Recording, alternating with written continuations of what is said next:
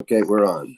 Okay, I'd like to call the meeting to order and acknowledge that we are in Treaty 1 territory, the home and traditional lands in Anishinaabe, Ojibwe, Innu Cree, and Dakota peoples, and the national homeland of the Red River Métis. Our drinking water comes from Shoal Lake 40 First Nations and Treaty 3 territory. Panel members today are Marcel Larondo, I'll be chairing, Michelle Duncan and Richard Whitbread are with us on Zoom. Our assessor is Jeremy Poole, and he'll be with us on Zoom. Our administrative personnel is Sally Caulfield. We'll be hearing of applications for revision of assessment roll in accordance with the Municipal Act. The matters for which revision is requested have been described in each application. Will limit discussions to those matters. The statements that are made at this hearing are sworn testimony, and anyone speaking to the matter must be sworn in.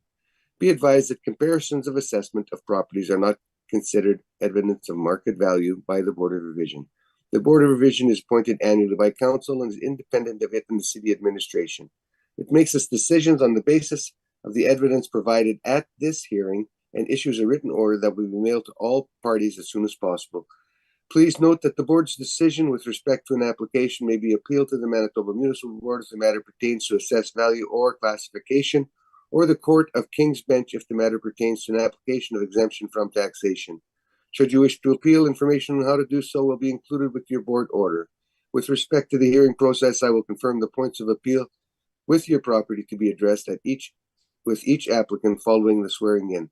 We'll then have the assessor's testimony, followed by questions that the applicant may have, and then applicant's testimony followed by questions.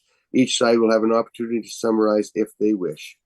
Once all the evidence about an application has been brought forward, the applicants may leave. The process will repeat for each item on the docket today. The session will close after all the applications have been heard, and the board will deliberate in private and make its decisions. You will receive the board's decision by registered mail as soon as possible.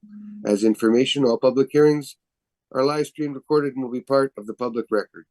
We'll be hearing items 1 through 7 on the docket today. Ms. Caulfield, please affirm the assessor and the applicant's testimony. Mr. Assessor, please state your full name. Jeremy Ryan Poole.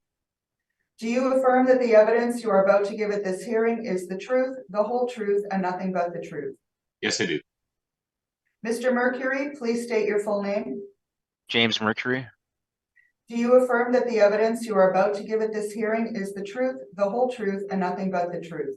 I do. Thank you. Mr. Neufeld, please state your full name.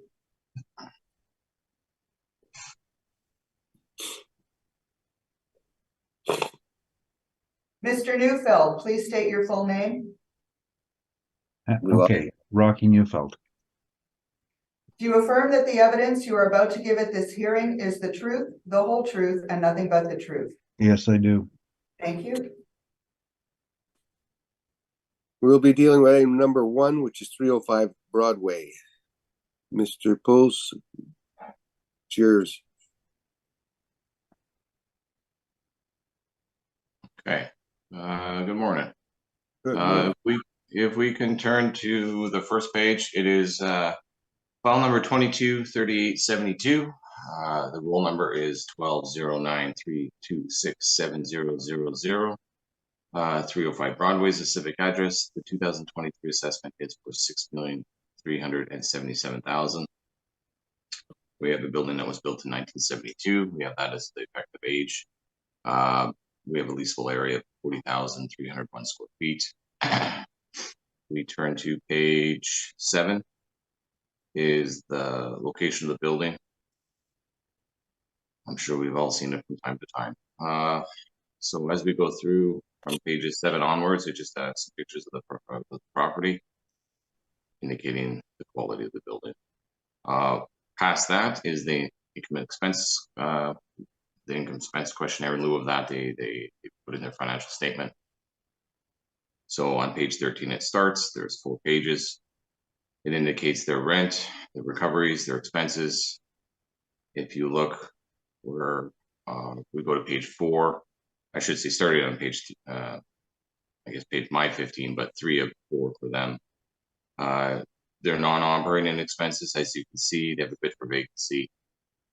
They have a land lease in place. I'm not sure what the $50,000 is to, but then we have below that what we would be taking out, the tenant improvements lease and commissions, the mortgage interest, and the second mortgage, obviously. So that would summate to approximately $276,000 if you take the $50,000 that's in question or so. I'm not sure what the land lease is about because it's typically not for office properties of this nature, anyways. Their net operating income is $440,799. So if you put approximately 220,000 back into that, you have quite a good net operating income. So if we go back to our workup, and I'll start with our workup first, I'll go to our comparables after, but just so we're clear to focus on the net operating income. On page 3, we have our workup. So for 40,301 square feet, we have approximately $14.66 a square foot. Applied to that area, which gives a PGI of $590,773. Our standard parameters do apply to this, which is 12% for vacancy, which gives effective gross income of $519,880. Our expenses at non-recoverable 3%, shortfall at $10 yields net operating income of $455,923. So as you can see, even if you include the non-recoverables, which we should not be including as far as case law, we still have a pretty good market indicator of what the net operating as far as actuals versus models. So capped, that net operating capped at 7.15% gives us a $6,377,000. So from that point, we can go to the comparables. I should say, sorry, we should stop at the income and expense questionnaire, which is on page 17, the rent roll. And it's highlighted for your ease, indicating the new startups in the building. We have a $15 startup, $11 startup, or lease up, I should say, $12.05. And all the way through the rent roll, as you can see, $12, $12, $12, $13, $12. So our analysis as far as here, then after that, we have the COVID response, which indicated that they don't know yet the effectiveness. So basically, it's left blank, which is okay. They don't know what the effect will be. So, moving on to the comparables, which is on page 24. We see that they're asking $40 to get in the building. We see that the property comparables themselves are Class C. On page 24 to 25, 55 comparables, we have a total average of, total area of 382,000 square feet, with an average CRU size and median CRU size of 6,951 and median of 3,550.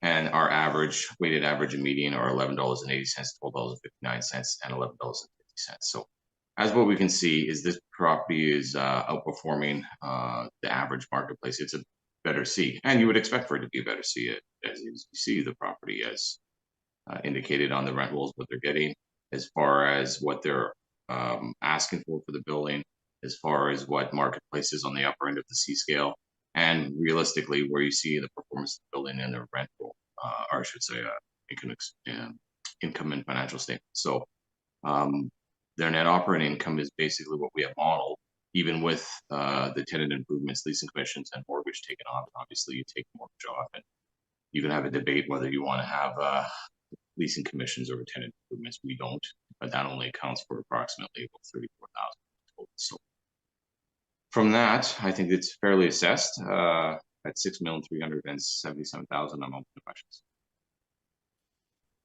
Mr. Neufeld, any questions? Yes.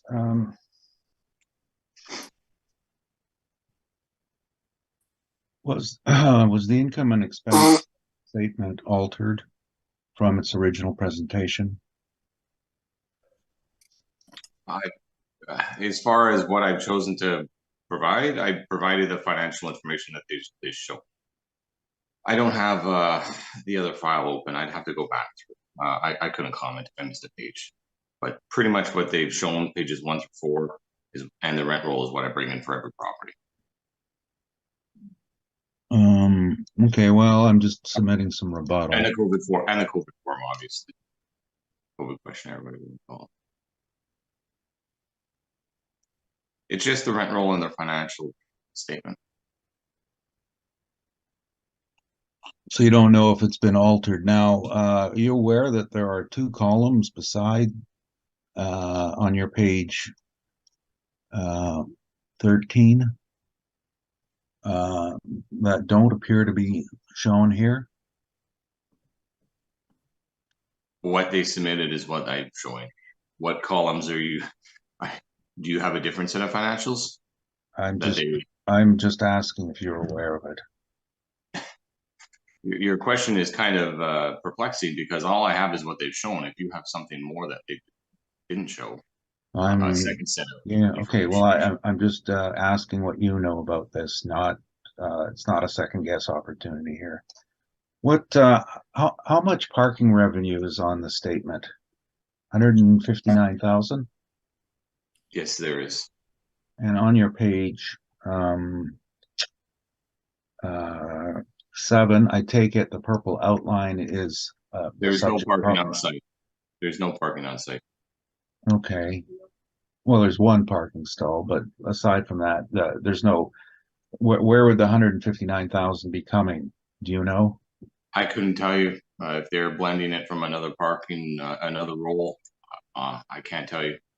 Well, you made a statement that they were making a fairly good income on it, but you were including this parking rent, were you not? I'm including exactly what they've shown on their INE or their statement. So, again, if you mathematically take out the mortgage, we're still way above. The performance of the building is still way above what our modeled NOI is. Well, what if you took out the parking rent? That's 159,000. If you look at the actual. And how about the interest revenue? If you just bear with me, if you take out the parking rent, you take out the mortgage first and second, you're taking out expense wise about 190,000. So it's a wash. It's still, we still get back to the same 440,000 plus or minus for your net operating. 440 for net operating. And in that 440, do you see a vacancy?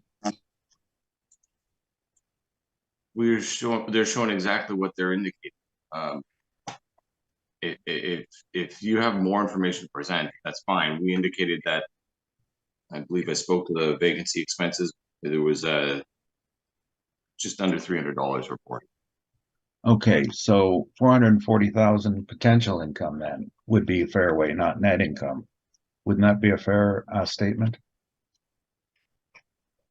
Mr. Neufeld, if you have information present in your brief, I'm questioning your ability to read the financial statement here. That's all I'm doing. I spoken to it. I said they're not operating expenses. They have a little bit of vacancy, and it was just under $300. Okay. The potential rent that the model applied is 590,000.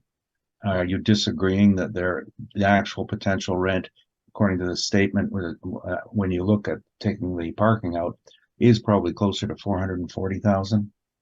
No, they're indicating their base gross potential is 513,000. It says it online 31,000. So if you go back to ours, we have a potential rent of 5.9. Okay. So doing it from a fee simple basis, they're doing it from a leasehold contract. All right, I'll restate the question. 513,000 is their claim on that line, and you're at 590,000, correct? We're doing it from lease fee simple basis, meaning anything leasing up roughly close to the reference date. They're doing it from obviously a leasehold contract, winning what's on file with what they have on contract. So you're going to get some variance there given all the rents that are in place. So. What you've included a number of comparables, and I note that 5 of those comparables are in the subject building. So what was wrong with using them? They are used. They're in our analysis. As you can see, they're equated for on pages 24 and 25. We don't just look at contract, we look at marketplaces. The marketplace indicates this is a better performing C, which you would expect, given the quality of the building. So when we see an average around $12.50 or so for the weighted average, and you see advertised at about $14, and our market, our model produced about $14.66. We're about 66 cents in around where I expected it would be, about 14, a bit over 14. So at that point, I think it's fair, given the fact that we're giving 12% vacancy, and given how the performance of the building is, it's performing well. We're still giving 12% for vacancy, and we're giving 3% for non-recoverables, which doesn't appear to be even at that. If you take off the mortgage and you take off the tenant, the tenant improvement. Tenant improvements and leasing commissions only about. So I might have missed something there, but I'm looking at your page 25, and I'm seeing an average of 1180, a weighted average of 1259, a median of 1150. I'm seeing 5 rents from the subject building that are average or range from $12 to $13 and an average of $12.20. So this jumped to your 1466 in the model by what? I missed the explanation. It's a better building. It's a higher quality building. You're going to get a better rent. Obviously, the owners are advertising at about $14. Our model indicator, our model driven rent came in around 1466. So you're about 66 cents over what the owners were asking for. It's a higher than average performing C. I don't know what the issue is here. I can't state it any different. If it was an average performing C, I'd put it in around $13 to $12 and around that range. But this is a better than that. So, are you saying that the brochure on 22 asking $14 is evidence of market value? No, I'm saying that's an indicator what the owners are telling the brokerage to lease it for. Obviously, you need permission from the brokerage to do that. What I'm telling you is after going through their financial statement, it's reasonably assessed. I have no issues. When was nothing sticks out in my mind's eye. When was this offering for? There's a few there. Which one? Page 23. I can tell you exactly. Well, I can tell you. That was my office. I was sitting in there in June of 2021. The lease didn't expire until July of 21. So you're using a post-reference asking rent to justify your model? Was this advertised? Are you using a post-reference? Was your space, given that it was leaving? You're not asking questions. I'm asking questions. Are you not using a post-reference advertised asking rate to justify the model? No, that asking rate is not in the comparables you see on page 24 or 25.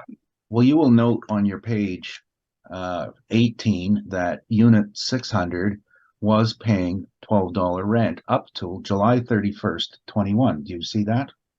Yeah, it's there. Okay. And now you've got a brochure advertising it for 14. Do you not agree that that's post-reference? I don't know. If you allow me to finish the question, answer the question, Mr. Neufeld, when was this actually advertised? Given that your company was leaving the building, the ownership would know that, and there would obviously be a long-term advertising until they got their tenants in there. So you tell me, was it advertised before you left? No, I don't tell you. It's not my evidence. It's your evidence. When was it advertised? I couldn't tell you exactly the startup. Okay. This is just what's in the marketplace. So if you feel it's post-reference, you seem to not be answering the question when, given the fact that it's your company leasing it. Mr. Chairman, could you tell I'm going to stop you both right there. Okay, we're getting a little bit off side, and I don't want to be here all day long. And I know my colleagues would like to go home sometime today as well. So can we just stick to the questions? And Mr. Pohl, if you could stick to the answers, and let's not go after each other, please. I believe I answered it. So thank you, Mr. Neufeld.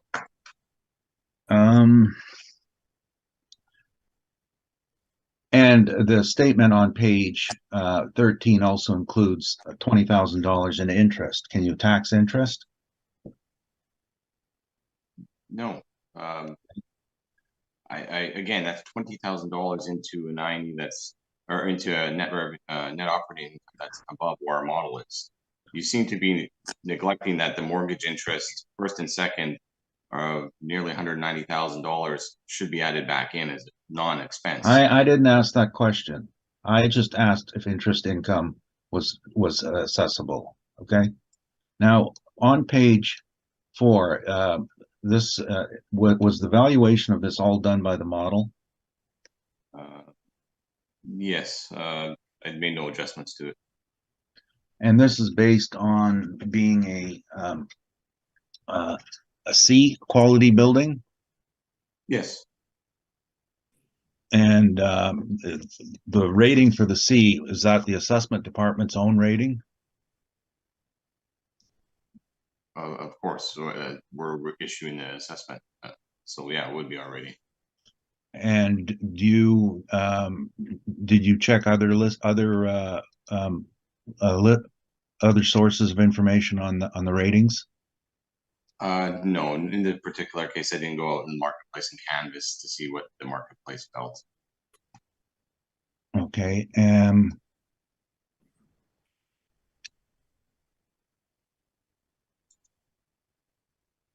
In terms of the capitalization rate, so this is model generated, and this is, would this be, I don't see a line item on page 5 for OFC. Is there a separate 20th and 80th percentile? No, we don't have any direct capitalization rate or outside source information for capitalization rates for Class C buildings. No, I meant internal. You have OFA, OFB. You don't publish your OFC? Don't believe we ever have, no.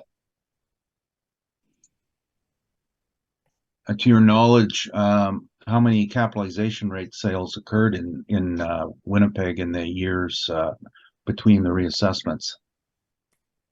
Not many. I didn't do the model. I didn't do the investigation as far as any sales that occurred past or approaching the reference date for this cycle. In terms of vacancy rate, this was model generated, I take it. Now, did you track physical vacancy or cash vacancy? And did you track owner occupancy vacancy? Do you know at all what the model did? I didn't contribute to the C-class buildings this reassessment cycle, so no, I wouldn't be able to answer that. Are you aware of the gap between the investment rate caps and non-investment rate caps? No, I can't answer that question. But you did say this is an investment property earlier, did you not? I don't believe I phrased it as investment. No, I don't believe I said that. But if you look at the building itself, it's a better performing C, and any investor would be more than happy to take this on in its portfolio. Yeah, an investor would be taken on. It's an investment building then, correct? Yeah, obviously. Oh, okay, those are my questions. Thank you. Richard, do you have any questions? Yeah, I just want to go back to the brochure on page 23, Mr. Pohl. Is that the only place in your document, and I've looked throughout, where you reference the $14 rent based on that brochure from CPIX? Page 22 and page 23 and 22 as well? Yeah. Okay. I believe they're two independent listings, but they're obviously sourced from the same ownership group, I'd say, or management group. The document on page 23, a couple of lines below your 14 PSF, last updated July 16th, 2022. Yeah. That would suggest that this document was probably produced sometime after July 16th or September 16th, 2022, correct? It indicates that it was updated then. I'm not sure when it was actually released. Could have been before the reference date. And given the fact that there was a significant floor that was going to be vacated, being proactive, you'd be leasing that. The callers wouldn't be staying in the building. So that's why I was asking the appellant, when did they list it? Just because it was updated doesn't mean it wasn't listed prior or before. Right, but all we have in front of us is the updated document. Yeah, that, We don't have an original listing. no, that's the one I have. And typically, Okay, so it is post-reference. And I can't find anything on the previous one that talks about when it was listed, and I think you were clear in trying to establish that. Okay, that's the only question I had, Mr. Chair. Thanks. Thank you. Michelle, do you have any questions? No questions, thank you. Thank you. Mr. Neufeld, if you could give us your presentation, please. Thank you. 305 Broadway is being valued on the income it generated prior to the reference period. It was full at that time.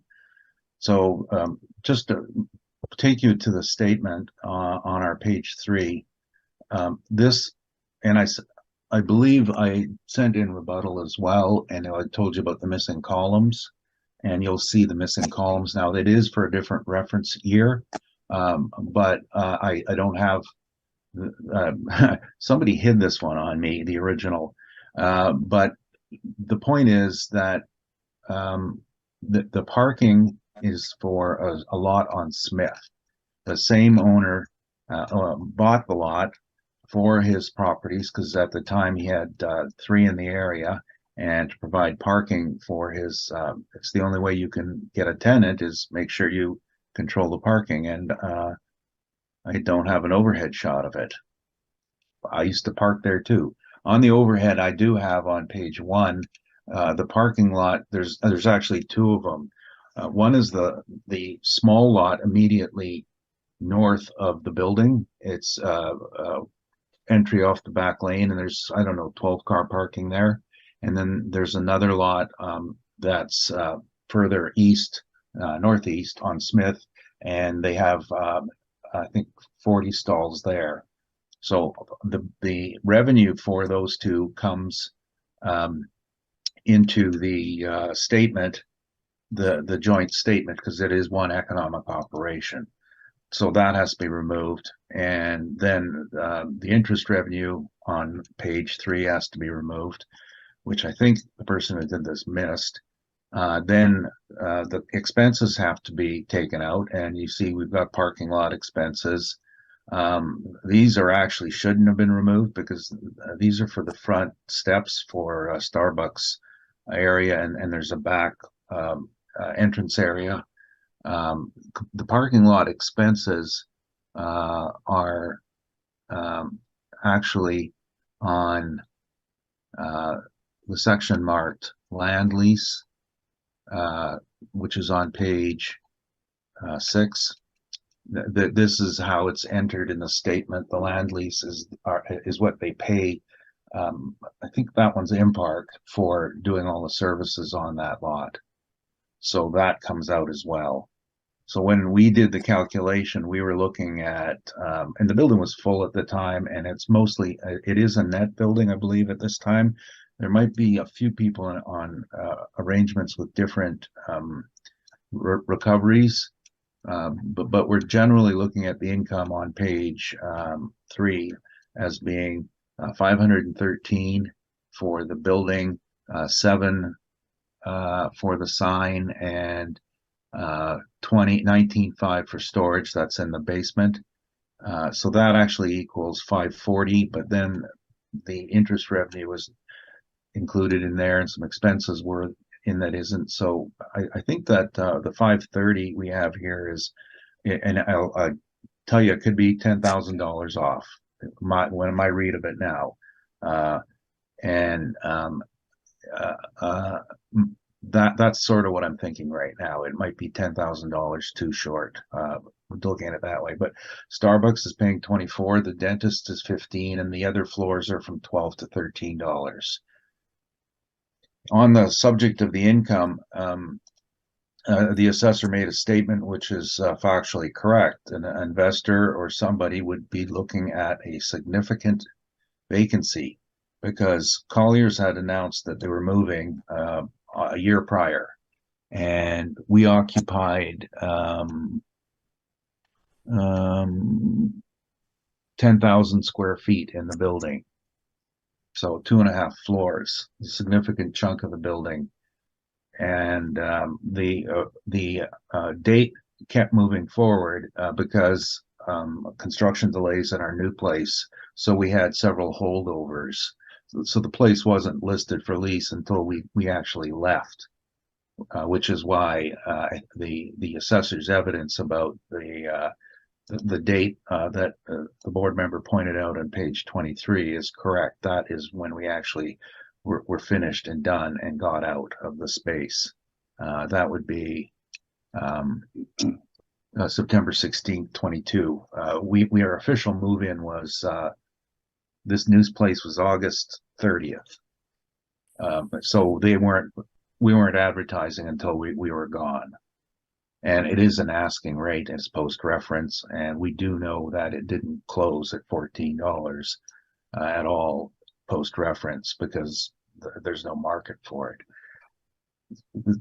So that's the actual rents with the pending vacancy. The vacancy we used is looked at Johnson, and I think the report for Johnson has been included, so you can see all the properties. And I just want to make sure we got this right. Office vacancy. Yeah, so overall office vacancy in Winnipeg is 9.9. Class C is 22.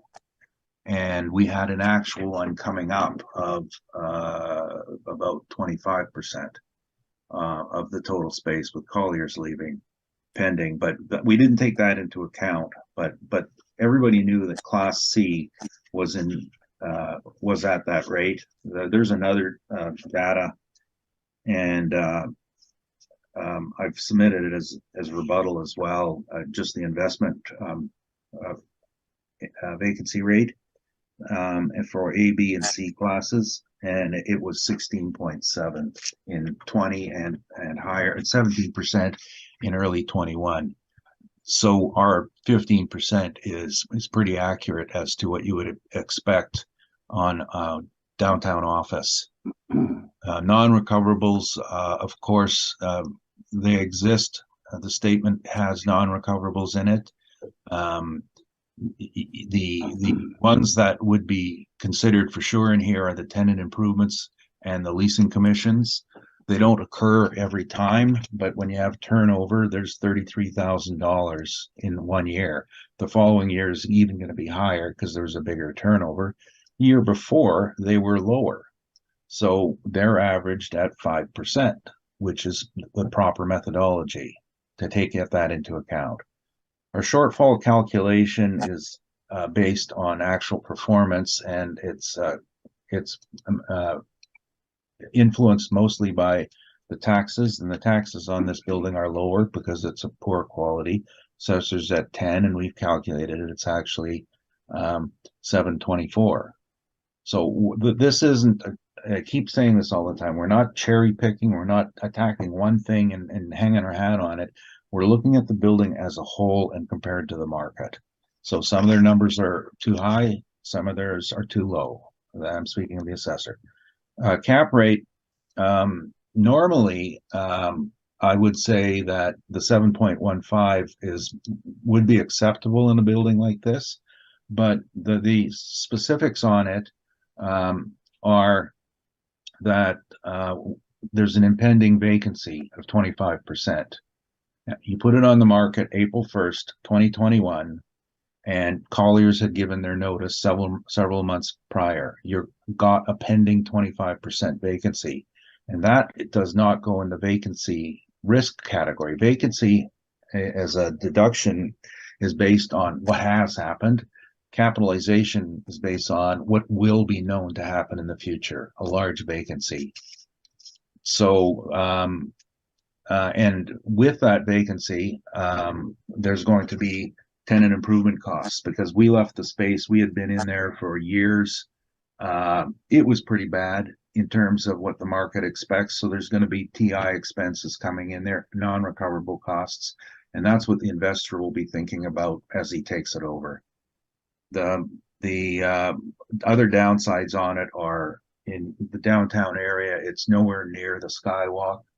it's on Broadway, and Broadway is a diminishing market. There are submarkets in downtown, Portage and Main, Broadway, Ellis, the entertainment corridor, and they all have different attractions. And right now, where the True North was built, that's the strongest draw, and the second strongest is Portage and Main. Broadway has diminished.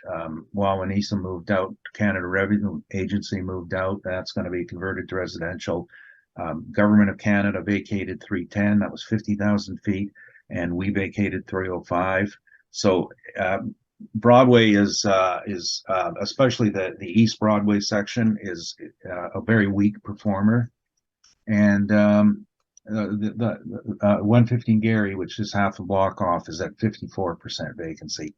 So that's why we're pessimistic on caps and where, you know, what the future holds. What the future actually holds for a lot of office in downtown Winnipeg is, can they be converted? The building right across the street, 325 Broadway, a newer building built for Canada Revenue Agency, is being converted now to residential. Lots of money having to be put in, and a change in highest and best use. And 433 Main, Medical Arts Building, 175 Carlton, all these buildings have or will, prior to the reference date, been looked at for or been converted. And it's the future of downtown office. It does not speak to high caps. That's my presentation. Thank you, Mr. Neufeld. Jeremy, do you have any questions? Yes, I do. Just a few. Can you please turn to, I guess it would be your page 4 or 3, sorry, 3, which is the income statement. Would you agree, after removing $159,580 of parking revenue and simply adding back in the mortgage first and second, that your NOI comes to $472,282? No, that would be the potential. NOI is after vacancy, so a potential income. I haven't done the calculation, but your premise of your question is take off another $296, if you will, but it's approximately $472,000. No, not NOI potential. That's the top number, not the bottom number. The bottom number, if you take out the parking revenue, because there's no on-site parking, correct? So if you remove that, and we're obviously going to remove the mortgage payments. So that's exactly $472,282. And if you want to take off nearly $300 for the vacancy, you can round that down to $472. Would you not? You're not agreeing with that? The income that you're suggesting would be the equivalent of the 530,000 we're stating on page 1.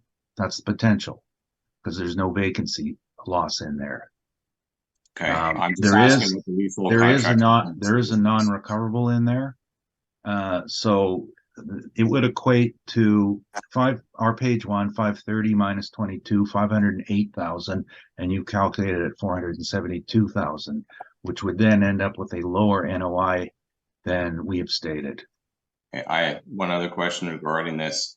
You can have the debate between tenant improvements, at least the commission. That's about 34,000. I'll let the board make this decision on that. They don't need to hear that argument again. But the land lease at $50,792. What is the land lease for? As I explained in my explanation, that's the cost to maintain the parking lot. Okay, so that would be an off-site. Which parking lot? The 2 parking lots at the rear. So this would be a cost that is off-site, off-road. Correct. Okay, so that. So when you put that back into your 472, you come to 522. I'm using 530. So you're okay with putting off-site costs to pull down the NOI, but not putting in off-site income as far as the parking, which would also be associated with. No. Your questioning disregarded it. I didn't disregard it. When I walked through the brief, I explained it all. And then I explained that what we ended up using was the rent revenue in the first paragraph on page 3. because the building is known to be a net building. And that was good enough for me. Moving on to page 8, can you please, you indicated you did a fee simple analysis of the property. Can you please indicate which comparables are in your C-class range on page 8? I didn't say I did a fee simple. So you're not doing a fee simple analysis of the property then? I never said that once. I believe my first statement was that we're doing it based on the actual performance of the property. And the Municipal Assessment Act speaks nothing to fee simple. It says, well, what would the probable price between a willing buyer, willing seller? That's not fee simple. So a reasonable price between seller and buyer would be, they would look at the statements and the strength of the statements and make their judgment on this one. On page 11, can you please turn to your submission for your Class C? Your property is listed four or five rows down. In 2021, it's advertised at $14, and there's approximately 11,387 square feet of leasable or rentable space available. That would be, I'm assuming, Collier space, listed before the reference date. Well, if you look at the report, it's dated June of 2021. Mr. Neufeld, I'd question you on post-reference information quite exhaustively on that point. You've indicated that this information would be available prior to that date. Are you changing your opinion now or position now? Actually, in this particular instance, this was Mr. Johnson jumping the gun. So let me get this straight. Now that we're looking at advertising that is clearly listed on Johnson report. Johnson isn't an advertising source. Johnson reports what the advertisement and offerings are in the marketplace from the property owners. It indicates $14, does it not, for 387 square feet? Johnson does not advertise anything. Johnson is a data source. Now, when Wayne contacted our brokers, who he works with more than anybody else, it would be Sean he talked to, everybody knew we were moving. So he jumped the gun and he put the vacancy in here before it happened. That's his, we know that to be the case because Sean, who leased it, was under strict orders not to put it on the market until such time as we've actually vacated.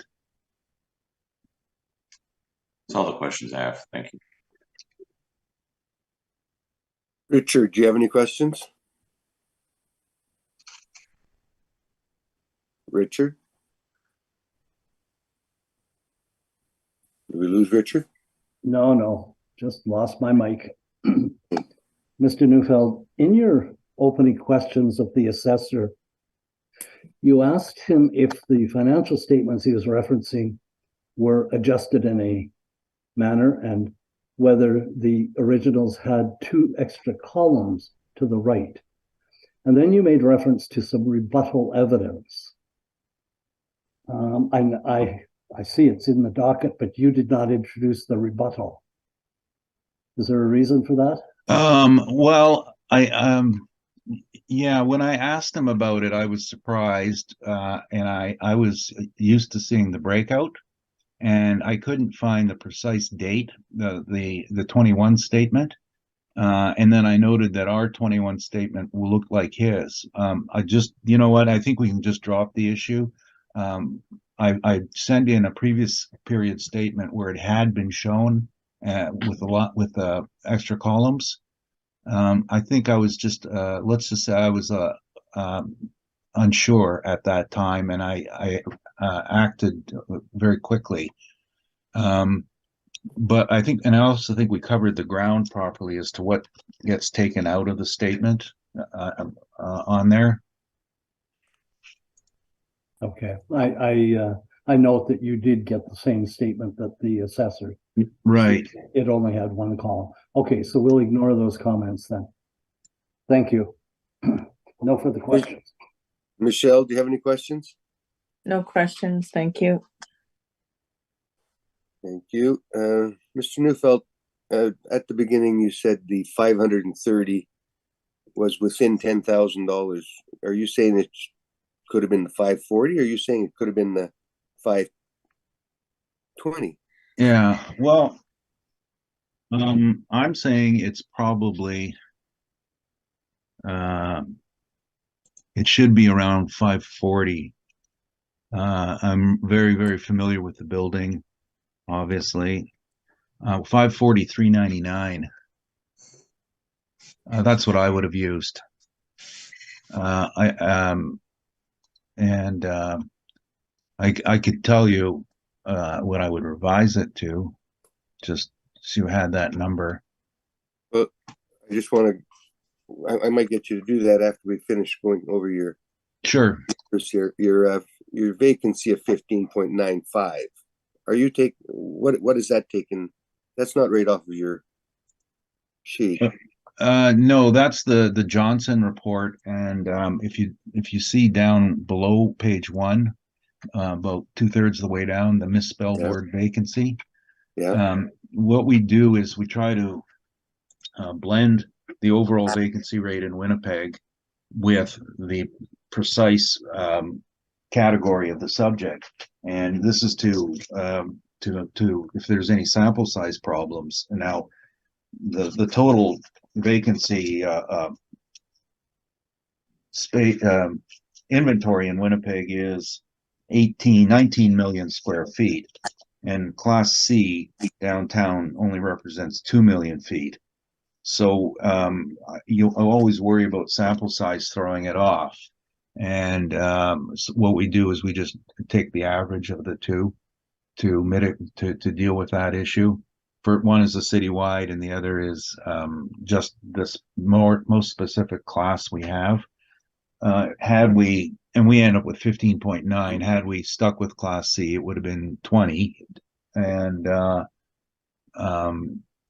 and downtown, the other one that pops up is the whole market is overthought, really. So Johnson,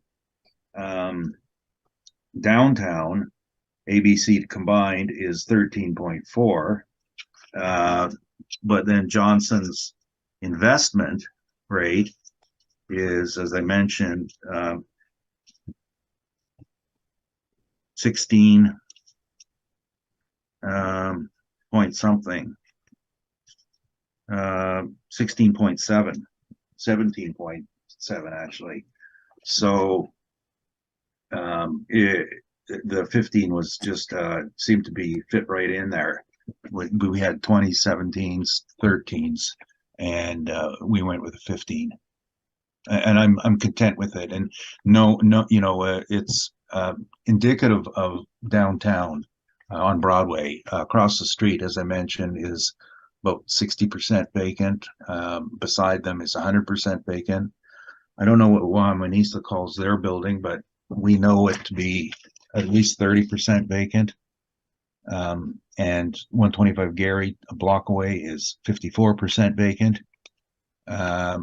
There's this building class and location have some serious problems. But you're wanting to use the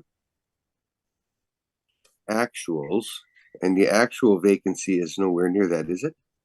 No. And you're using the actuals on your rents. Yeah. So why would we not use the actuals on the vacancy then, or go with the 12 that the city is saying, which is higher? The actual. Yeah.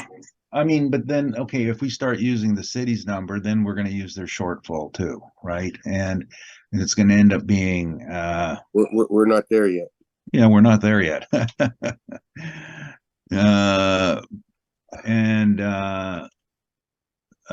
I mean, I don't think it's going to make a major impact. I'm just looking at the numbers here. We don't really care if we use 12%. I don't care. Mm. And then I'm just going to change their shortfall, which is 10. And I am never going to change non-recoverables because they're just plain wrong. The city being wrong.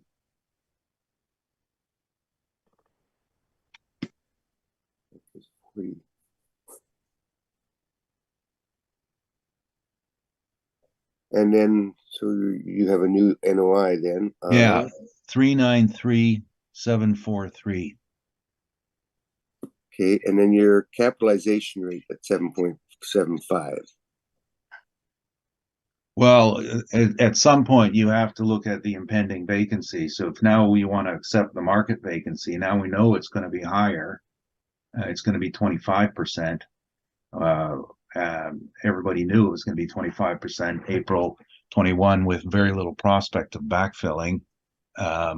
So I think the 775 would be what an investor would look at, unless he had some prospects all ready to sign up, which he doesn't, because I think we saw all his prospects.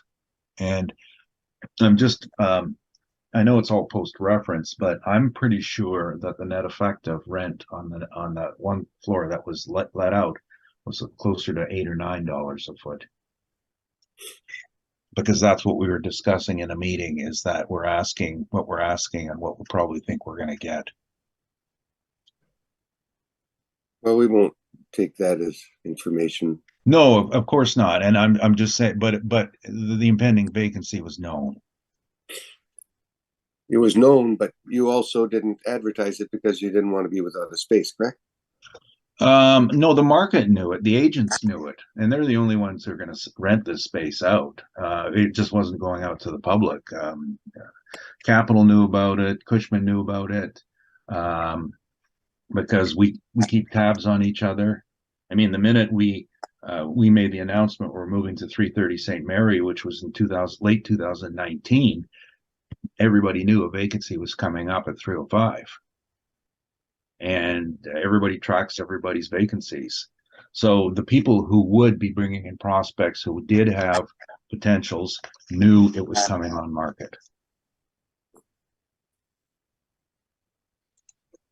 Okay, new value would be 5,081,5081. okay. I've got no further questions. Anything in summation from yourself, Jeremy? Yes, I would like about a 2-minute summation, if that's okay. We did a fee simple market analysis of the property. We went through the property, obviously from a fee simple model perspective. I went through it and looked at the actuals. Then I looked at the marketplace. I saw no reason to actually reduce it. When I go through the property from a leasehold contract, and I want to be clear, when I remove the parking income and I remove the $50,000 or so expenses as well, and I take off the mortgage interest, and there's about 34 or 35,000 left out, tenant improvements, leasing commissions. Court will make its decision on that one way or the other. But when I remove that, I have a $557,000 NOI. That's numerically factual. That's how the building's performing. So when we do an analysis on a fee simple basis, and we have a 55. 450, we're right there with market vacancy. We're right there with what you expect it to be. As far as lease information, the Johnson reports what the advertisement of the properties in the city of Winnipeg do. In the reference time, there's 2 that come out each year. You clearly see the Collier space being listed, which gets back to the updated leasing. When it was released, it was clearly released, and it pre-post reference, it's before the reference date. That space was coming online, and they were advertising it. As you would any property, you would be advertising a physical space if you knew that tenant would be leaving before that tenant leaves. You want someone to come in and be ready to go. It clearly proves that in the Johnson report. And then lastly, if you look at the agent's specific, on page 9, there's specific direct, and I can use this loosely, vacancy report. 125 Gary, 215 Gary, and 175 Hargrave, speak right. They're Class B buildings. They're not Class C. So right away, there is very little data here to use. There's very little data here to go from. The agent's ignoring the actual performance of the building. I think our model analysis on a feasible basis is reasonable, and I think it should be made. Thank you. Thank you, Mr. Poole. Mr. Neufeld, do you have anything in summation? Well, the assessors made an error here in chasing fee simple, because the act does not consider fee simple. The act is market value, willing seller, willing buyer. And the whole concept of fee simple is not something you can merely trot out as it suits you and say you should get more for it. You actually have to prove that. You have to prove you can get more rent for it. I know the assessment department's not in the business of leasing space. We are. We've leased every single space in that building and are on top of it. We've done the turnovers. You saw the rent roll. It's a $12 building. And whether the offering, the market became aware of the offering before or after is really irrelevant because it's still an asking rate and it's not going to close at 14. The typical rent, and I know this for a fact, tenant inducements were averaging at this time period about $10 a foot for a 10-year, getting this wrong here, $80 a foot for a 10-year deal, or $8 a foot per annum. So if you're going to get 14 face, you're getting 6 net rent, 6 on the income, and that's not a shell game. That's the actual money going in the owner's pockets. He's going to have to pay out money to hope for the future to get his building performing, because we are in a bad period right now. And the misunderstanding on office rents is that you can't ignore the inducement part of it, because some years there's no inducements required, some years there are inducements required, and it moves up and down, which is why in the real world we use a discounted cash flow analysis to do valuation, not the simplistic fluff that we're looking at. A picture in time like this is not the way they're done. Now it's performing badly now. It's clear that their big vacancy was coming. Those are the facts. The statements, well, you know, I'm really trying to be polite, but I've been biting my tongue. I don't think the assessor knows anything about financial statements. Make this really simple. No, Mr. Neufeld, I don't think we have to be derogatory, okay? Let's just walk the line. Okay, it is a little frustrating to see an argument being made on a non-factual basis. And if you want the cleanest possible way of interpreting this is on page 3, we know that this is in that building. We know the potential rent is, as I corrected it to, $540,399, because that's the money coming in the door. It's real simple. That's how much is coming in the door. There's no extra money coming in the door. That is a potential rent. And then at the time it was full and it was performing with a pending vacancy. Okay, I was listening to the board's comments and I provided a new number using a market-based vacancy. Again, that's an application that's always required. It's not optional. You don't waive it. It's always placed on there. And the pending vacancy it was 25%. So that's why the cap rate is higher. The concept of the post reference is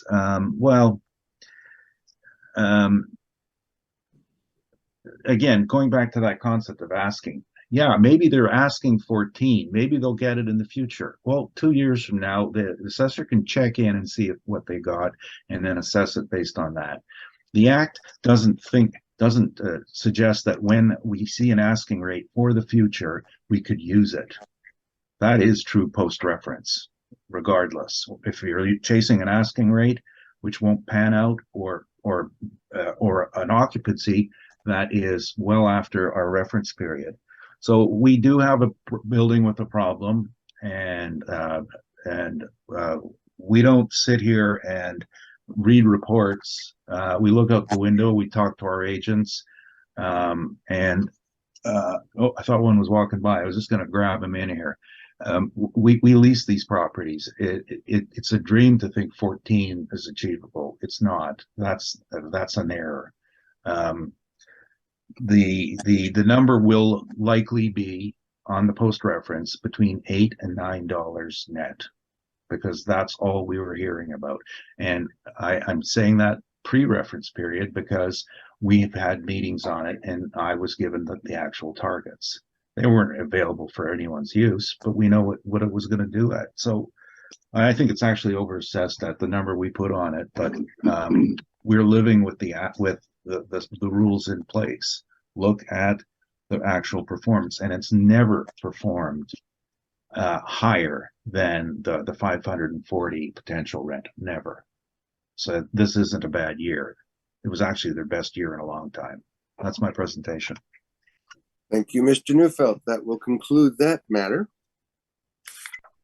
Our next item on the docket will be 175 Hargrave. Okay. File number 22-1840. Roll Give me number one- is, sorry, are you ready? 1 second. Give us 1 second to pull it up, Sure. okay? No problem. We're not always I, that fast. I realize we're working from a virtual standpoint, so you let me know. Are you ready, everybody? Mhm. I just had a question here. I have 2 copies of this, and they're marked differently. One's just got the file number, the other's A&T brief 2. They both appeared to come on time. Is there a difference, or? No, I actually had a question from the board too. They sent both copies to me. They're exactly the same. Okay, I looked through both pages. I didn't find a single difference, so I don't believe I sent 2, but I'm not sure why there's 2 of the same document. So I've only got one. you which only one got is it marked as? What's it labeled? File. It's got file number 1840. Yeah, Just to be clear, they're 53 pages long, right? Yep. Yep, 53 Yeah, pages it's long. the exact same. I looked over it earlier before the hearing, and Hmm. I don't know why. okay. Good. I think everybody's had a chance to find it. If you want to move Yeah. ahead with it now, Mr. Pools. Sure. Thank Okay, you. so file number 22-1840. Roll number is 12093402500175 Hargrave. The 2023 assessment is for $12,622,000. It's a Class B building, built in 1976, has a leasable area of 71,774 square feet. The last sale that we had on the property was in 2012. It was bought with 330 St. Mary's and 2 surface parking lots. We've looked at this property. I've looked at this property in quite detail, so I'll go through it. This is part of our Class B marketplace analysis. We'll go through page 8 first, starting at page 8, just some photos of the property. So page 9 indicated both properties have first-class office space. It is a good performing building. Before I get to the actuals, let's go to the study. The study is on page 21. For the weighted, and I'll go through this quickly, it's there for your reference.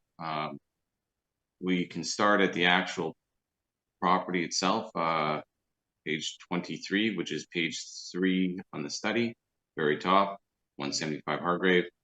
I've done a 6-year analysis on all OFA and OFB studies, OFA and OFB properties that ran out on a net basis. So I've looked over 4 million square feet of inventory. Including in this is obviously the subject property. We see from a 6-year study how it's performing. And I elected to look at the last 2020 year, but also stabilize the last 3 years. We can't look at those. If we can't look at future revenues and bring them back, because that's can't, it's case law. We then can look at the years leading up to the reference date. I feel for Class A and Class B, they're investment grade properties, they're heavy investment grade properties. We should be looking at more than just the 2020 year. Because if I'd be sitting at the municipal board, I'd be stabilizing the last 3. I typically look at the last 5 and stabilize the last 3, given the 2-year economic window, 2-3-year economic window, depending on how you look at it. So reasonably, that's what I've done for all the Class A and B properties. So we'll go through this. I'll take a few minutes to explain it. So what we see in 2020, we have a weighted average of $13.88 a square foot. If we look at the stabilized average, we have $14.01. So that's what the recent leases have been in the property. We see that they had a vacancy at the 2020 date of 7.5%. We stabilized that out at 10.3%. We see that we're looking at 13 CRUs that leased up, and that's 44,300 square feet of leasable area within the building. And we see that the shortfall is approximately $8.63. and their non-recoverables are approximately 0.8%. Again, we're doing non-recoverables based on what case law indicates, where we don't look at tenant inducements, free rent. We don't look at leasing commissions, amortized portfolio asset management fees, things of those nature. So we're already removing that from the equation. So an agent's perspective may be a little higher than that, but it's never going to get back to 7%. So that was formerly sought. And typically when I look through these, I wanted to actually gauge this. Before it was always 5 and 2 for as long back as I can remember. Occasionally 3 if it's one tenant building where it's long-term tenancy or your cost would be lower. But realistically, I wanted to actually prove out to see what these are. So this is what this study does. It actually shows marketplaces all on one page, or 3 pages, I should say, but in this case here it's 1 page. So there's the actual, so what you can see is for 175 Hargrave stabilized for the last 3 years, there's the parameters that are actually looking at. So $14.01 for weighted average, 10%, 10.3% for the vacancy, and then $8.63 for the shortfall and 0.8% for the non-recoverable. So when we go over to page I apologize. Page 25 should have had another page onto it, page 6 of the study, which would have had the Johnson report data. Appears there was 1 page missing here. I apologize. There was a leading up to the reference date, the 17, 18, and 19 and 20 years. I wonder if that was the other brief had. Maybe I did make a mistake. Anyway, so I apologize. I don't have the Johnson report data there. I can speak to it in a moment, though. Just so we're clear, that would have been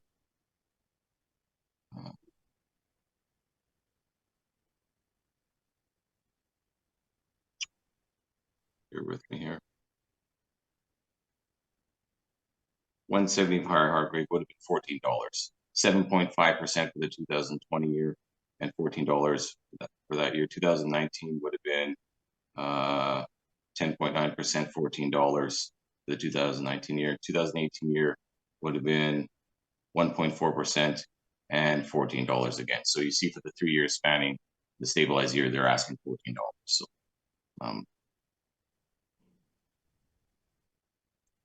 So getting back to what the actual marketplace was, we see on page 21, the global marketplace, which is all the OFBs summated out. The weighted average is $14.39 for the stabilized year. For the 2020 year, it was $14.84. So the weighted vacancy was 12%. For the 3 years, for the 2020 year, it was $13.3%. For the weighted shortfall for the stabilized years, it was $13.88, and for the weighted average for the 2020 year, it was $14.09.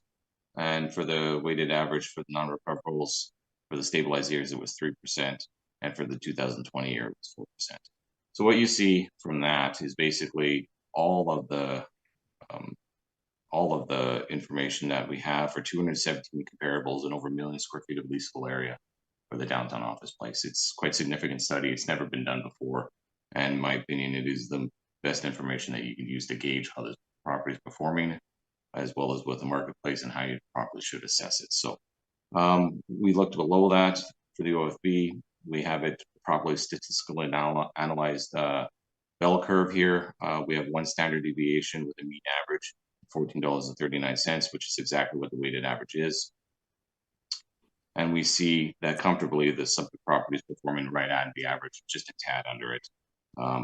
So again, I see a well-performing building. If you look at the Johnson report, again, their global information, if you summate that out, they're looking at for the year, $15.34 for the weighted average, stabilized $15.37, and the vacancy 13.7% for the 2020 year, 13% averaged. And then obviously the shortfall we can still do because they report that at $14.83 and $14.59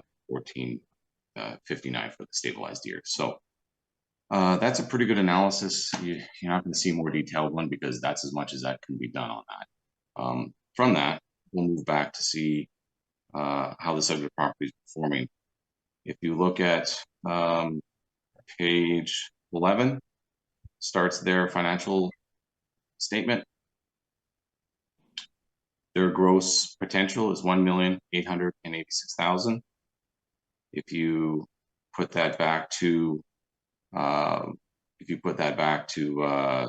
actual area in the building, that gives you a little bit north of a $14.50 net rent. So again, right in line with what they're asking, right in line with what our marketplace indicates for an average building. As you go through their statement, at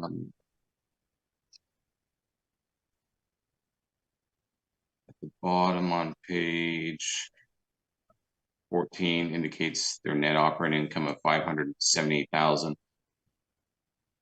They have leasing commissions of about $34,000, which we would redact out. Realistically, they're in around a $600,000 NOI.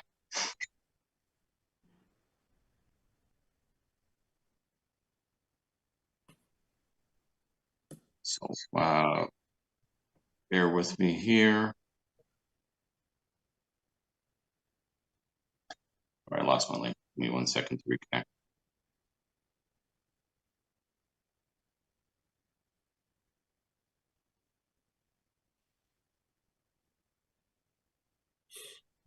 Okay, so just below their information for their finances is on page 15. The rent roll, you can read through it if you will. The 3 years leading up to the reference date will have the actual rents that I indicated averaging out to around $14. So you can go through it and verify that if you like. On page 17 indicates that they have a 7.48% vacancy, which again, I've already proven in the study. And then if you look at their base rent, just below that $1,330,218 taken back to the leased area, you'll see it again. It's just north of $14.50 for their rent. So on page 18 is the COVID questionnaire. And then on page 20 is the parking comparables. There is a bit of parking on site, but realistically, it's a little, it's there, so we've got to account for it. But at $92 net a stall. So from that, we can go up to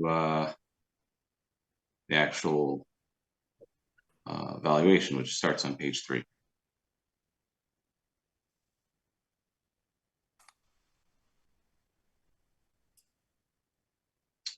We have for 71,000 square feet, 71,773 square feet. We have $14.93 modeled for a potential rent of $1,071,718. So again, pretty much right in line with the study, what they're asking for, what they're getting. You look at the potential rent is a little north of what we have, or basically right at it, the $1,071,718. So from that point, we apply our standard parameters, which is 11%, and expenses at 3% non-recoverable, and shortfall at 12% or $12, because the net operating income of $830,474, capped at 6.75%, which gives you your $12,303,000 for the valuation for the building. If you look at the parking lot, and that's what I kind of indicated, there's only 13 stalls. They line up on the side of the building there. So we do account for them. It's 13 stalls times $92 a stall, gives you a net operating income of $14,352, capped at 4.5%, gives you $319,000.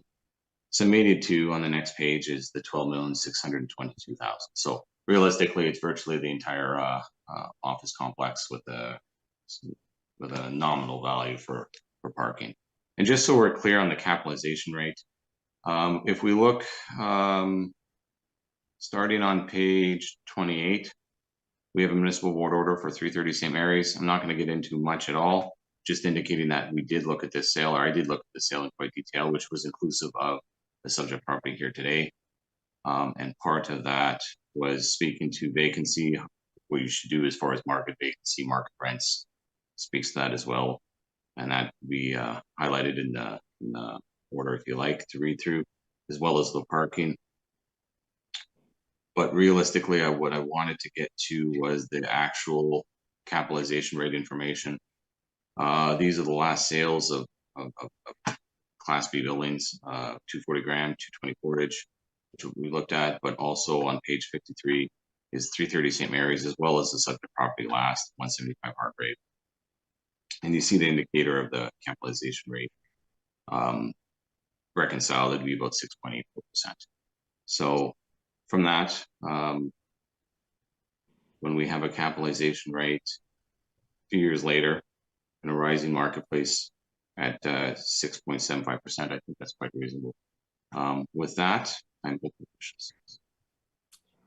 Questions, Mr. Neufeld? Yes. Starting page the workup, I'm trying to remember page, I don't know, 3 or something. Was this all done by the model? Yes, it was. Okay, that's 3 and 4, correct? Yes, I didn't make any adjustments to the model. And on the selection of OFB, how does that happen? Like, how was a decision made to call it a B? It is a B. As far as did I get into did I go through it with the intentions of changing classification? No, I did not. I didn't see any reason for it. It's obviously B, average B. Do you, I guess my question is, do you know what the standards are that are used for determining if it's a B or C or a D? We've already been through this at the municipal board level. I don't plan on going through this again today. We typically reflect the marketplace, which is BOMA. If you want to turn this into more than that, you can go through it in your brief, but in your presentation. But that's typically what we use. I'm sorry, Mr. Chair, it's a bit non-responsive. He could say yes, no, I don't know, is what I was looking for. You've already answered this at a high level. We use the BOMA approach. We use the BOMA. Okay, well, how about for us You know low-level people here? Pardon me? How about for us low-level people here? Do you know the answer? I'm not going through this. This was quite. This is if this is an angle you're using, I call point of order from the chair. We've indicated that we use the BOMA approach. We use BOMA information. It's a reflection of marketplace. I'm not going into any further than that. Thank you. Okay. Rocky, I think he's going to stick to that quite strongly. Why don't you put it in your presentation and we'll go from there. Well, it just means having to submit more stuff, and we all know how much everybody loves that. Does the assessment department in possession of a document that rates this as a C? I can't answer that. You've asked for documents going back 20 plus years. You subpoenaed us at the municipal board level for information you already commonly know. I'm not getting into this any further than that. Do you know the answer to that question? I didn't research it for this hearing. I don't know every piece of correspondence that every single agent or assessor may have had at its disposal over the last 20 plus years. So if we can move on to the actual brief we have, subject property we have today, that'd be nice. Okay, I'll mark that as don't know. You mentioned about the actual cap rate of the sale. Do you recall what the listing agent said the cap rate was? I don't have that in my brief at the moment. I did my own analysis on it. As you can clearly see at the bottom of page 53, I reconciled it at 6.84%. There was a purchase of the property for sale year, and some of that information wasn't reported, obviously, with the change of hands. But realistically, I did every year leading up to the sale and then reconciled it as, quite obviously, 6.84%. Okay, so you don't recall that it was advertised for sale at 7.7%? It could have been, I don't have that in my brief. And you're saying that your workup was going to then take precedence over what Cushman and Wakefield, Mr. Yee said? No, my position is I did my own analysis on the property based on the information that they present to us on their expense questionnaires with the sale price and the sworn values of all the properties involved in the sale. And I didn't do, if you're indicating, if I'm now recalling properly, that they had a portfolio sale and that cap rate was blanket coverage over all 4 parcels. If I'm not mistaken in that. I did my own individual analysis on each and every individual parcel that sold, working income streams on the surface parking, as well as 330 St. Mary's and 175 Hargrave, which you see is being reflected on page 3. did the property sell on its own? No, it was purchased and marketed with the 4 parcels, as I've indicated, and as I've indicated, there was sworn values on all 4. So your work that you did was based on your assumption that it was sold separately then, correct? No, it wasn't sold separately. It was never an assumption. I knew it was a multi-rule sale. It was highlighted in 330 St. Mary's brief. We went into will detail that board confirm that order or confirm that assessed value. Are you aware of the requirements and rules under IFRS accounting regarding ground rent leases and income from ground rent? That isn't something I went into in my brief. Okay. And you mentioned, and I'm just trying to get this right here, on the black section I'm looking at and page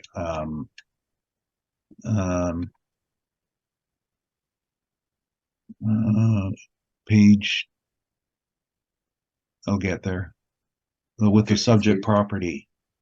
53. Oh, Oh, sorry. The study. The study would have been on page. Subject property is on page 23, which is page 3 of the study. page 23. Okay, yeah, I missed it here. Top. Okay. Top. Now you've got these rents listed here ranging from 1175 to 1475. What would be the math that you were using for that? Math. Yeah, like what's the rent? What's the rent you're using? And I'm assuming you're using the source of it, and I'm assuming you're using the 71,000 feet. I'm looking at, again. I went through every single INE for every single A and OFB property. For every single year, in isolation to that year, you have the rent, vacancy, costs associated and non-recoverables with that year, with that rents that are in place signing up. well, I'm just looking at your page 17. If I'm not allowed to continue, and I'll explain it. So we have a weighted average, and a median, which is what you should be doing for proper statistical analysis. You're taking the 3. And then you have a min max as well. That's a properable study that is properly done, and we do that individual year. So when I'm looking at the average, I take the average. If you're looking at that of the however many leased up in that year, if you take the weighted average, that's simply numerically the math, as you say, is simply the total amount of rent underneath and divided by the area, and the median is just the median. And of course, the min max is simply your high and low. It's a gauge. Yeah, that wasn't what I was asking. We do it every single year. That wasn't what I was asking. I'm just trying to find out what rent you're using, and I'm looking on page 17. Would this be an example of what you would have used? 71,263 square feet, and which rent entry would you use here? If you're looking for individuals, bear with me. No, I'm just wondering how you got to 1392. That's all. Well, I'll tell you right away. Just bear with me. Are we going to page 17? Is that what we're doing? 17. Well, that's the rent roll from the 2020 year that you'll be able to find those. But for I didn't submit the other years. So Okay. there is 6. There is 6 years looked at, but if you're looking at it, we would be looking in the 2000 year, we would be looking at General MacArthur, we'd be looking at Canada Mortgage and Housing Corp, we'd be looking at WMB Technologies. The year preceding that would be CFIB, PSAC Holdings, the treaty. I can go through the whole rent roll if you like. I don't think they really need to. Well, I look, I'm not asking what you're answering here. I just want to know you said now it's around $14 verbally, and I'm just trying to find out what base rent you were using for that. The rent roll is where we get all the information. The INEs that submitted is where we get all the information Okay, from. what's the numerator? What's the denominator on the calculation? What are you talking about? Like on page 23, it's very easy to see. Like, are you looking for our mathematical calculations from internally? We're not providing those. But if you're looking at the total amount for which year? Well, I mean, any particular year, you take 1392, and I get a rent of 992,000. I'll just stick to the 2020 year. WMB Technologies has $14.75 for 5140 square feet. You mathematically put that in to $75,815. If you do it for the other two comparables for that year, which is Canada Mortgage and Housing Corp and General MacArthur and G, same issue, same mathematically how you do it. I'm not going through an entire spreadsheet analysis of 4 million square feet of inventory. Like that's not the purpose here today. I have an OFA study, an OFB study. They're competently done. They're properly done. For the border revision level, I've given you the information as far as our market analysis of it. But I'm not going to go through, and I don't think this panel can go through that level of detail on something I haven't submitted as far as the spreadsheet calcs. Like, I hope I answered your question. And if the chair wants to step in, I just want to know where these numbers come from. On page 17, you have 1,033,000. Can we take that to be the total of rent amount listed on page 16? On which page? Page 3? 17. Page 17 is their leasehold contract for the entire year. If their lease didn't lease up in that year, I'm not looking at anything from that year, just the 2020. And then I go to 2019, and then I go to the that's how you do it.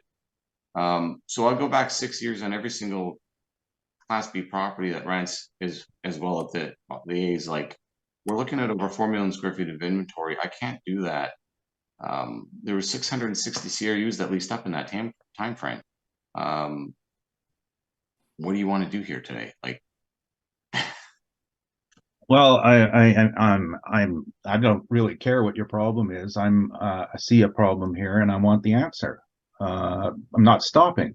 I just want to know where you got your base rent if you from. don't have a problem with that. I went through this with Altus. I don't care about Altus. I don't care about anybody else. They didn't have any problems with this. No, they had issues with the non-recoverables. They had issues with whether a few other things, but they never had issue with the actual mathematics of it. Well, you should get them in and talk to them. Right now, you're talking to me. I got problems with it, and you're not answering my question. So I just want to know where. Gentlemen, can we bring this back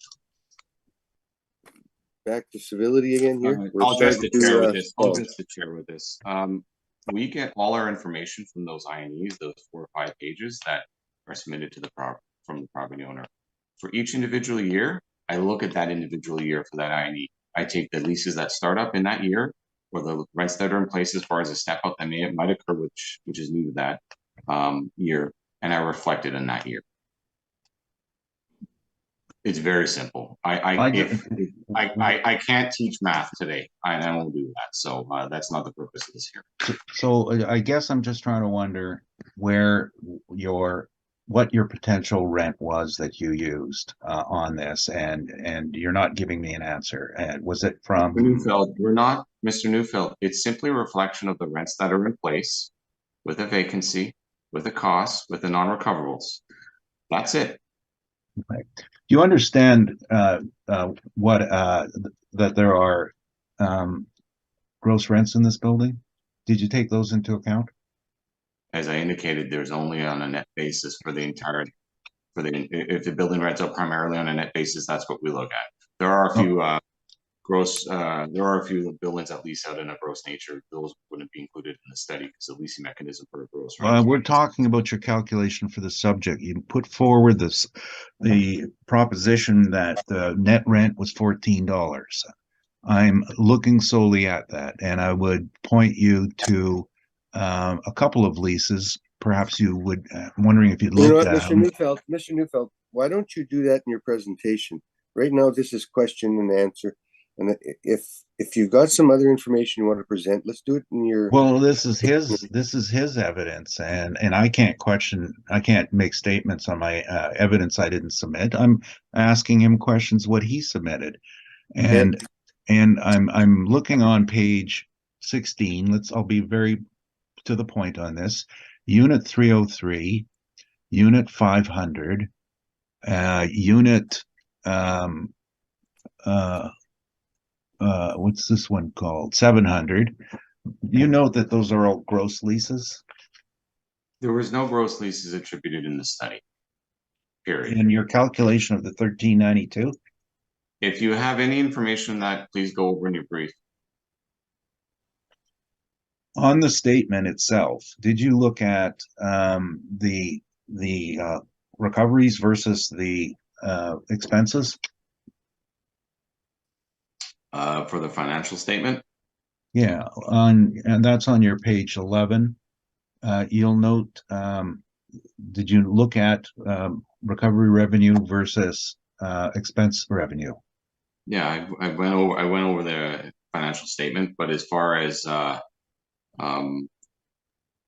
what is your question? Obviously, on page 11, there is 624,000 in recovery revenue. You see that? Yeah, total revenue, total recovery revenue. On the next page, under I guess this is page 13, bottom, total operating expense 921,000. Did you note the shortfall? Page 13. Yes. Which line are you looking at again? The last one. Operating expenses 921. Yeah. So they're indicating almost $300,000 shortfall between recoveries and expenses. Did you note that? It's right there, yes. Okay, so this is not a net building, is it? I can't tell you the leasehold contract of every individual tenancy. That's not the purpose of what the study was. Well, the purpose of your statement was shown that you said the net rent was $13.92, and I'm suggesting to you that you used gross rents to reach that number rather than the actual. No, that's not the case. There are some gross rents in the building that would be excluded from it. Well, again, you're being quite evasive on the answers on where the money came from. I'm saying you got it wrong here on your page 23. Well, please go through your Mr. brief. Neufeld, I think the time to do that is to just do it in your presentation. Okay, fine. Okay. Let's move ahead.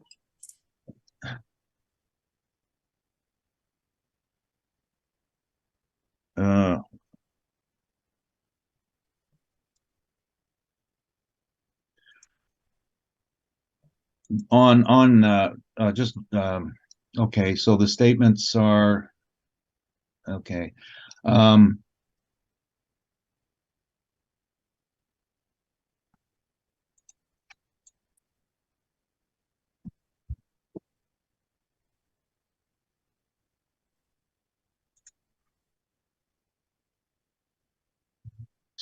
Here.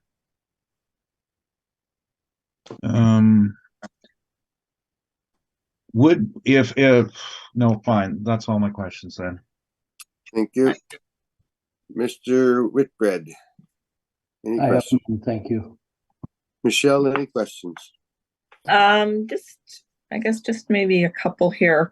As far as quality of the property, is there any interior pictures or have you seen inside? What type of quality is it inside? I don't have any interior pictures. All I have indicating is that it's first class office space for both properties. I believe I have a couple listings. One just shows shell. I wouldn't say shell space, but just an empty space on page 26. But those are the only pictures I have. The property.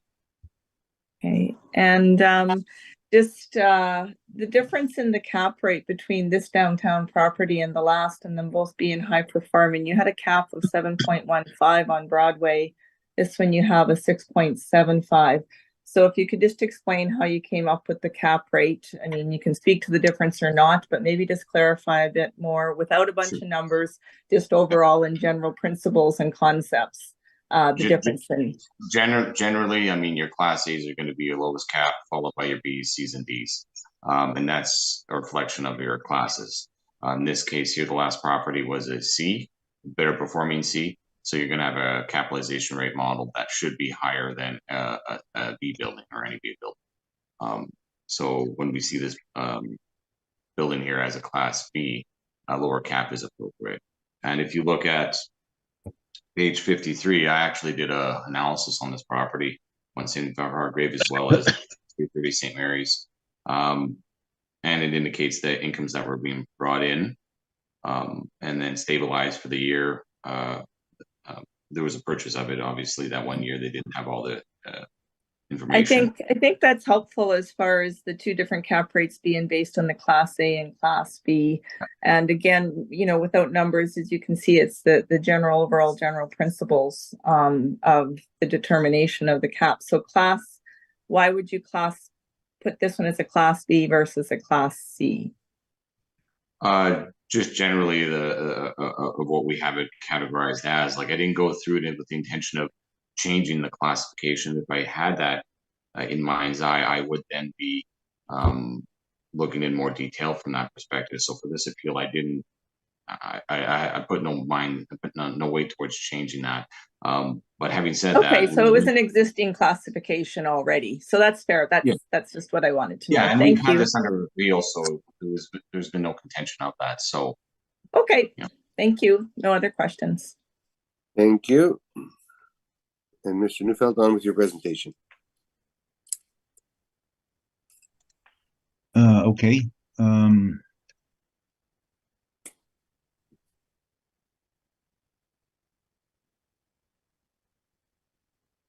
Okay, so this 175. Okay. The building, again, we're looking at what it's been generating, and it's been a consistent performer for at least the decade I've been involved with it.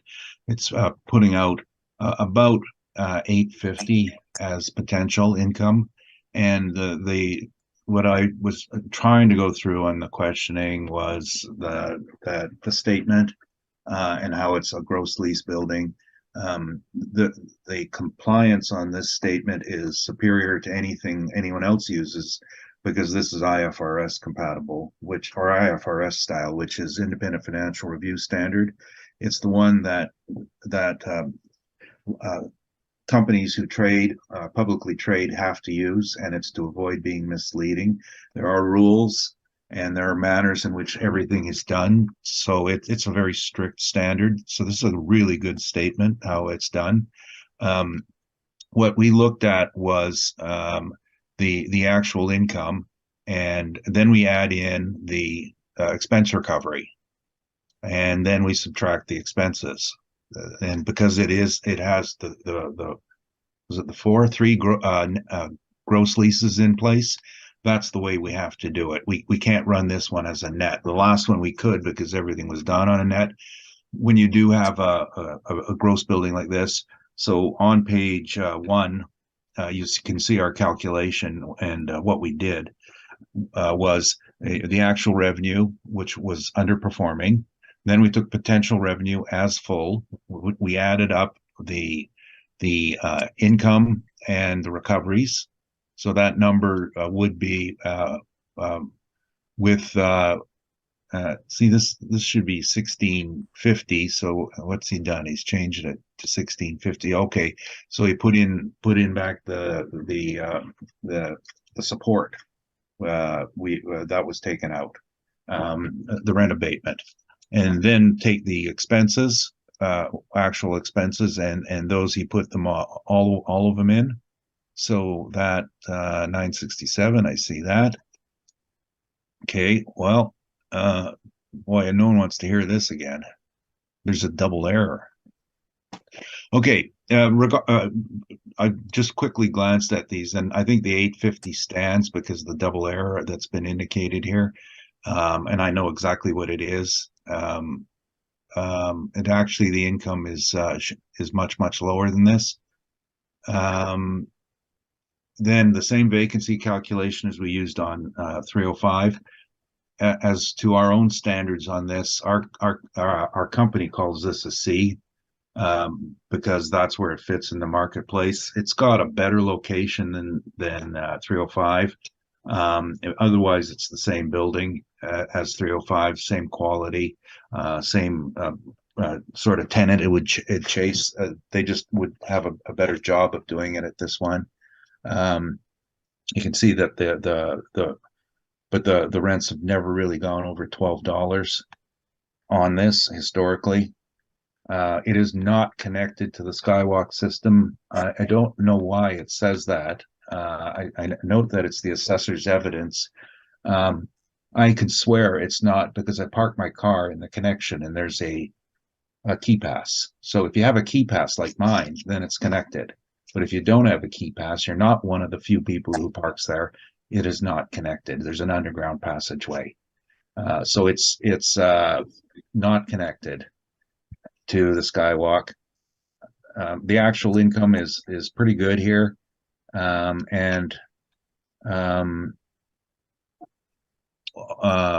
We're indicating an NOI 583,000, and the statement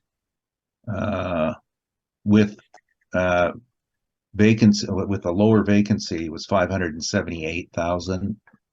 So our this building did have a bit of vacancy at the time, and you can see it. It's on page 3. The 79 and 131. Just doing these numbers here. Oh yeah, okay. We used a higher vacancy than actual, and that's the difference. We get to 583 instead of the number they had on NOI. 578. Oh no, theirs is lower. Okay, we're $5,000 apart. We could drop that 5,000 easily. Cap rate. As I said, it is a better building. The prospects for leasing are better than 305, and it's closer to the arena. It's not primary close to it, but it's and it has control over its own parking, which is a plus side. Other than that, it is an older building, and it has never performed better than this historically ever. And I've put in a bunch of rebuttal information on it as well. I think everything else I have in there would probably be a repeat. And if the board wants to look at it, no, in this case, there is no pending vacancy. So no, I think we're good with our vacancy. Other than that, I just want to address the rebuttal information.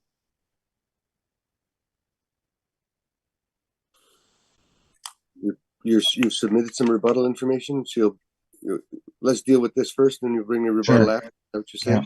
Yeah. Okay. Questions then, Mr. Pools? Yes, can you please turn to page 1?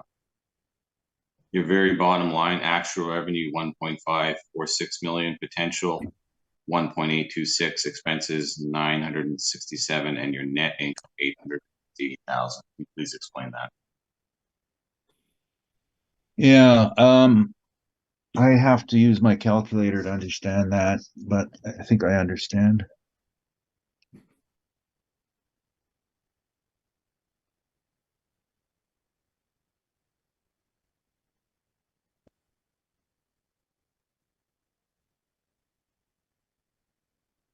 I did something wrong here.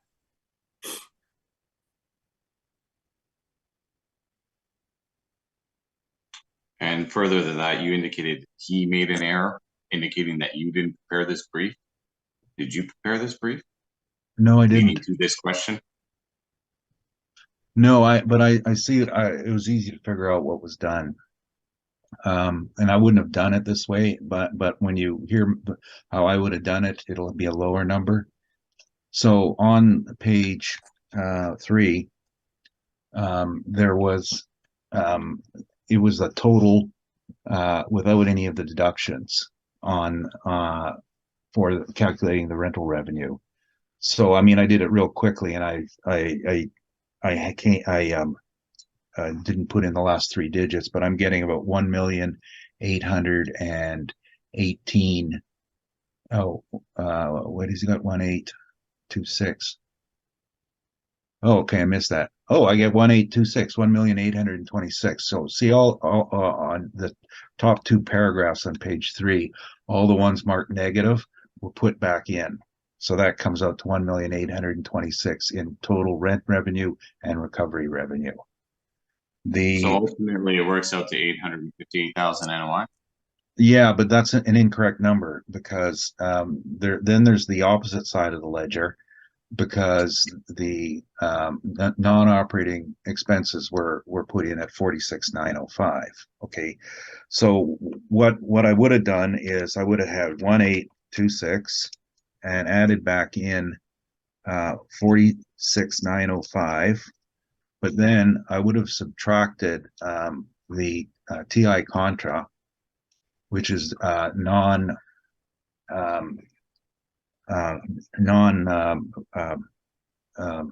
real estate revenue. So crap.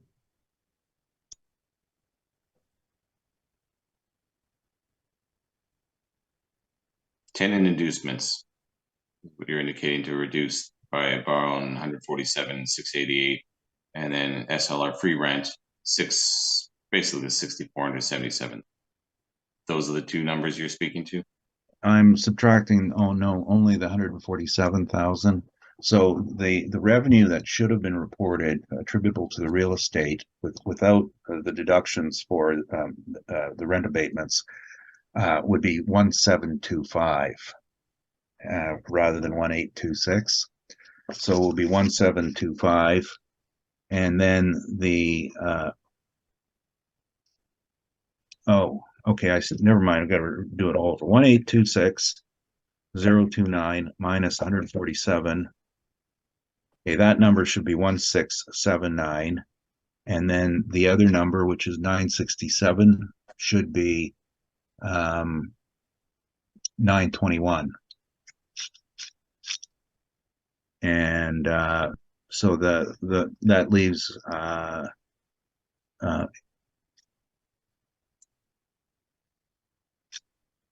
well, this is strange. Ultimately, what I'm getting at here is if you take off where it says tenant inducements 147, free rent 6,477, and then a little further down rent abatement 2,845. No, that's and not then the free way. rent again for vacancy to 52,708. You're getting to performance wise 858,000. No, the actual performance should be 758,000 rather than 858,000. The Then why person are who you did, using 583,000 for your net operating? well, When you're that's clearly performing at 585, and if you make an adjustment to that, you're still pulling no. literally 300,000. You know, gentlemen, if you keep throwing numbers like this, you're going to lose us. Yeah. Okay. I'll do it in my summation. I'll move on from that point. Just the question was opened up. The issue is that the person who prepared this didn't have the background in this sort of financial statement that I do, and I'm looking at it on the basis of some knowledge of the IFRS method as well. So where it says 858, that's actually an error. It should be 758. That is the potential rent. Who prepared this brief for you? I You did not indicated a do it. number of times someone else did this. Yeah, It's well, very- I'm just saying, I'm here on a consulting basis, and I look at people's work and I correct it where I see a mistake. Now, the number is overstated, and the reason why is the person who did it is not familiar with the financial accounting system that was used. We're not going to change it here. But it is it does overstate the value based on the performance. I'll move on from this point. Can you turn to page 11, please?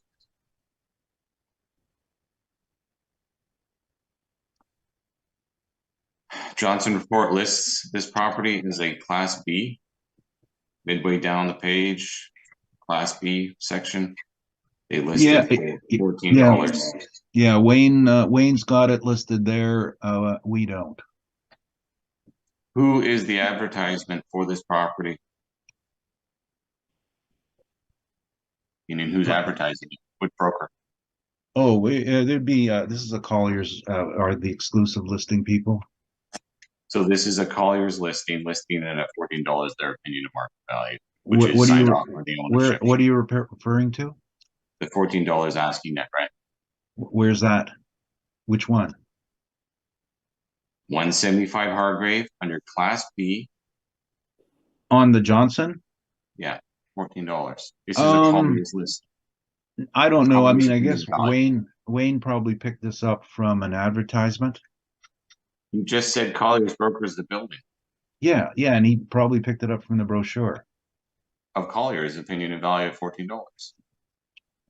Colliers is asking 14. That's our business, to try to make people money. So I Colliers just listed- have Colliers I listed just as a Class B and at $14 advertising the marketplace. Thank you. no. All the questions I have. Thank you. Just a second. I'm answering your question. You can't cut me off. Colliers did not advertise it as a B. And Colliers is asking 14.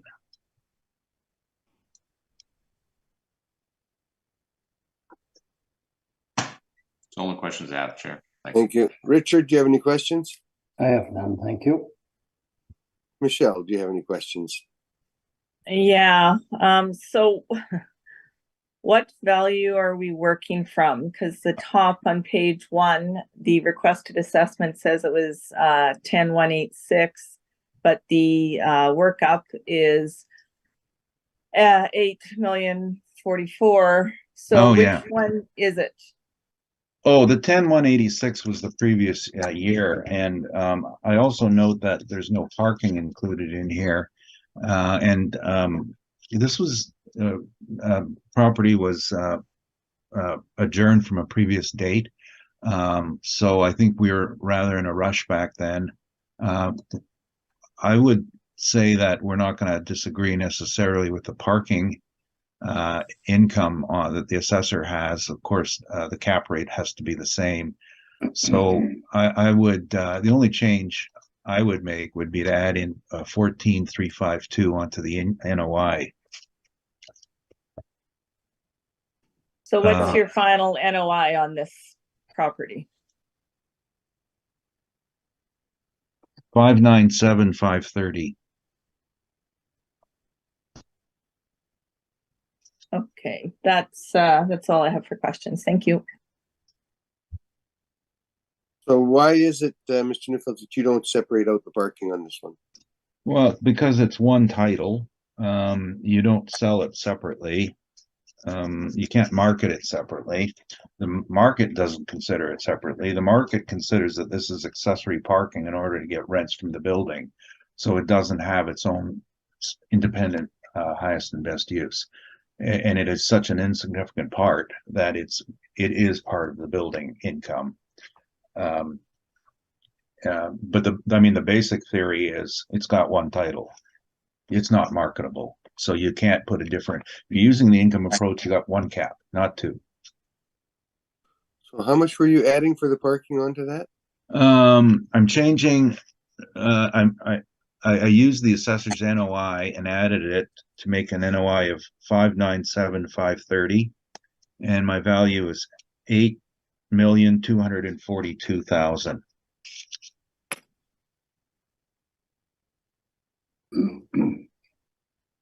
Okay, but the actual income was much higher according to the statement. which you- No, no, the actual income was, oh,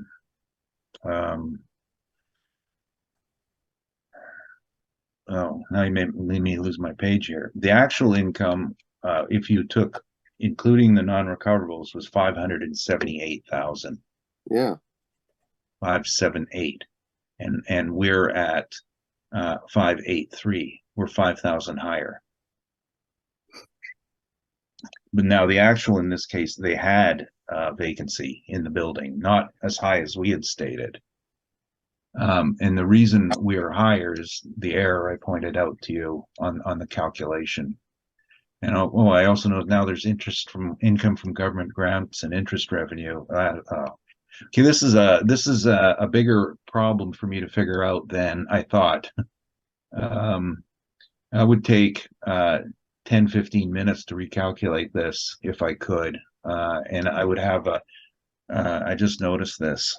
I would have an NOI of actually somewhere around or potential of 740. And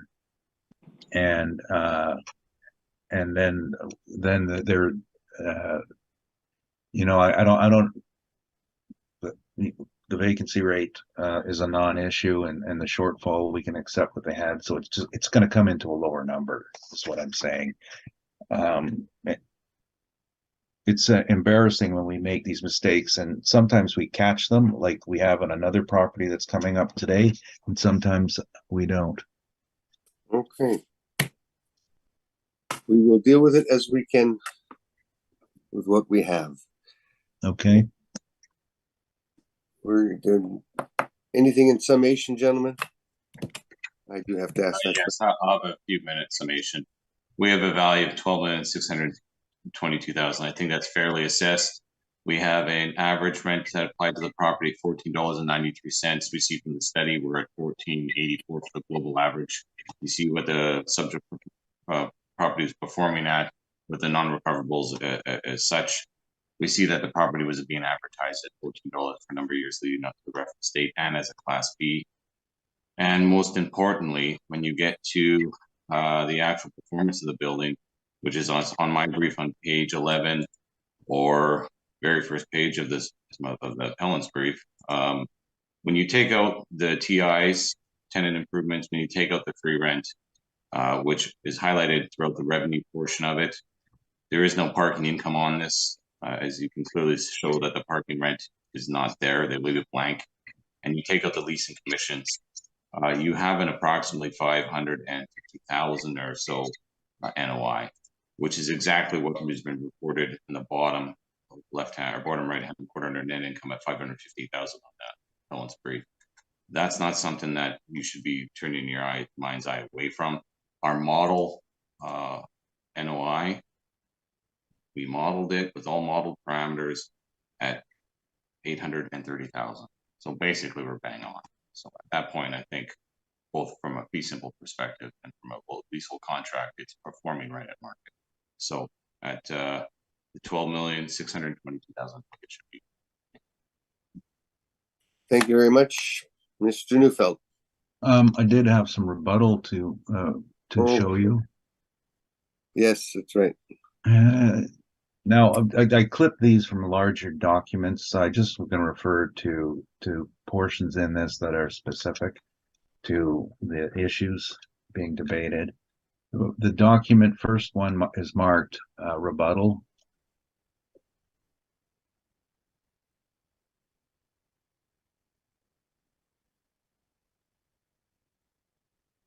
Can anybody else see it? Because I don't see it yet. I have two. I'm just trying to look at both of them. They're I have both at the three. bottom. There's three now. Okay. I have an objection on one of them right off the hop. Rebuttal item number 2, release date August 24th, 2022. Appears to be post reference. Over a year. Yeah, Mr. Neufeld, is that correct? I don't think I'm talking about that. Okay. We won't pay any attention to that. Okay, carry on, Mr. Neufeld. Okay, the document marked rebuttal, page 48.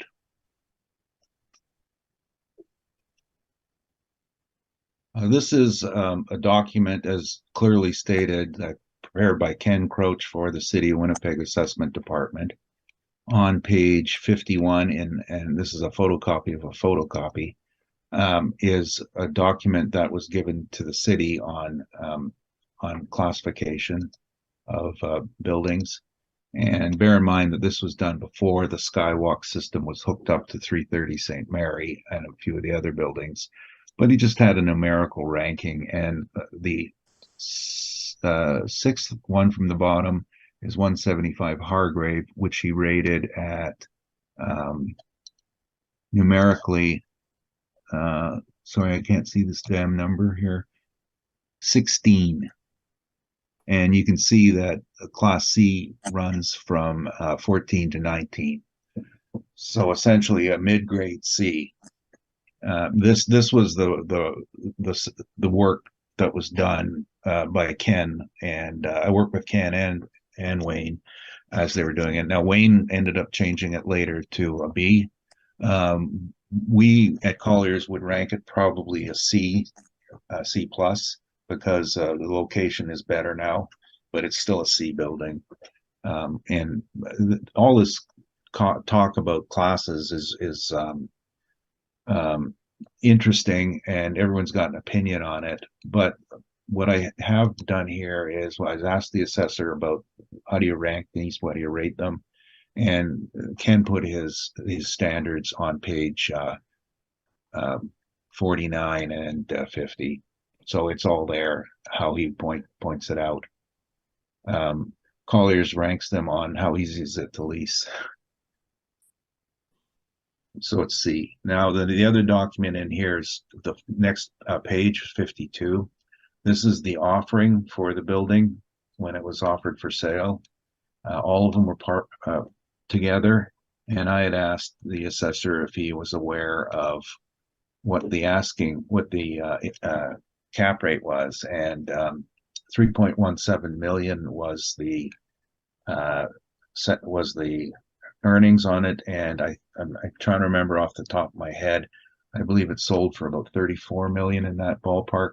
It worked out to 7.8% cap rate. So this is the way a professional ranked it. Someone who knew the building and read the statements and had a team of people helping him do the valuation. And so, I mean, I know I know the people quite well who are working for him, and this is the market's talk on it. So I'd ask the assessor what if he knew, and this is what it sold for. No sixes happening here, and it didn't get better over time. The next document is called IFRS IG, and there's nothing in here really specific to point out. This was Investors Group first public statement to the Securities Commission after switching to the IFRS standard. And at that point, there's some information in here on how things are treated differently and the changes in statements as a result. The key is transparency to the investor. We don't make crazy statements to the investor who are going to sue us if we're wrong. That's the motto here. So if you come along and you've done a valuation at your desk and you believe it's worth 12.6 million, and the investor buys it and sees, well, I'm not getting $14 rents, I'm getting 12. You get sued. That's value. And I had said that there's a higher standard in the statement. And other than that, any questions? And I have a summation. Any questions on the rebuttal information, Mr. Pools? I'm not really sure, because there's so much post-reference information in it, but yet you only referencing a couple things on it. Are we to take the entire package or just to what you spoke to? No, I said at the beginning, just the things I'm referring to. Okay. Did you not refer to the sale for 330 St. Mary's and 175 Hargrave Street at 330 St. Mary's Municipal Board hearing, which was confirmed, as well as the international financial reporting standards. Those were two big issues in your presentation, and ultimately the board turned its eye away from it. Well, I don't know. I mean, that's your opinion on what happened there. Confirmed, was it not? The point is that we're at a new hearing. We're in a different year, and I'm presenting this as rebuttal to your statements. I'm saying you are incorrect, and Okay, this is as why far you're as- incorrect. That's for a different reason. As far as the Johnson report or the Crotch report, that correspondence was from April 28th, 2005, correct? I believe sometime around then. And you've brought this information before at the board of revision level this cycle, correct? Yes, I have shown it. Yes. Why are we to show deference to something that happened over 20 years ago, as far as one piece of correspondence from an independent outside source? Well, Versus what we do. the Does point Crotch is- do they even still use this? First of all, the name is Croach, and you're being insulting. Mr. Croach passed away, and Mr. Johnson bought his report and took it over. And when Mr. Croach made it, he was working at Cushman and Wakefield, and I worked there at the same time as well. And he was quite diligent in his report. It's purchased by every major realtor, including the city of Winnipeg, and relied on it. Mr. Johnson made some changes. Now, he did change his class on 175. And if that's his opinion, that's his opinion. I'm just saying there's a dissenting opinion on the classification. And the bottom line is, as presented, is I just asked the board to consider. The question I had asked was, what are the standards used to judge a property? And there are standards, and the board can then make their own opinion as to how this works. Now, one of the things to point out is that on the year side, at the time this was made, 175 wasn't as old. It's lost a point now for being older. It's small. You can see that that's a problem. The average rentable floor is small, and that's a major problem, the floor space. That doesn't change according to age or market. That's just a problem. These are physical issues that it's talking about. Physical issues that haven't changed. And it has on-site parking. It is not connected to the pedestrian walkway. Commercial amenities, Oscar's Deli is it. That's not giving you a lot of points. It does have on-site management and security. Well, we have security at 330 St. Mary. And I think they wander over to 175, but they're posted at 330. No major building upgrades in the last 3 years. Not a corner, not a main artery, no view. Transit, I suppose so. Compatible with area, yes. Pedestrian hub, no. Architectural qualities, low. It's an ugly poured concrete building. And none of that's changed. In the end of the day, Mr. Neufeld, your company listed as a Class B currently, and you're relying on something from 2000. Where do you have our company calling it a B? It's listed. You said it was listed by Colliers, listed as a B. No, I didn't. I said we treat it as a C. Then why is it listed on this exact same report as a B? Where? Colliers listing? It's in your brief. A Colliers listing? Your brief, your Johnson report, which is the later version of Crotch. Okay, it's listed as a B for $14. And now we're you're not going Johnson. back to the Crotch report Wait. 2000 and saying it's. We're not Johnson. We're Colliers. We have a different rating system. I told you what the difference was. We look at it differently. We say, gentlemen, one at a time, please. That's all the questions I have.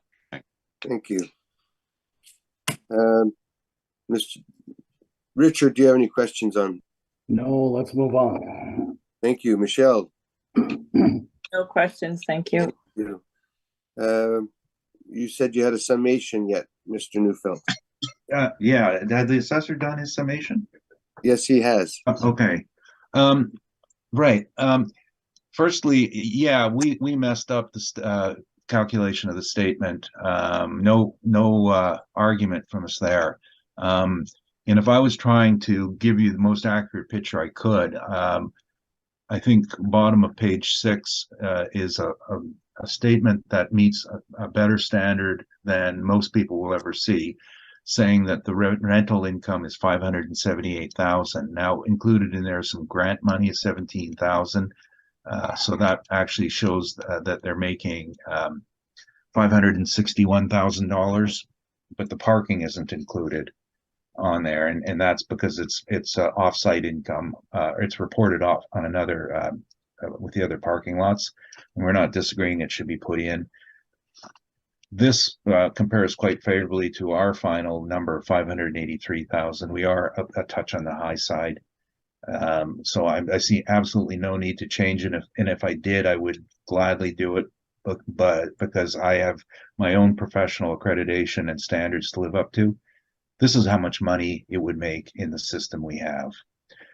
And I've given you the numbers and the cap rate. It's in the past, it's sold as part of a parcel. And the reason it even got the numbers it did as part of the parcel is because the parking dragged it along. At the time it was sold, the interest level for parking for conversion to development was huge. And we had the arena coming on stream, and we had prospects. True North had announced prior to that they wanted to develop. So that was really where the push for the number came in. But regardless, it was a sale of 4 properties, and anyone who tries to break it apart and parse them out would be committing a standards error. We have a business that makes roughly $580,000 a year, and it's done that for decades. There's no upside. There's no magic $14 tenant coming around the corner who's going to rent it. You got to prove that can happen. And because we've been having this rather open discussion, I just emailed Sean, who did the last 2 deals, and these are post-reference, so ignore them if you want. But since the rest of this was brought in post-reference asking rates, I get the right to at least tell you. 305 Broadway was a net effective rent of $350 a square foot post-reference. 175 Hargrave, $550 a square foot post-reference. So when you think about the assessor's suggestion that at $14 post-reference, it's going to get that, that's ludicrous. And I don't want to mince my words. This is not right, what's happening here. You don't make up numbers and just put them on a building because I think it should get it. It doesn't get it. Thank you. Thank you, Mr. Newfield. That concludes that matter. The next one will be... May I ask the chair for a 5-minute reset? There's a 5-minute break. Yeah, we can, because I need one. Okay. Thank you. Let's take a little bit. You want to shut it down, please? I'm invincible. We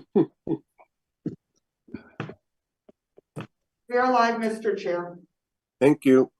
Call the meeting back to order. The next property will be 240 Kennedy Street. When you are ready, Mr. Pools.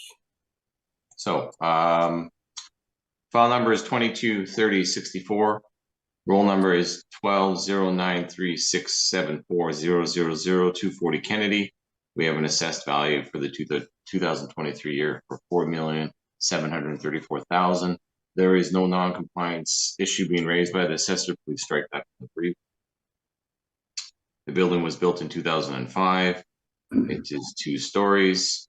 There's a leasable area of 20,408 square feet, and there is an underground parkade. We go to page 10, shows where the property is located.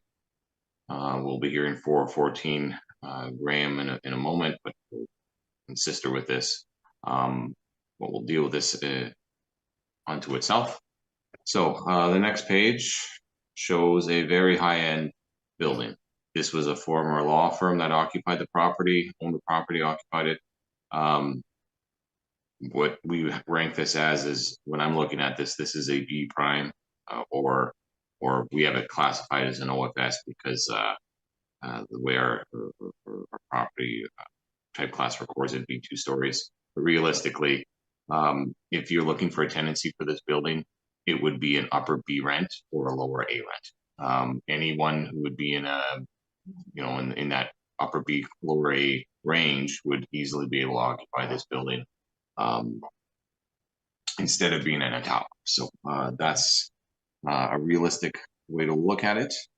We'll go through the INEs next. They don't report that they're owner occupied. They don't report anything of that nature on the INE. They don't report the stall count. They don't report the stall rates. And then on the next page, 14, where they're given another opportunity to report whether they're owner occupied or not, they don't. They just see the attached rent roll. And then when you go through the rent roll, on page 16, they indicate that there's leases in place at $18. 16 or $18 throughout. So that's what you would expect. It's occupied by 24/7 Touch Incorporated. It's call center, I believe.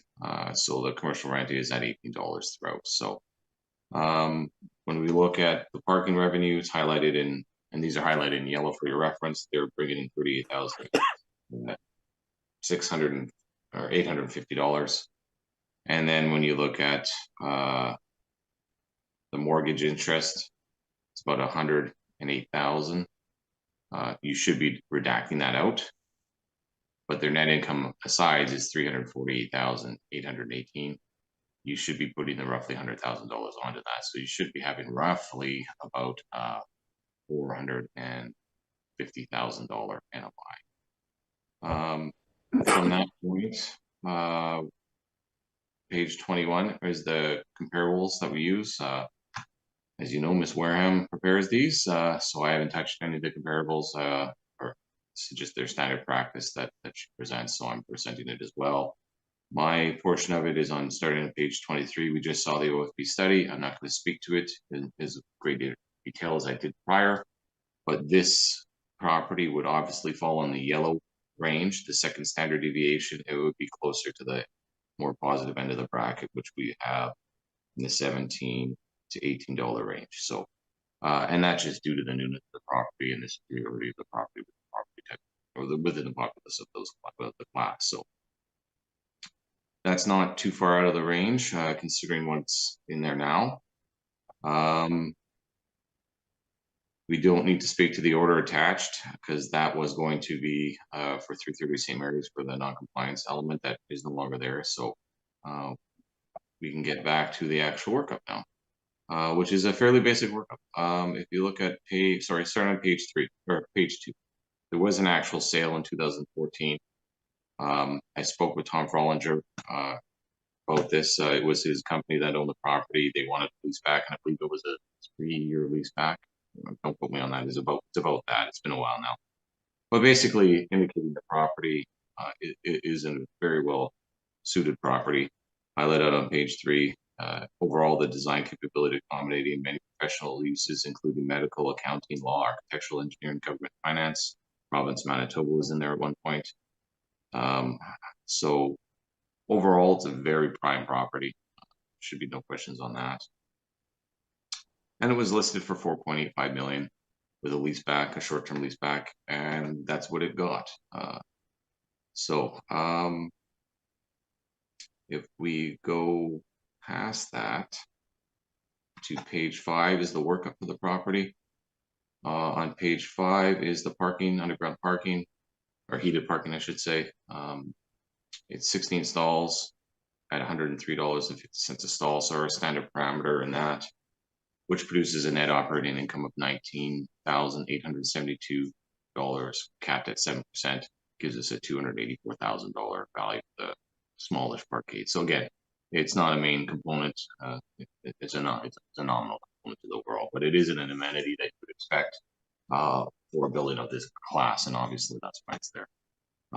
Page 6 is the office portion of it.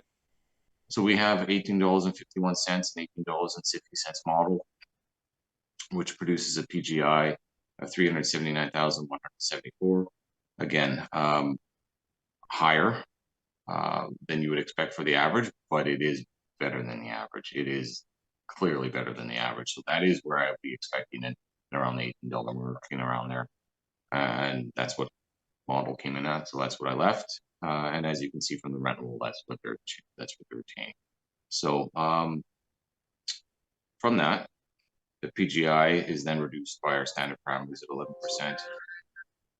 11%, 3% for non-recoverables, and shortfall at $12, which gives a net operating income of $300,404, capped at 6.74%, which gives a value of $4,450,000. So on the next page over, summating the two income streams, we have an NOI, $320,000. If you look, like I already spoke to, you'd be looking at least $100,000 on top of that. So from a leasehold contract perspective, but for this, we're doing a fee simple. So 320,000 or so, capped at 6.76%, gives us our value at total at $4,734,000. So fairly basic. This will, after going through the appellant's brief, there may be some changes to that. So at that point, I'm open to questions. Thank you. Any questions, Mr. Neufeld? Yes. Just in regard to the valuation, page 6, was this all model? Yes. So this was classed as an OFB or Yes. this analysis? Correct. That's a B class, okay. And you had mentioned the other potential classification was an OFS, is that correct? Yeah, typically 2-3 stories or under, but realistically, it is a B. It is a B prime or OA if you want to categorize it in that aspect. Aren't you aware that there's like minimum size issues for A's, B's, and C's? Obviously, that's not quite where I was getting at it. Where I was getting at it was the tendencies in those upper B's or lower A. Those tendencies would be looking for a building like this. We're looking to rent a building like this. So it's it is not a largest size issue. You know from looking at our valuation that we're not far apart on the income, so we're not disputing that. What I'm getting at I'll get to your valuation in a moment, but I mean, what I'm asking about is the investor interest in a small size building. Do you know what it is?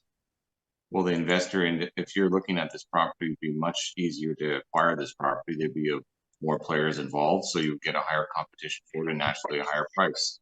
The income itself that this property produces, again, in a B prime to low A range, so you would naturally get a higher selling price on average versus an investor who's going to get the same an investor that's going to get the same income per square foot, where they would have to purchase a larger building at a larger price point. You'd have less competition for it. So separates that. Where does this theory come from that a small building is worth more to an investor? The theory comes from basics, supply and demand. If you can't afford to purchase a $20 million range building for a B or a lower A, you can purchase one that is a smaller footprint at a much more readily available price. So there'll be more market participants in it. That's just supply and demand. Well, I understand that you've taken the Dooley course. Is there a single textbooks that espouses this theory? It's basic supply and demand. If you have a difference of opinion, you can address it in your.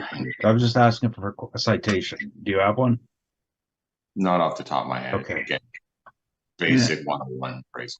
And you mentioned on the sale. Now, you spoke to Mr. Follinger. He was the vendor, correct? And he took a lease back. Yeah, I think it was about 3 years. I'm not sure if they completed the full 3.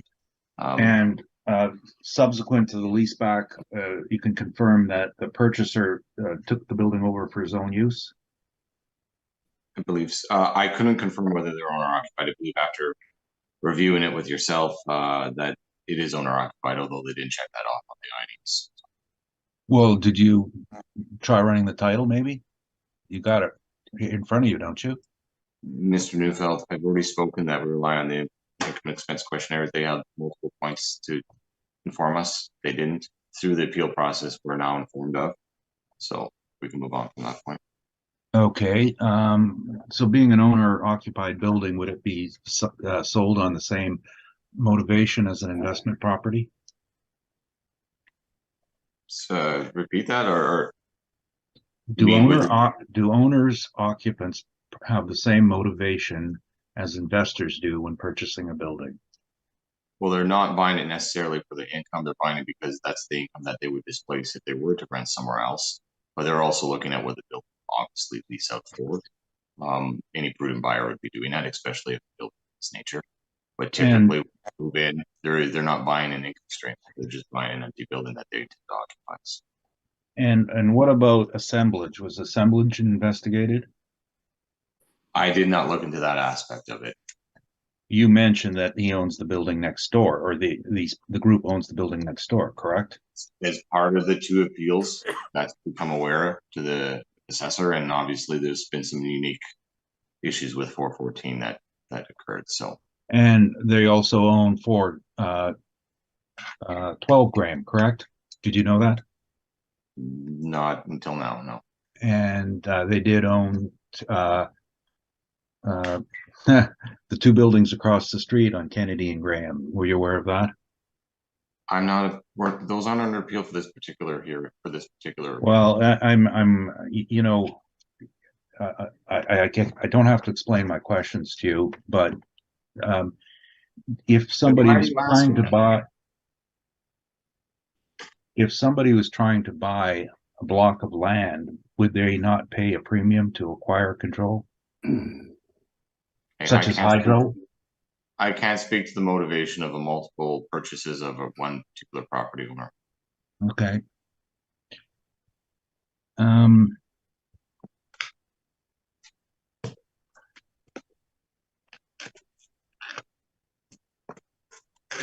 Now, sorry, I'm just looking at parking. Did you how did you describe the parking? Did you say it was underground? I said it was heated. Okay, I thought I didn't hear you. No, heated. It's indoor. Maybe I Okay. misspoke, but it's just heated parking. There's a door. Now, why would it have a different cap rate than the building? It's a modeled capitalization rate. To be equitable and fair, we have different capitalization rates for different property type classes. Given that it is a heated structure, that's our model cap rate. We have one for unheated structures, surface parking. It's not new. In as an OFB building, and we've been discussing a fair bit of this. How do outside parties rate this as class goes? I couldn't comment on that. This is our internal classification of the building. I didn't canvass the marketplace to see who's different brokers' opinions of this building is.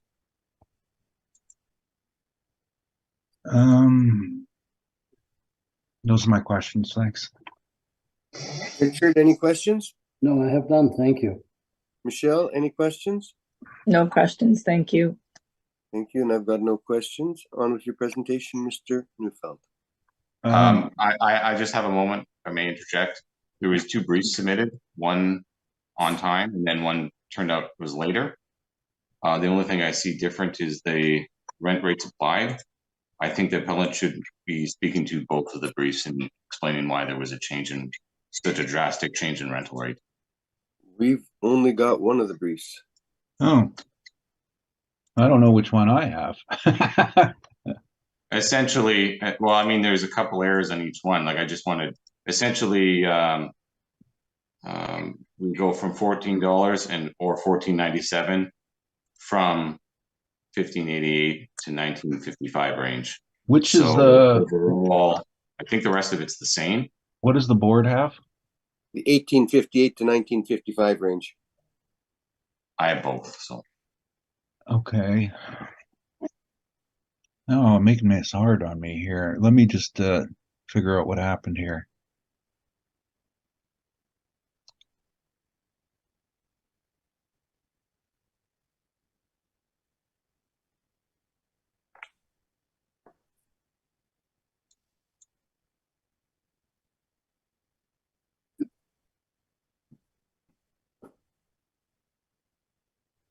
Okay.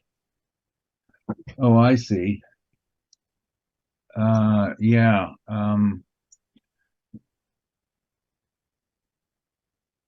We revised this when the person who did it wasn't aware that those weren't real rents and just was using the paid rent. And we when we revised it, then we did something based on all the evidence that's been submitted already, changed the opinion of value. It was a honest mistake on their part. Well, that's the value of 3,898,000. Is that correct? No, it's 2,890,000. No, we don't have that one. Oh, okay. Well, that's strange. Okay. Take another look. I Nope. mean, Don't have that one. I don't know how the assessor got it if you didn't get it. I can track that down. If I believe you emailed it to me, Rocky, or you're one of your, I don't have the email up in front of me, but I've been one of your helpers or associates. Okay. Oh, well, I've got it right here. It was submitted to the Board of Revision on, it was, imagine late, October 6th. That was back when the thing had been adjourned. So it was the date of the first hearing. And see, Bellin received it. I received it February 1st. February 1st. Oh, Yeah, Graham 414 Graham. Our evidence for 414 Graham contained an error. A revised estimate is attached and will be relied upon. No new evidence was included. 414. We're talking about 240 Kennedy. Oh, okay. Sorry. Yeah, no, that's right. That's the other one. The other appeal for obviously it goes with this one, but Oh, it's the same mistake, but I have it sent in October 7th. I got the response from Bellin, and I'm just going to forward it to the board. You've already got it, correct, Mr. Pools? yeah, this one I've had, and the other one, like I indicated, I got it for. Sorry, I was going through my emails and I clicked on that. Sally, is there any reason why we didn't get it? The reason why you didn't get it is because when the hearing was rescheduled, we distributed the brief that was submitted to us for this particular hearing on the exchange date. And you never submitted the other one. No, I did not. Okay. Do you have a copy of the other one? Well, I believe Mr. Neufeld just said that he was going to be forwarding it to Yeah, you. I just sent it. I'm just so we're clear, whether it's late or not, I'm fine allowing it in. I just want to make sure both are allowed in, so we're both seeing the same briefs in unison. Yep. And the board can make its decision. Yep. We definitely have to look at both. I've had it in my possession for a while now, so it's not an issue on my end. It's just making sure we're speaking to the same things. I just want to make sure we have all the information before us.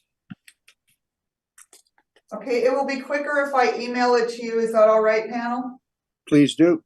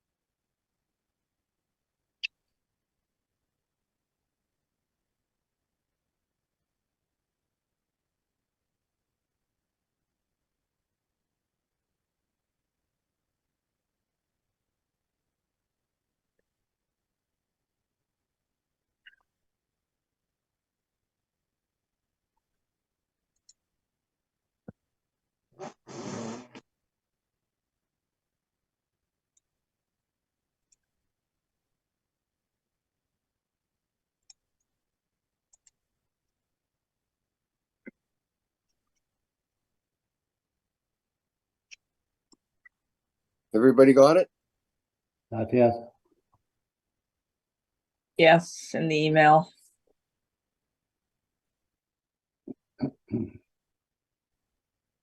So Rocky, if you could present your first one, the other one first, and then tell us why you're doing the revision. That might be the simplest way to do this, I think.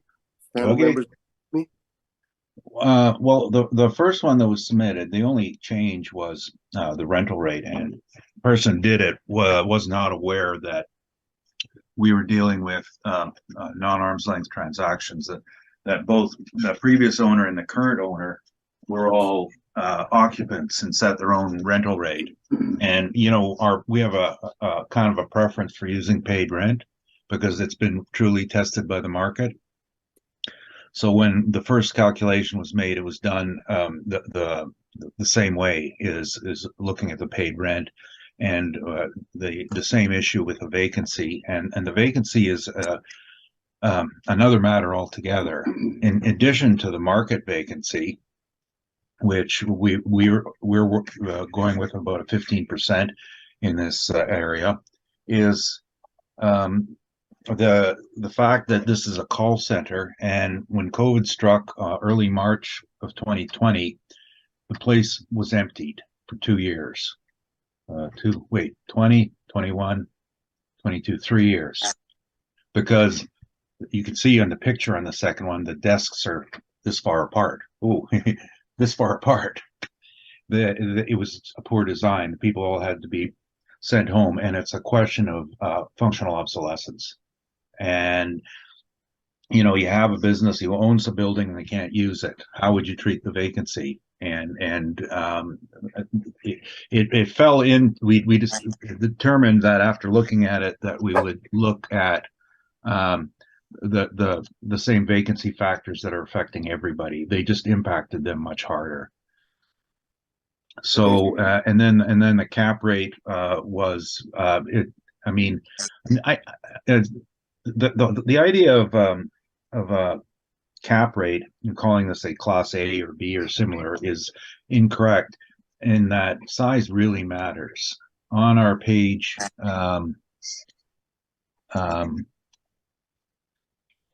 let's see, what is it, 7 is the breakdown of the classes that Johnson does, and generally we always agree with him. Now you look at the class A, the smallest one is the new one, 80,000 feet, and it's questionable that should even be put in there. But most of the time, BOMA Class A is like, I think, a 500,000 square foot minimum. Now the local standard will be a bit less. The concept is really simple. If you have a big building, you got more tenants, and you've spread the risk level around, and you spread the costs around, and you have, if you have one vacancy, it could hit you at 5%. Instead of this building, it'll hit you at 50%. That's really the bottom line on a big building. Going down to the Class B, the smallest one in there is, I can't read this, maybe 55,000, I think, 161 Portage. And Class C, the smallest one is 34,000 feet. Class D, the smallest is 27,000, I should say. And you got to get all the way down to miscellaneous before you hit our subject, 240 Kennedy. So it's classed as a miscellaneous building. And in this case, the asking that Johnson had was $16, which is questionable because it's not available for lease. But that's points to some flaws in his system. They do happen, and like the previous one. So, but he does not class it, and we don't class it because as an investment property, it's at the low end. It bought and sold for end users, which is where it gets categorized. And as such, you're not going to be overly aggressive on cap rates, that's for sure. When we looked at it in our standards, our own standards, which are listed on page 30 at downtown office, and Class B is 6 to 6.75. So this being lower than that based on our standards, and you can see our standards are listed on page 31, that they just are office buildings commonly high-rise in the downtown average good quality construction amenities. This is just too small for it. It's an owner building. So it's going to be higher than the 6.75, and we pegged it at 7.25. The question of putting rents on it is what after this was submitted and I had a chance to review, and I spoke to the person who did it, and they were not aware that this was a owner-occupied building. And what we were trying to do with our revision, moving over to the revision, is there's certain rules and respect that you have to do on revisions. And I consulted with Jamie Mercury on this. Essentially, if you change but you made a mistake and you change your number, it's okay. If because what you're doing is changing an opinion of value. But the restriction on entering new evidence is something to consider. So we actually looked at the evidence that had been presented, including the assessor's evidence. And again, that was Jamie's suggestion. This is what's been entered into evidence, and this is what you're going to be looking at. So we ended up looking at the assessor's page is 23 forward, this calculation of these various buildings, and noticed a very strong indication of a $14 rent in the Superior B buildings. And because this was the only rent that he had actually provided, that's what we put on it, a B rent for a miscellaneous building. And I don't disagree with that, because even though it's a miscellaneous building, it could probably generate a good rent. It's just going to be lower interest in the investment market. And that's our change. Honest mistake, and too many appeals to handle. And I wish we could always be perfect, but that isn't going to happen. So, and we've included the parking, some revenue for parking. I'm not entirely sure if this is the same number that the assessor used or not, or if this came from yeah, it looks like it's pretty much the same income that the assessor used. So we're not disagreeing with that. There is parking, and it's usually extra pay for parking. Now, but a counterpoint to that is, as an owner-occupied building, you're not collecting any rent. So this is hypothetical, of course. And other than that, that's the presentation. We have used a lower shortfall than the assessor because we're looking at actuals. And the other numbers, of course, are the same as the previous submissions. Does that make sense? Hopefully. Makes sense. Questions? Sure. Jeremy? Yes, I make sure I'm not muted. You stated again, the person who did this was not you who developed this brief opinion of value initially. That's correct. Okay. If you look at the initial brief, $18.58 seems to be a numerical error where there's only one CRU, and then it produces a $19.55 rent. No, that was the parking added in to made it $19.55. So you're putting vacancy on. Okay, that answers that, because it's the same error or the same way of looking at it on the revised brief. So you're putting vacancy and non-recoverables and shortfall on parking spaces rather than putting Well, it's linked to the building. It's not available to anybody else. So It's going to rise and fall with the building occupancy. Okay. So next question I had on page 2, you have stated at the time of preparation, the preparers of the circular were unaware that the premises were 100% owner occupied. If you didn't know that and you're representing the agents, how would you expect the assessment department to know that while preparing a brief for this hearing? We essentially did the same thing. No, I didn't. The person who prepared it didn't know. Let me rephrase it. Your agency, through you, essentially did the same thing. One person didn't know. The rest of the whole office, the rest of the office knows. It just happens. Moving on. You indicated that you're using my brief now, and before we get to that point, on page 3 and 4 of the revised briefs, and 5, you're indicating excerpts from my 125 Gary brief and 215 Gary brief, which is part of our appeals for a reference date far previous to the one we have today. But these documents haven't been released yet because that hearing hasn't been completed yet. We've received no order yet. So why are you relying, first of all, on confidential information?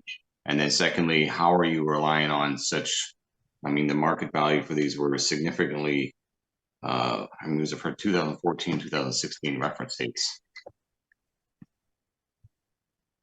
So why is this in your brief? Well, Mr. Chairman, you're going to get it. There were many questions asked here. One was, why are you using it when it hasn't been released? Well, that's an utter misinterpretation, don't know if it's deliberate or not, of the municipal assessment rules. The rules say once a hearing has been opened and evidence filed, then the parties can discuss information that had been previously part of case management. That's the only rule in place. As to applying it, the minute it's out, it's out. So you've done this before, misinterpreted the rules. Now you're doing it again. You don't learn. That's all I can say to that.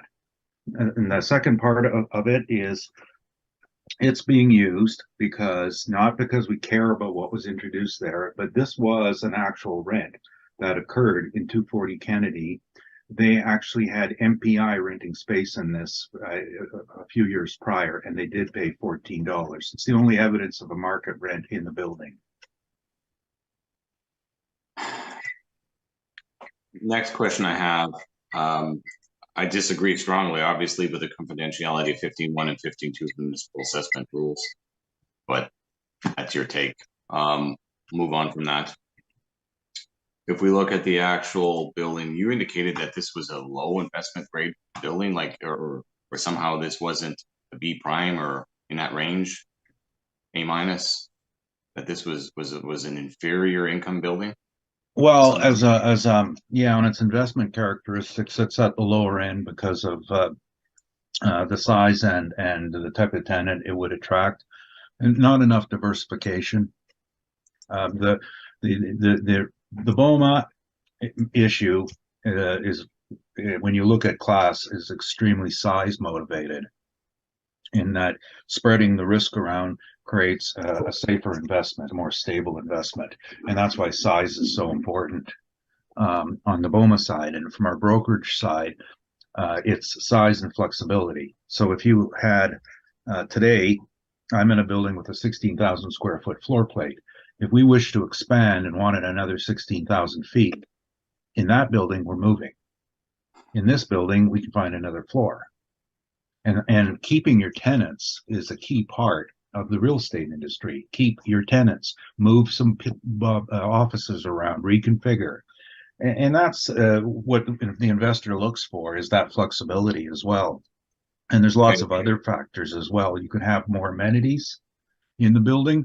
So if you wanted to have a little restaurant, 3,000-4,000 feet, instead of occupying a quarter of the building, you're going to only have it occupy a couple percentage of the building.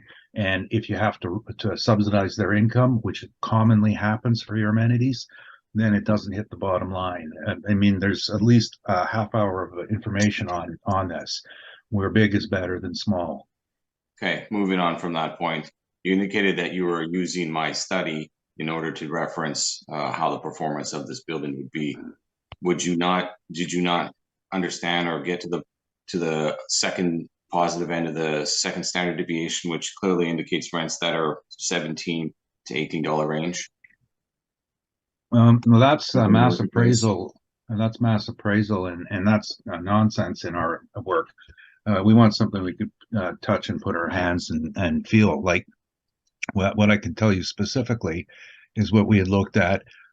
For example, in page 24, we looked at 330 St. Mary, and then looked at 240 Graham and 444, and we looked at the rents you had, and we compared them to the actuals. That's what we did. We didn't use your... So We what did- about I'm achieved not rents for finished. I'm not, COUs or I'm nonsense? answering your question. We did not use your study. What we determined was, based on our knowledge of these buildings, if your study was fairly close at describing what the rents were, that's a completely different factor used. We knew what the rents were, but I couldn't enter them as evidence, so we used yours. So this is speaking to the general marketplace. Generally, in the last decade, cap rates have been falling. Rental information has indicated that net rent rates are stable or steadily increasing on the smaller end of the scale, but stable. Would you not agree to that? No, not necessarily. I mean, every market sector's moved differently. The office section down. I'm not talking about just the office section down. Oh, office. Rent range. If you go through the Collier's information, is generally rents are increasing, capitalization rates are low all time. No, what we see is, I think that Johnson mirrors it pretty well, as incomes have been eroding since, I'll cut to the chase. Your sale, you were at significant level underneath your sale in 2014. Generally, markets have increased. That sale being an indicator of an arm's length transaction, even if purchased for an owner occupier at the moment, that leased it out for a significant amount of time afterwards. Why are you so below your sale in a rising marketplace over the span of a decade? okay, well, I'm going to finish the last question first. Incomes have been eroding since about 2015, 2016 in office, steadily eroding, not increasing. And that's in the Johnson report, page 54. Then in regard to the sale, well, the sale was not based on investment characteristics. It was based on 24/7's desire to expand its call center because they got a new contract. Now, I'm not at liberty to tell you, but I know who the contract was with. When you're a call center and you get a contract, you got to get space and you got to get bodies in there to man the phones. That's their motivation, not will I make a good dollar on this, because my money's in the call center business. So nothing, sales got nothing to do with the market. And for the record, yes, I'm can qualify as an expert witness in the call center, as I was a project manager for Ipsos Reed Group for several years. That's all the questions I have. Thank you. Richard, do you have any questions? I have none, thank you. Michelle, would you have any questions? No questions, thank you. Thank you. Anything in summation, gentlemen? Mr. Poole? Generally speaking, this is a newer building. It is a higher end building for exactly indicated law offices, government, medical, accounting, engineering. You would expect a certain quality tenant for this building. It is an upper end B, lower end A, for as far as your tenancy, your market that you're looking to occupy this building. This building was not reported as owner occupied. We found that out through the appeal process. But that doesn't withstand the fact that this would be the tenancy that you'd be looking for. And there is, although there is a smaller amount of OFBs that obviously lease out at that range, there is a lot of OFBs that start at the $18, $19 mark. So if you're looking not to be in that market, that building type of building, you could easily occupy this for two. I don't think it's unwarranted. I think it's right in line with market. And quite frankly, I'll let you make your decision on the appellant's information. Thank you. Thank you. Mr. Neufeld, summation? Yeah, it's interesting that the assessor would fall back on we didn't know about this. Well, you know, in 2019, I brought this into appeal and I told them the same story back then. So I don't know, I guess that maybe they don't write stuff down when they find out about it.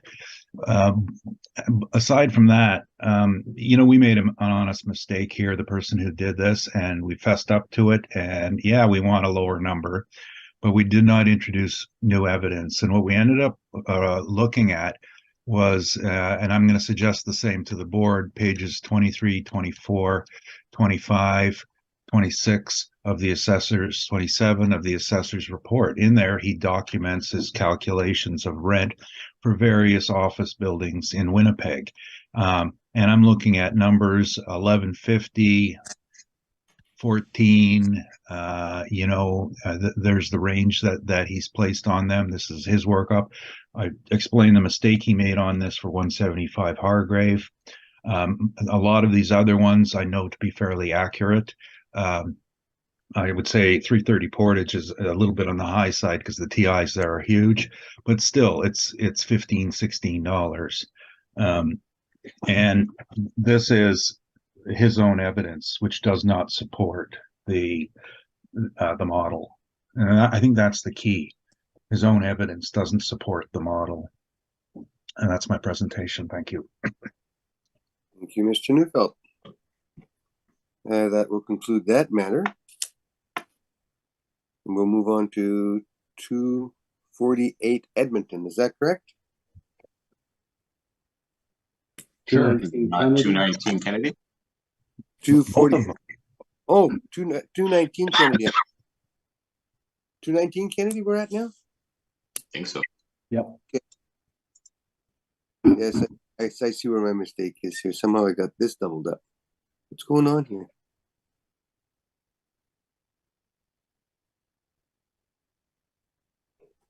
Just bear with me for one moment. It's okay, I'm still bearing down on it here.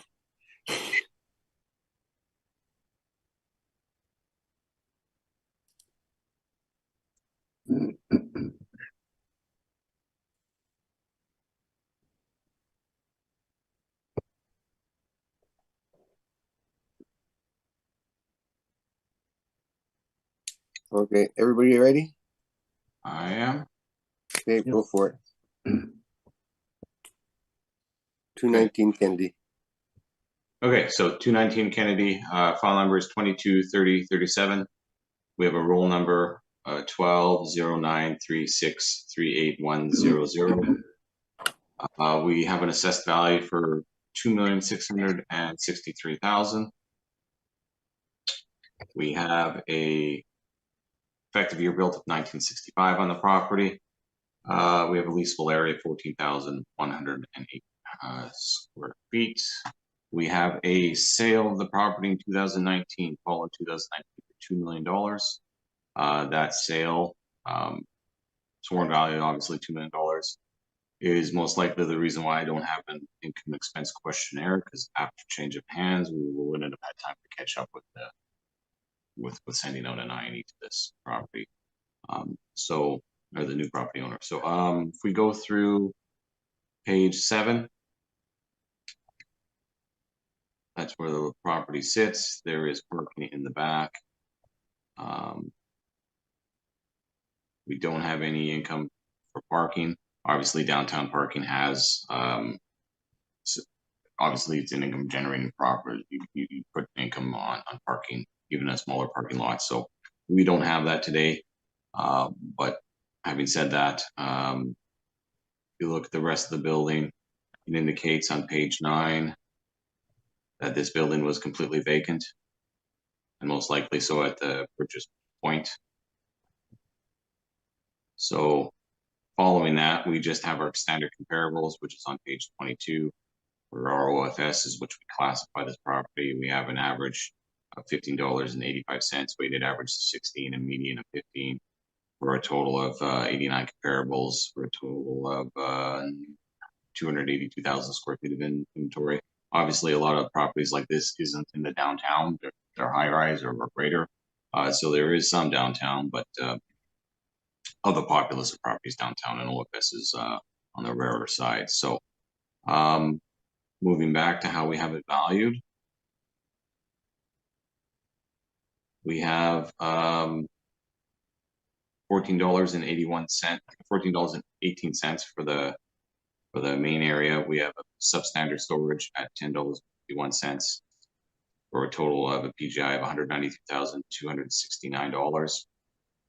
And again, our same parameters apply that we speak into for vacancies: 11%, expenses non-recoverable 3%, and shortfall at $8, which produces a net operating income of $154,434 and capped at 5.85%.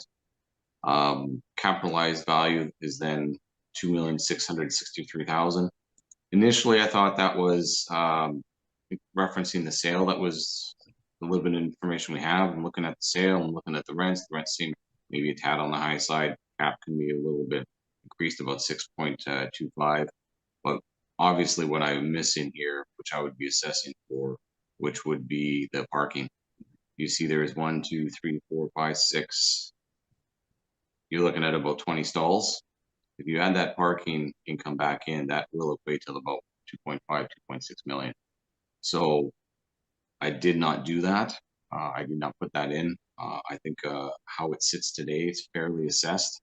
But I do have some questions given the appellant. I obviously is part of the discovery, and I have some questions regarding to the appellant. So if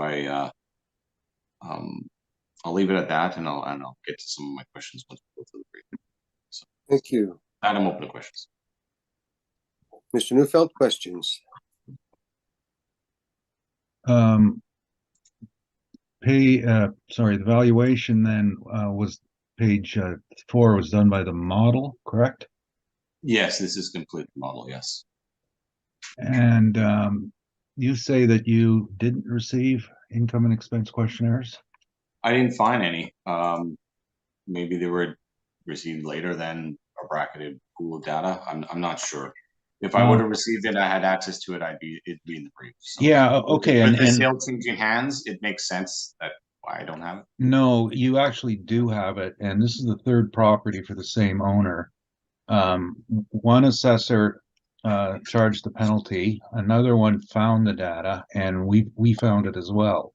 So I've just emailed it to the board as rebuttal, and it's not really rebuttal, but their statements were sent in for the 2020 statement. It looks like it was received by you on July 23rd, 2021. And then you had the 2020 statement, which came June 17th, 2020. And the same owner also sent in he just sent in those two statements, the 19 and the 20s. And I don't know if there's a reference number here that I could give you or not, or a submission number. It's fine. I'm looking at it now, but I mean, that's why it wasn't in my brief, obviously. Yeah. Well, and it was unfortunate because the penalty was applied to one of the properties, but the other assessor found it right before the hearing. But okay, that's fine. And I guess I can't ask you questions if you didn't present it as evidence. So other than to say that this is all done by the model, and you have a 1959 construction with a cap rate of 5.8%. I'm just wondering why it would be so low. All the other properties we heard today were much newer, much more modern, and much more curb appeal, and they were all capped higher. Any reason why this would be so low? Other than the size of the building, being smaller of the, I believe it was 12,000 square feet or so. It would be lesser than, so you'd have a greater competition for it. But I do have some questions regarding this property. So before I make any further comment, I kind of want to go through your information, and I'd like to take all the information in as I get it. So at the time that these pictures were taken, do you have a date when these pictures were taken? No, I don't. I believe it was an inspection of the property, not done by me. Well, there was a lease in place that expired in 26, but this tenant is obviously vacated prior to that. Is that fair to say? Yeah, I mean, the way I'm looking at it, it looks like the building is well, no tenancy in it. Correct me if I'm wrong.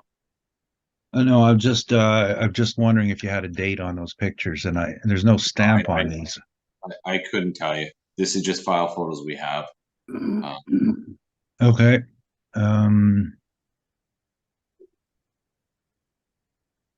Well, I can tell you that these pictures were taken after the sale, just looking at the picture on page 18. I see the owner's truck is there. Again, I wouldn't know that. It makes sense that our INEs weren't received because we didn't have it wasn't updated to where they should go. And that makes sense. But as far as now the information you're presenting, okay. But as far as how the property sits at purchase, it looks like it was empty from the photos. So On your page 21 and 22, it appears that all of these rents are from the suburbs. There are none from the downtown area, are there? I already spoke to that. There's very few OFSs downtown. Typically they're suburban, but there are some. And as such, we take that marketplace and we put that on to the property. Well, wouldn't the characteristics of suburban be differ from downtown? For example, in the demand for who wants to use it, parking, all sorts of issues like that. Don't they differ?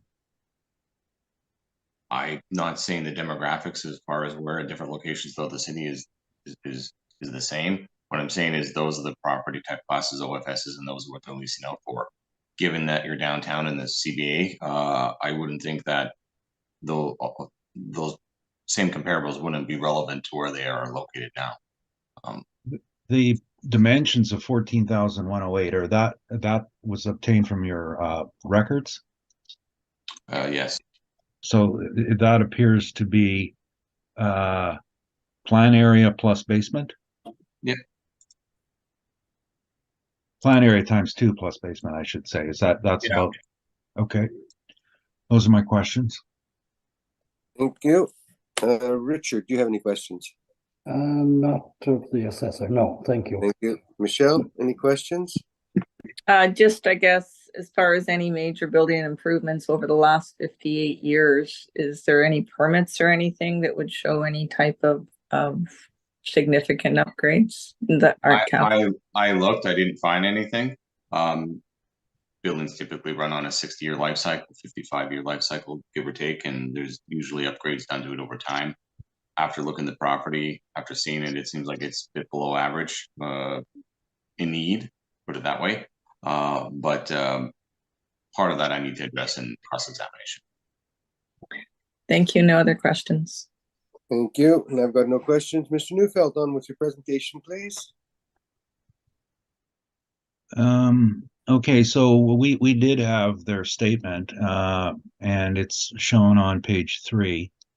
This is a part year statement because the tenant had, I got a feeling that this might be misstated. The rent lease start date, it says 6/19/2000.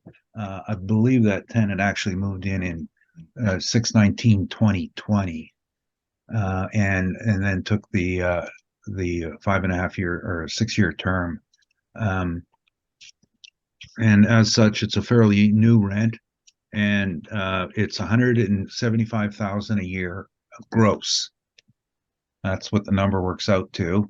So what we've taken is then we've looked at the expenses, and the expenses are for an entire year, a little bit higher in the maintenance and repair. But so we've taken the 78,000 and changed that downwards to 70,000.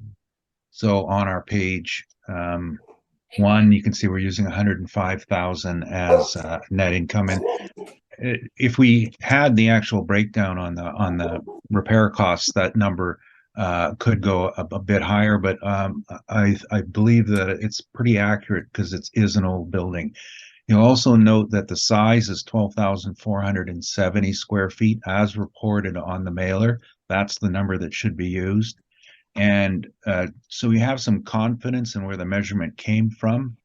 On the assessor's page, I'll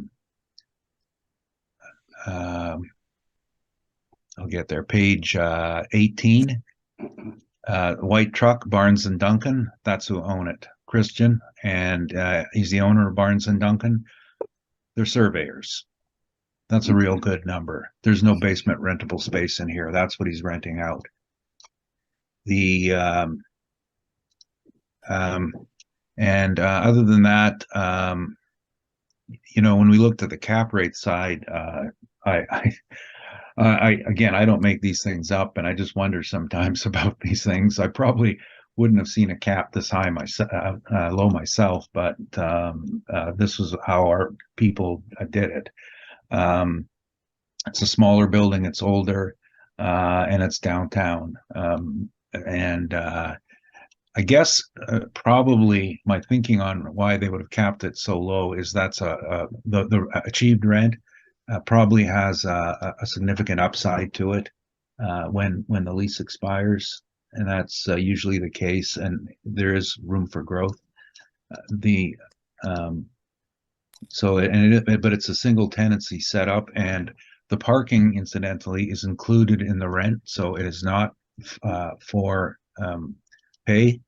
It's not a private lot at all.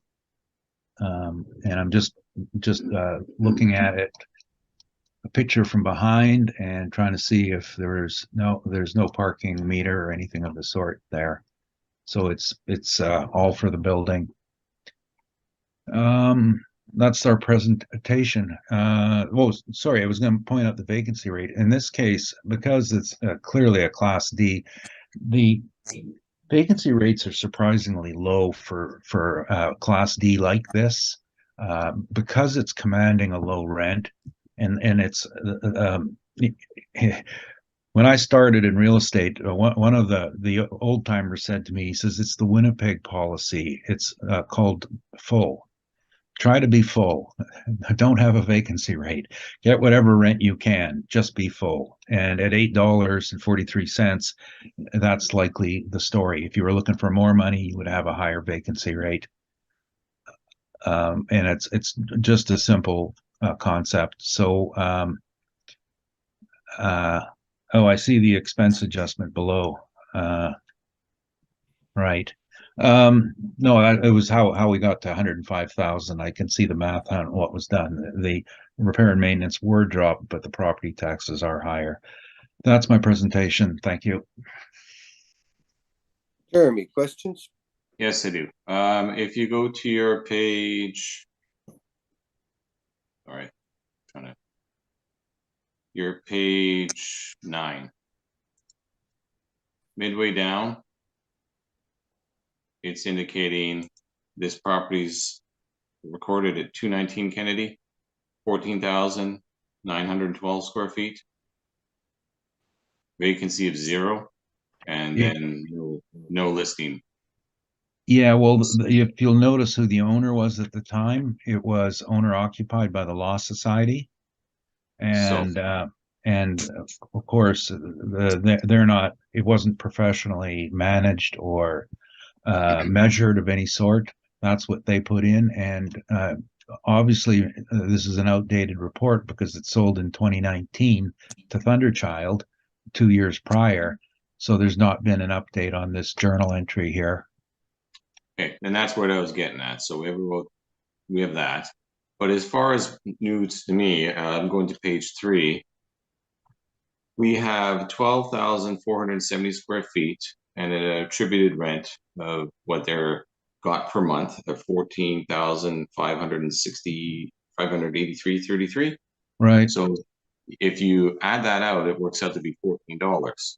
Now they indicate they're checking off gross, so that would obviously reduce it down to net. But they're also indicating that they're only occupying 50% of the building. So they got half vacancy. No, So no, no. is this rent You're reading it. You're reading that wrong. I see what you're reading. Vacant for half. Page 1, vacant for half of 2020. That's what it says. So half the year it was vacant. And you'll notice in June, the new lease started. So for the year of 2020, they only made half the income. Well, actually 7/12 of the income. Okay.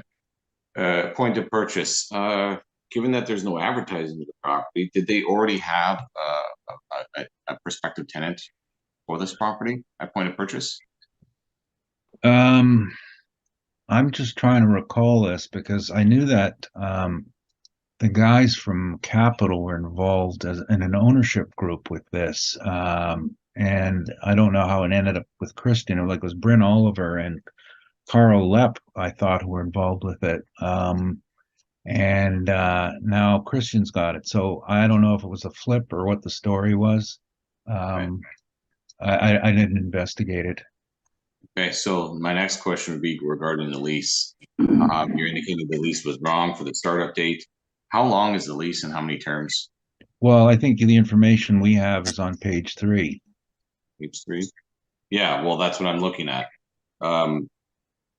it indicates it's a 2000. It indicates it started in 2000, which can't be right. No, it's 2020. That's a typo, and then it's the first term is 5 years.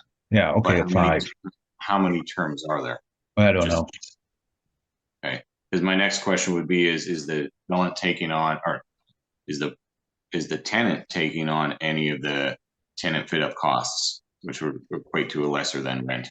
Meaning they're going to be there for a long term. They're going to fit it up their way. They get a bit of tenant inducement. Yeah, nothing was reported on that side, and I don't see anything.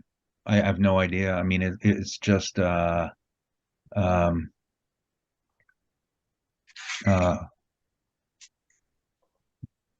no, I see nothing. I mean, the first permit in June was just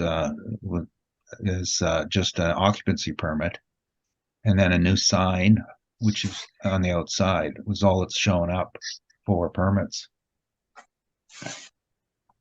And you already indicated that through the lease, that they're paying through the lease for the parking.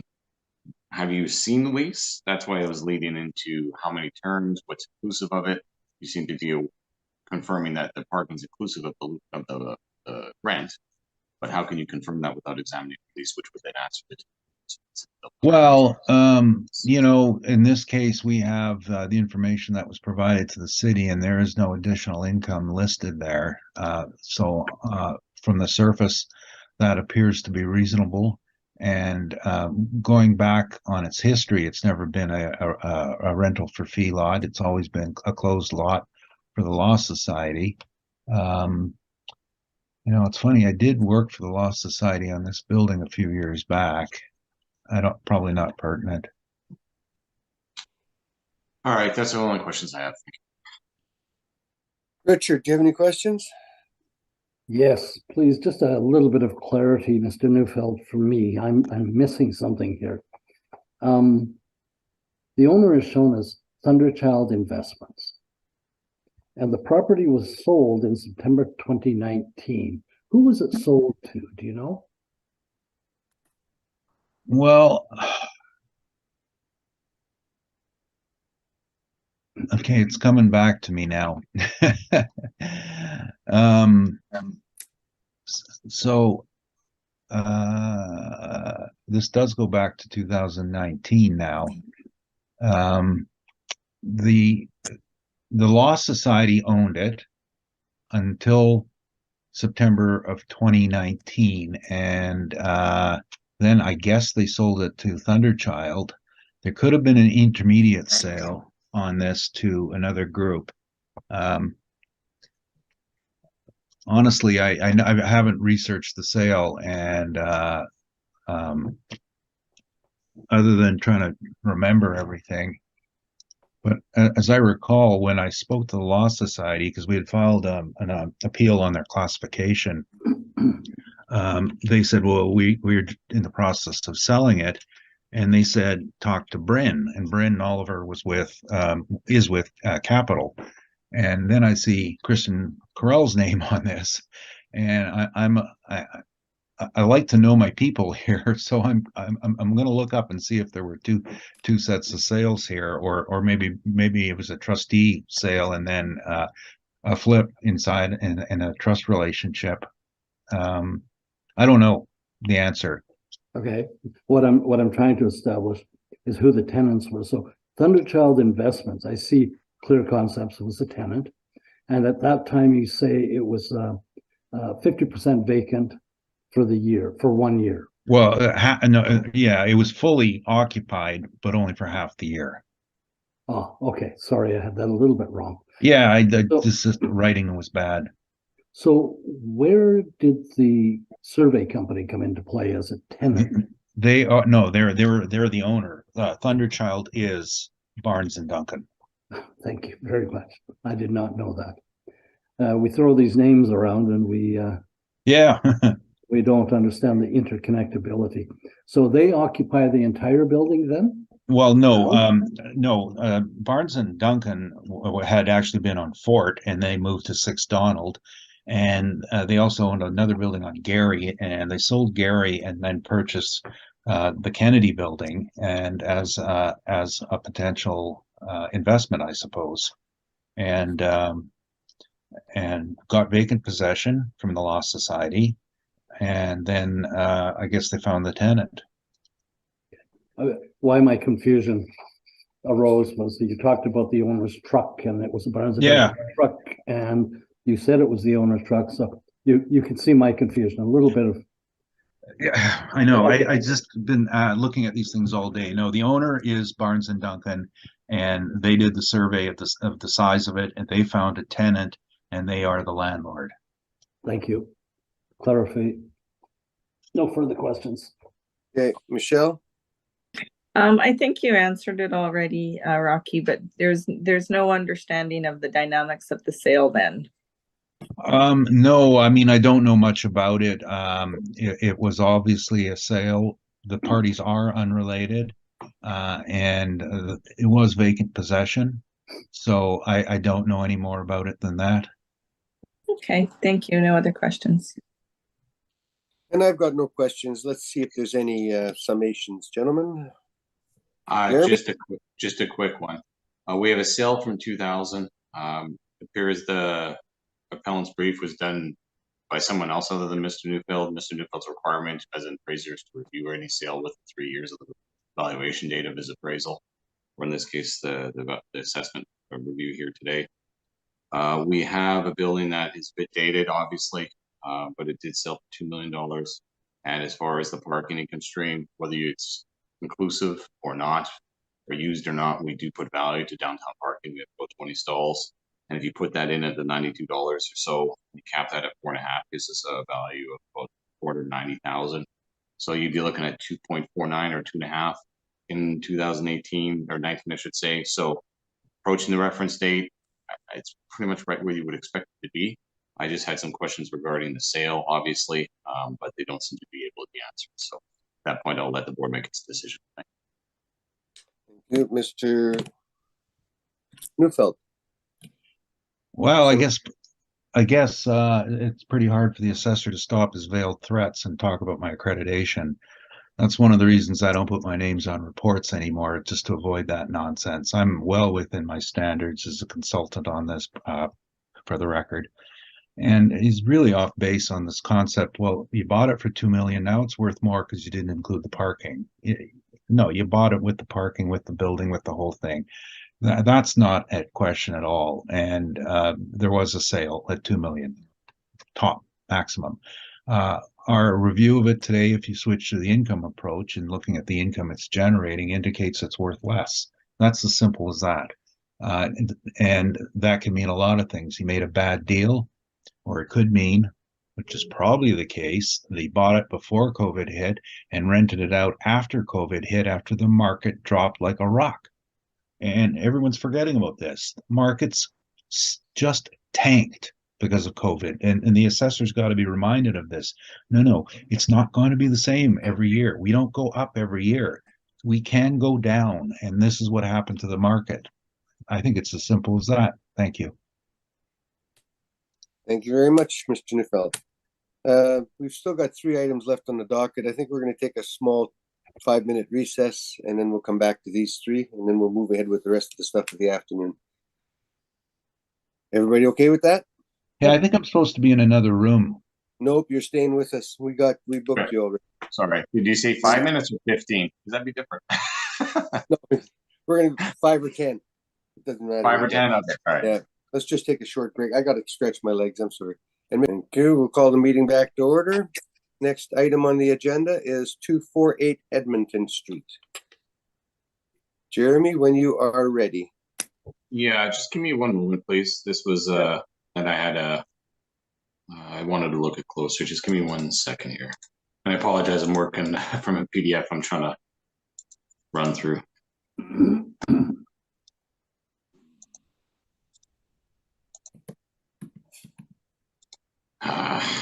It's not updating. I apologize.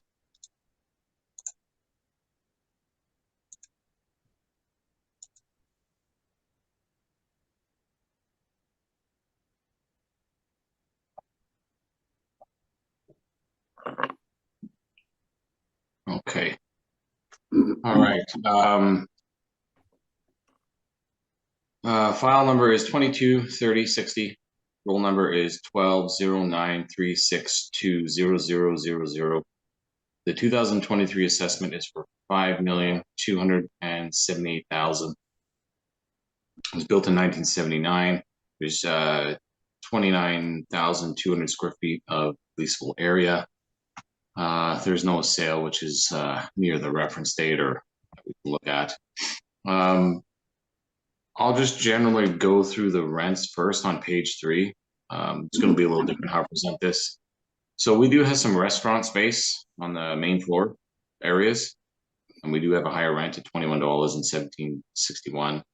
And then the rest of it should be office areas. So if we go to page 7, it's kitty corner to the Manitoba, they call it Hydro 1 now, or Hydro Place, or whatever you want to call it, the Hydro Building.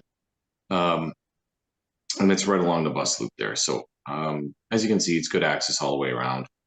Second Cup wasn't there at one point. I believe they're not there anymore.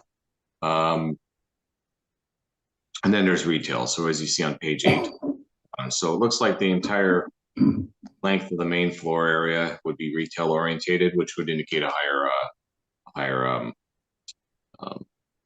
rent achieved anyway. So on the next pages, we have some looks of the property. So again, page 9 indicates they're asking $15, and that is for obviously where Second Cup was. And then the other spaces there on the main floor as well. Then you have another listing as well at starting on page 12, indicating that for the upper floors for office space, they want $11. So again, good location, right adjacent to some high profile properties, obviously. We look at the income expense questionnaire, which starts on page 23. We indicate, we see what they're getting. Bear with me here as I rotate my page. I'm sure you'll do as well. So they're indicating that they're getting $13 for the main floor tenant there, starting in 17. Then on the floors 2 and up, they're indicating 10, 12, 9, 12, $15 for the dental corporation, which is on floor 2, is obviously a dental lab or dental practitioner is going to get a little bit more. And then on page 26 is the third group. It's third floor, I should say, is $11 and $10.92. So overall, what they're looking at, they're getting at approximately $11.43. Looks like it's net. When I look at this property, I think we missed the mark on it. Bear with me here.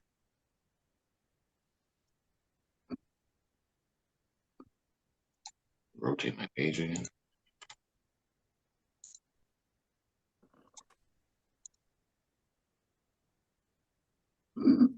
So below that is the COVID report. It indicates a significant impact. Obviously, the 2 restaurants that they had went vacant. They indicate a significant impact at this point. So our comparables that we have start on page 31, and it's the same comparables that we saw for the other Class C building. I'm fine for them for the rent, but obviously not for the main floor as they're retail oriented.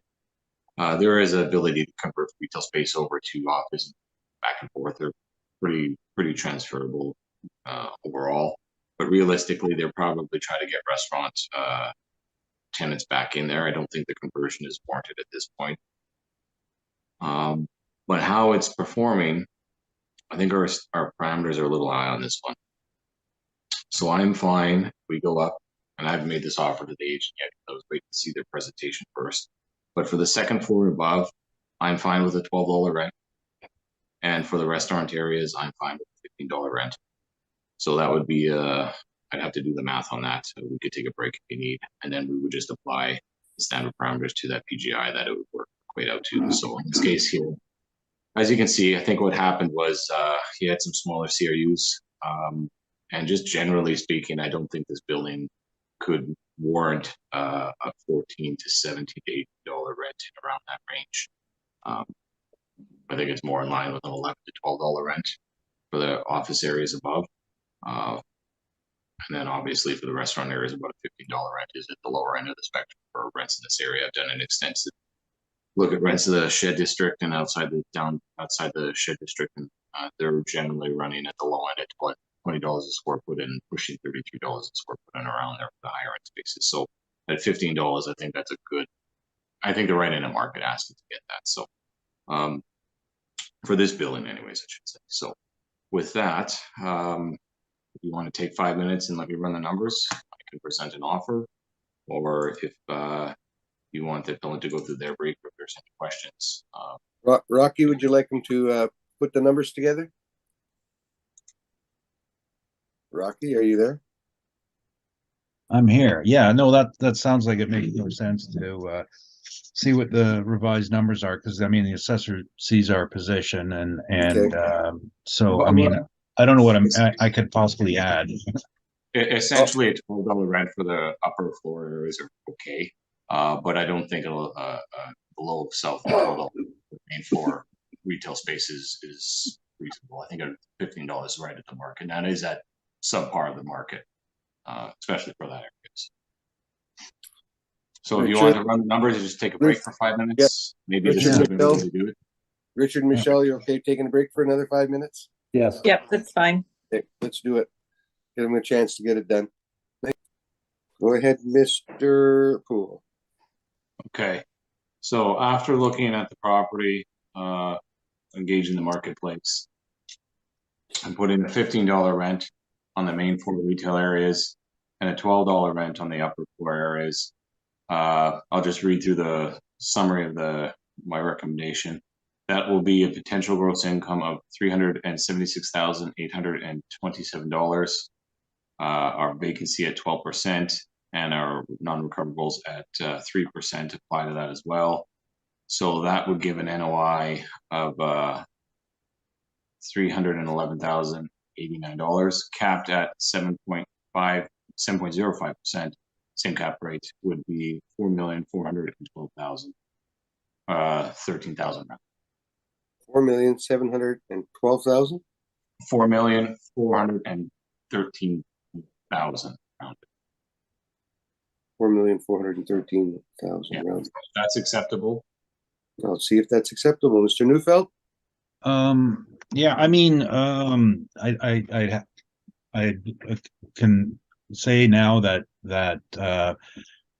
I think we're fairly favorable to it. I need final permission of ownership. I don't think there'll be an obstacle.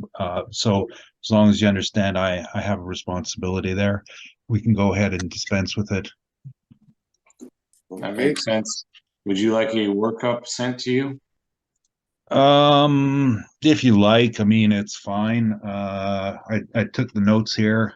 I get where you're coming from. So if the board wants to order it, that's fine too. I don't necessarily need to send it, but is you need the numbers? You want me to say the numbers again? No, I got them. I got them. 1512, 376, 311, 705. Those are the key ones. 4,413,000. Okay, panel members, are you good? Yes. Yes. Yes. Yes. Yes. Thank you. And we'll call that one completed for now with a rec. Okay. Why couldn't we have done that right from the beginning? 428 Portage Avenue. Give me 1 second. I didn't expect it to go that fast. Neither did I, so we'll have to do the same. Just take your time. We've got to bring it up as well. 248 Portage. 248 Portage, right? 428 Portage. Sorry. Right? I think I was meaning. That's what you meant to say, right? You know, you read from the sheet long enough, you know, you do make a mistake. I'm just sitting here trying to still open it, so. I don't know if you're using the same that we're using, but I've had delays. So it's like usually like 5 to 6 second delay by the time I click and something happens. So it's been a little frustrating. Yesterday was taking me 10 minutes each time, so we're doing good today. Okay, when you're ready, you can go ahead. It's loaded. Oh, mine's faster than the city. Wow. It's not my internet. My internet's just fine at home. I just don't know what the link up. It's probably something to do with that. All right.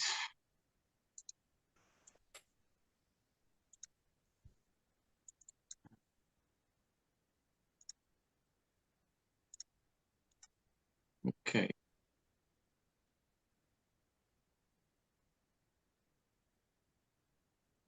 All right.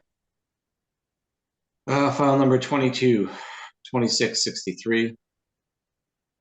Roll number is 1209368100. Address is 248 Portage Avenue. The 2023 assessment is for $6,750,000. The building was built in 1928. We have an effective year put on the property of 1960. There's 52,260 square feet of leasable area. If we look at the workups on page 3, it's a Class C. We have it for the overall for the 52,262 square feet, $12.49, which produces a PGI of 652,950. That's on the following page. The workup is the same same parameters we've been looking at today. 12% for vacancy, which produces effective gross income of 574,596. Expenses at 3% unrecoverable, shortfall at $10, gives a net operating income of 494,644, and capped at 7.35%, gives a value of 6,730,000. On page 8, search the property. It's kitty corner to the bay in Portage Place. It's connected by the skywalk, as you can see on page 9.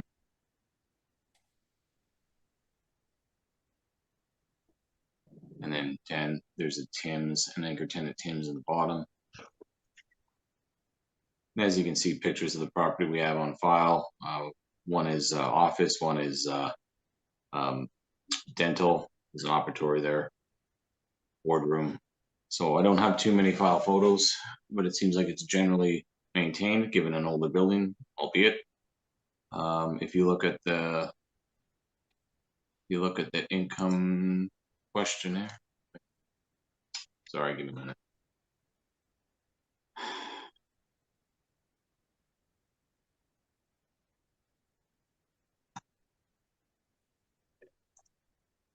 All right. Starting on page 40, my 13 is the income expense questionnaire. Just, I apologize. It's slowing down. Okay, here we go. So what we have indicated in blue are just some current rents that are leasing up. So we have some older rents as well as some newer rents. One at $14, one at $11 on page 15, one at $11, another one at $11, another one at $14 on page 19. So again, page 20, 950. So I'm looking through any recent rents that are in place. So again, $11 on page 21. We have an average commercial rent at $12.45, highlighted at page 22. And we have a vacancy of approximately 9,860 square feet, which works out to be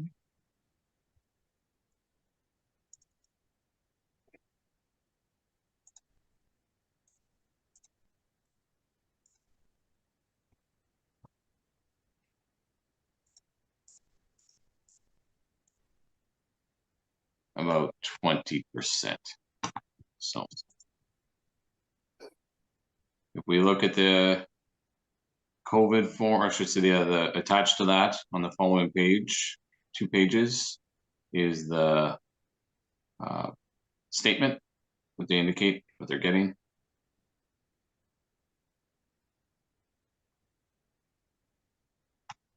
I'm just looking here, bear with me here.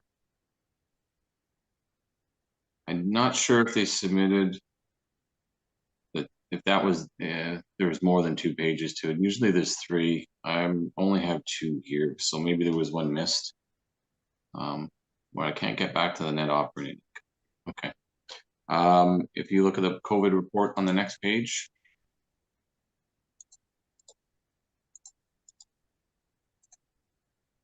indicates that there was, I can't tell, it's whited out across significant. I'm assuming maybe that might have been checked, but they also write in not yet known, so maybe they left it blank. So as you can see, they're just indicating not known for most of it. So on page 27 starts the comparisons, and it's the same comparisons that we've already spoken to. So the weighted average would be about $13.08, average at $12.62, median at 12. So with that, we don't really need to speak to them. We've already spoken to them quite a bit, and they are in here. We see some of the comparables, 27 and so forth, as you go through the comparable list. The ones that were highlighted in the ID are the ones that are in place here for the years that are there. So getting back to the overall, 6,730,000 seems appropriate. And with that, I'm open for questions. Rocky, questions? Yes, a couple.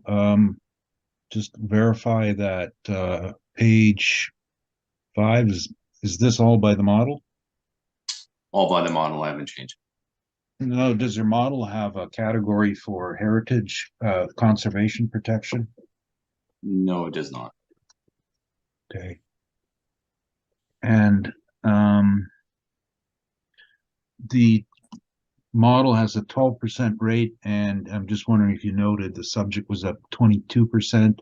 Is that consistent with OFC? It's a little higher than the OFC typically, but it's within range on the higher side, but still within range. And this is a property, I don't know the answer myself, where it fits with the other parties, but your assessment department is calling this a C then, right? Is that the idea? Right. Yes. Okay. I don't even know what Johnson does on this. I know what I do, but okay. Portage. Oh, okay.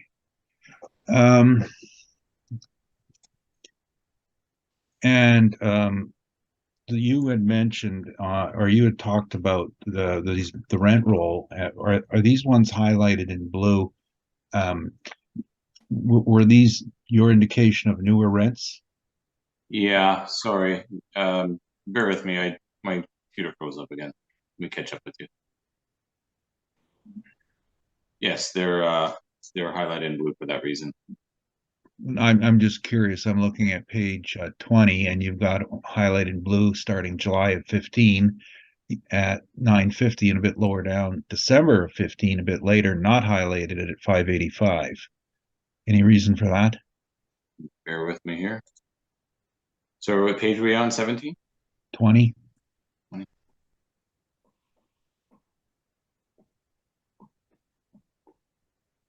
What was the rent that you were indicating not highlighted? At 585 for 5 months later. What is the tenant? What's the unit number? 580. I don't see 501 versus 509. Oh, 501. Okay, that's on a different page. Oh, sorry, no, 601. It looks like 601. Okay, sorry, okay. That was simply because if you look at the commercial rent, $5.88, the common area, they're only paying $5.28. So when you see the other rent $9.55, it's more in line with the common the CAM costs at $5.87. So it looks like at 588, they're significantly under, and then the CAM costs again are not even in line with the rest of the tenancy within the building. Well, So right, but it's a later lease and the gross is $7 less, correct? Than the older lease. I'm just being reflective of what's there. I don't know the condition of the CRU, but it does seem to stand out. So And now I'm just looking at the next one, 604. Have you tried to read these statements or asked anyone how this works? You notice that it's got a January 31st date underneath to March Yeah. 20. That's and that's actually renegotiated in January. Wouldn't that have been highlighted? again, I was unsure if that was renegotiated or already contract decision. I couldn't tell you. So for that perspective, I'd be looking to lean against it. But again, it's a $8.54. So it's a little less, but the CAM costs are in line with what you would expect. Well, and you brought up an interesting comment. This is a building that's a mix of net and semi-gross leases, correct? Yep. Okay. And you're not familiar with 5-year renewals? Yeah, that's typically your investment grade lease. And this form of software doesn't necessarily report the renewals. It's a move-in date, correct? Yeah, this is how they're accounting for it on their end. Okay. Just and the statement itself, did you have a chance to review the statement? I did, except I didn't have, as I indicated, the bottom portion, page 3. What you have in your brief. So, Okay. So I had the rest of it. I just didn't have access to that. So Okay. Just one second. Oh yeah. Now on your page, sorry, I have to rotate this.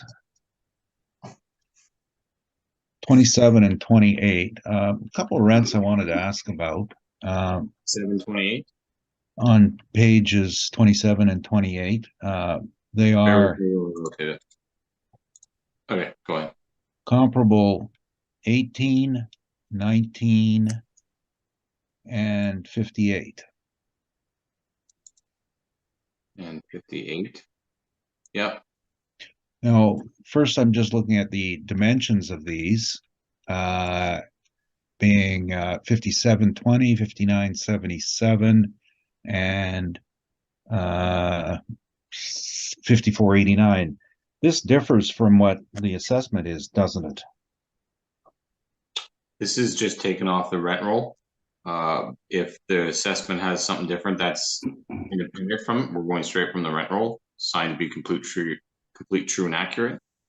But part of the obviousness of today's appeals is indicating that the property is occupied at 240 Kennedy and also at 414 Graham by the owner, which was not checked off. So that would have been taken into because Right. it's not held out to us to be owner occupied. So you are aware now that it's the owner, but now what I wanted to ask though is about the dimensions here, because we're going to hear this property in a few minutes. Those are not the dimensions that are in the assessment report, are they? They went through an extensive renovation of the property. So, I mean, I don't know why you're focusing on these 3. There seems to be a greater focus that we can put on it once it comes to the subject property. But I mean, it's clearly not an $18 rent. I'm not indicating that's an $18 rent. So, Well, I'm looking at the dimensions. So you're in this particular instance, we'll just confirm this. It's in black and white. Comparable 18, you're saying is 5,720 square feet, and 1959.77, and 58 is 54.89, correct? if that's what's on the sheet. Okay. The of the rest of these comparables, now your subject being an average of 1249. I mean, and the rest of these comparables, which would be the ones that are of similar style and vintage? As far as the building, Yeah. Well, I mean, we're looking at 65 Rory is a decent one as well, 1250. There's a number of comparables in there. We have one at two. Well, I mean, we just heard at 25 to 240. Can't speak today. 254 Edmonton, which is a bit newer, obviously, but within the effective age range. We have other ones at 115 Bannatyne. There are a number of ones in here that are in the age range, if that's what you're indicating. 332 Bannatyne. And comparable number 10, that's not office, that's the dentist, correct? I believe so, yes, but it is in an office place. Okay. Retail part of the building, correct? Yeah. Okay, I just want to make sure we're comparing, like you got Tim Hortons in the subject building in the retail portion. Now you got an office, a dentist in the office portion at 305. I just want to make sure we're comparing the same style of usage. There's a dentist in this building too, but clearly in the photos. And some of these locations are somewhat remote from the subject. Wouldn't you agree that, say, 1780 Wellington is quite some distance away? Yeah, that's over by the airport. I went citywide, obviously. I'm not like I'm bringing in the fulsome market to the board's eyes. I'm exploring the full market. If the board wants to pick another comparable they feel is more appropriate or discount another one and rerun numbers, they're more than happy to do so. I believe in bringing in the full marketplace as best you can, not sliver sections of it, and just showing what you want to see. So, well, I guess my whole marketplace. My question on the selection of these is 1780 Wellington is the closest thing we have to a Class A. It's a B near the airport, and then we also have an owner-occupied space at 414 Graham. Those two. We didn't know that at 414 Graham. No, I understand. That's not the issue here. But those two buildings are demonstrating $18 and $19 rents. Mm-hmm. If we weren't relying on them, wouldn't your average and weighted average be lower? It would fall a little bit. I can rerun the numbers if you like, but it wouldn't fall that much. That's the whole purpose of grabbing, or I shouldn't say grabbing, but using a large populace. If you have a populace of 10 and 5 of your rents are out, yeah, it's going to affect it. But if you have a populace of 59 square feet and 350,000 square feet in inventory, if you move 20,000 or 30,000 square feet from it, it's not going to change it all that much. I see 8 out of, I just mentioned 8 out of the 59.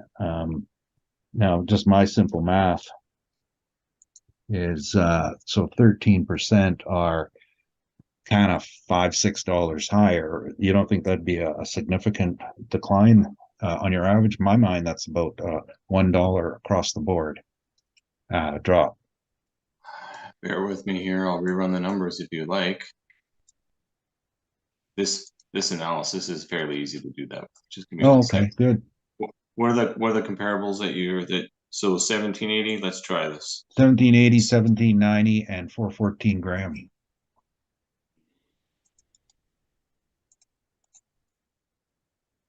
$414 Graham. That's just 58, right? One you have an issue with.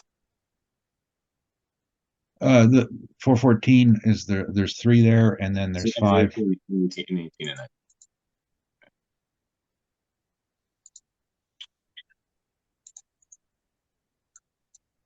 Wait a second here.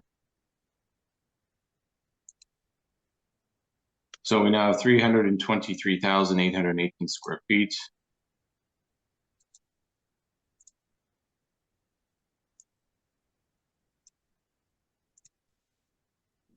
We have an average of $12.10, so a drop of about 52 cents. We have an weighted average of $12.83, so that's a drop of about a quarter, and a median of $12, and the median of $12 is the same. So virtually the same. Just 1 second. I don't. Oh, have you inspected this building? Not for assessment purposes. I've been in it a number of times throughout the years. And not for this appeal. You'll note in the statements that there's parking income and parking costs. Did you know anything about that? Bear with me here while I get my brief back up.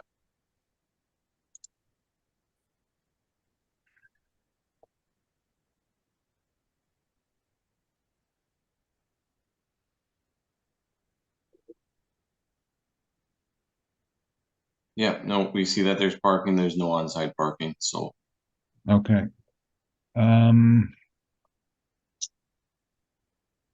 Those are my questions. Thank you.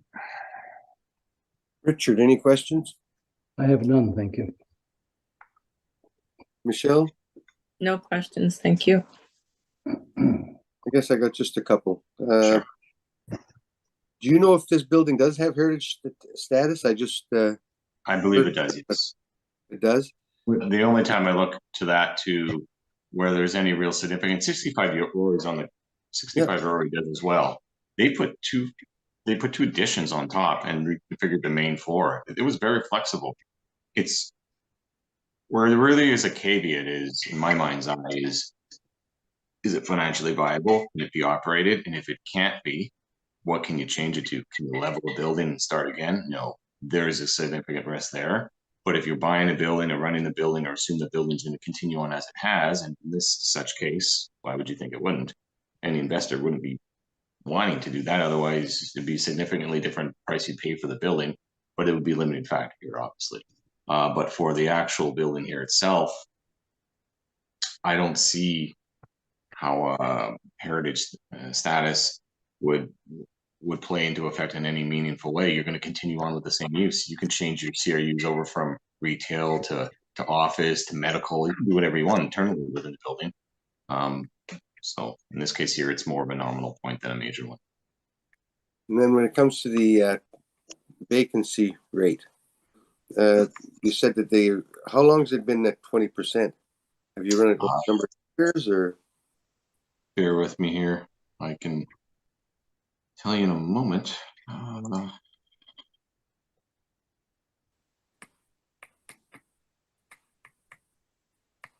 It's just I find that usually when we have a building like this in heritage status, it's usually the part that's heritage status that gives us the vacancy problem.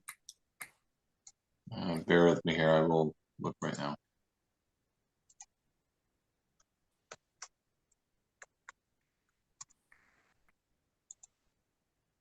We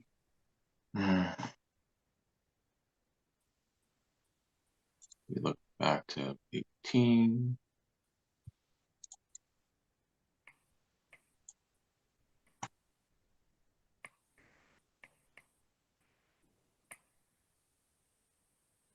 In 18, there was only 1,000 square feet and 1,051 square feet vacant. So virtually it was 100% occupied.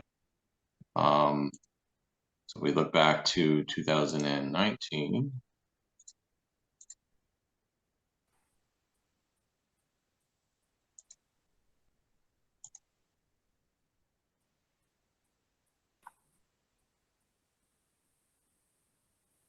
$24.11 is what they reported.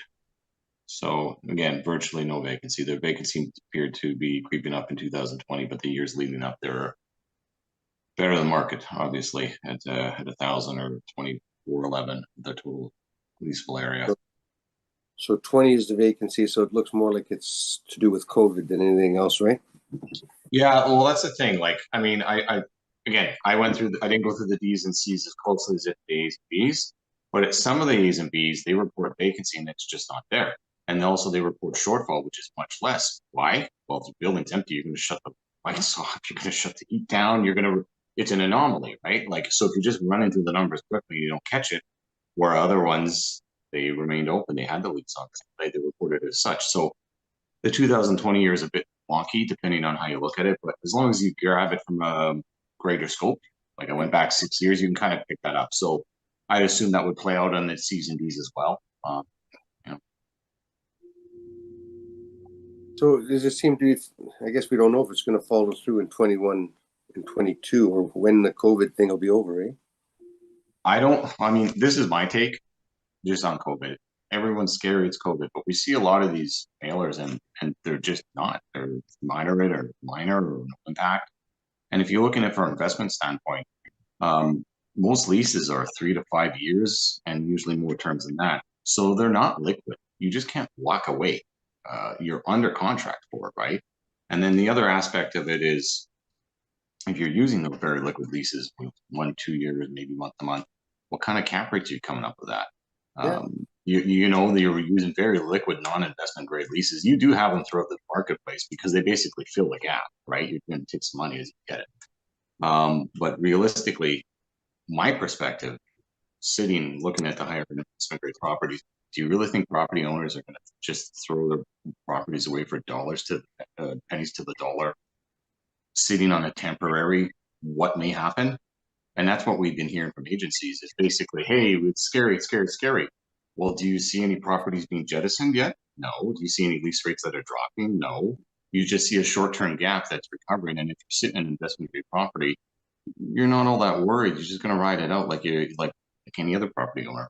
Where I see is the market really being affected is your small-time proprietors, as far as restaurateurs, that kind of thing. Your Moxies, your Kegs, your Boston, they're not going vacant. You know, at Tim's and at McDonald's, they'll be there. They'll be the last building standing, but or company operating, I should say. But your small-time proprietors, they're more effective as far as vacancy. So if you have a building that's more attributed to that, yeah, and some of these buildings do have obviously retail spaces in them. So that is an issue, but the market does adjust. But as far as office, it seems to be the least affected by it, COVID anyway. So. Well, we know it's going to adjust, but we don't know when yet. And we've got a prime example right here. You're sitting at home right now and not sitting in an office downtown that you should be occupying, right? So that we can continue as a city to rent that building. Do you think if you're still sitting at home 2 years from now, is the city finally going to say, maybe we don't need this space? We don't know that. And this is, you're hitting on a key point, and I'll just stop you right there. Everything I've heard from agents, whether it be other agency, it is a future forecast. It is post-reference. We work with facts and knowns, and that comes from the INEs. What's vacant? Here you go. You can do property type class by property type class. We shouldn't be putting in a fear factor or a risk factor, because there's other issues there too. Say all of a sudden the marketplace does start to adjust. Your CRU spaces, maybe they start to go down. And maybe you start to get a greater per square foot rate because your economies of scale are going down. Whereas at 10,000 CRU, you only need 5 or 6 or 4. Now all of a sudden, property owners may be generating more per square foot simply because the way of that. Now I'm a very good proponent of not maybe playing too much weight into economies of scale, because you really got to look at the CRU per CRU, and you really got to look at the marketplace as a whole. But that could play out that way too. But we shouldn't be making guesses. The whole point of having a reference date is to ensure that there's no uncertainty or less uncertainty is injected into the assessment and taxation department role versus tax collection. Not just basic textbook theory. If you start assuming what could be in the future, you might not have that. So property owners might not be able to pay it, and you have an undoing of the stabilized tax base. So that's kind of the theory that I'm going on, and it's the whole reason why there's a case law. We don't look into the future. So basically, COVID, you get this little bit of a window, and you're assuming the rest, and you shouldn't be doing. And that's what I'm aiming at here is we don't know what the future does. We can't assume, but we do have now a 20% vacancy happening on that period of time. If that continues for 2 more terms, like we have another assessment after 2 years. At least we have it every 2 years now, so we'll capture it. It's not, we don't have to wait 4 years for that recapture. Okay, let's look at the subject property. 3 years leading up to the reference date, 2 years they had virtually nil vacancy. Yeah. Third year they seem to have a bump, obviously. Now, how much of that is COVID related? How much of that was leases that were already going to expire, or how much of that is going to be covered in the next year? Mm-hmm. But like you said, they didn't complete the whole form, or you couldn't read the form. Yeah. Right? Yeah, I'm looking at it like I don't think any knowledgeable property owner manager of a building, whether it be a D or an A, is going to just basically get rid of their property as fast as it can, or take a lesser price because of a temporary stopgap in the marketplace, and where everyone stopped with COVID and just went, hey, what's going on? It's recovered. You see that in parking, you see that in advertising, and that's really the key indicator that I see. You don't see asking rents going down. You see them being solid. If you really are affected by COVID, whether it be a parking lot or office building, drop your rent $2 or $3, $4. You'll fill up fast. You'll recover that income money coming back in, and then you can start escalating the rents. That's how you mitigate this. But you don't see that anywhere in the marketplace. Yeah. You just don't. Yeah. And you know, that is the thing. Yet, because we're only looking at what we're looking at. 2 Now, years from now, now, now, we now have a I'm different- going somewhere 2 where I years from probably now, stop 4 you. years from now, I'm going to call we may myself have to a order. different business. I'll call myself to order, and I'm done with my questions. Thank you. Thank you. Mr. Neufeld, your presentation, please. Sorry.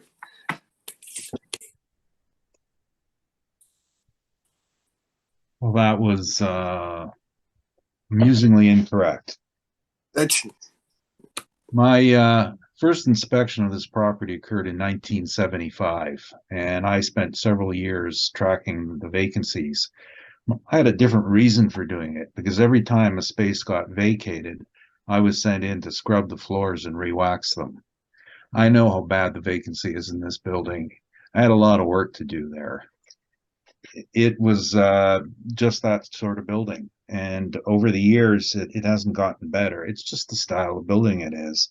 While the conversation was going on, I reviewed the statements I had in it. I didn't get all the way back to 2003, but the number that stuck out was an average of about 15%. There was one good year, one not so bad year, and the rest stunk.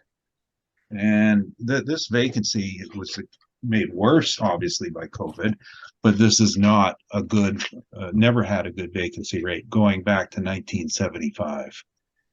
It was called the Power Building, and it was originally built for Winnipeg Hydro. Their offices were on the first floor, and it's one of the few Art Deco style buildings in Winnipeg, the other being the tax building on Main Street. It's rather interesting from that perspective. It's been protected by Winnipeg's Heritage and Conservation. It's been on the list for some time, and it flared up a few years ago. And the owner attempted to have what happened then is Winnipeg changed its way of doing it. So they started nominating properties and bringing them in and slapping the designation on them. And the owner objected, hired me to do the case. You've got some of it in there, and I put some of it in rebuttal. If you think I like to argue with assessors, you should have seen me argue with the councillors. Because they were totally off base.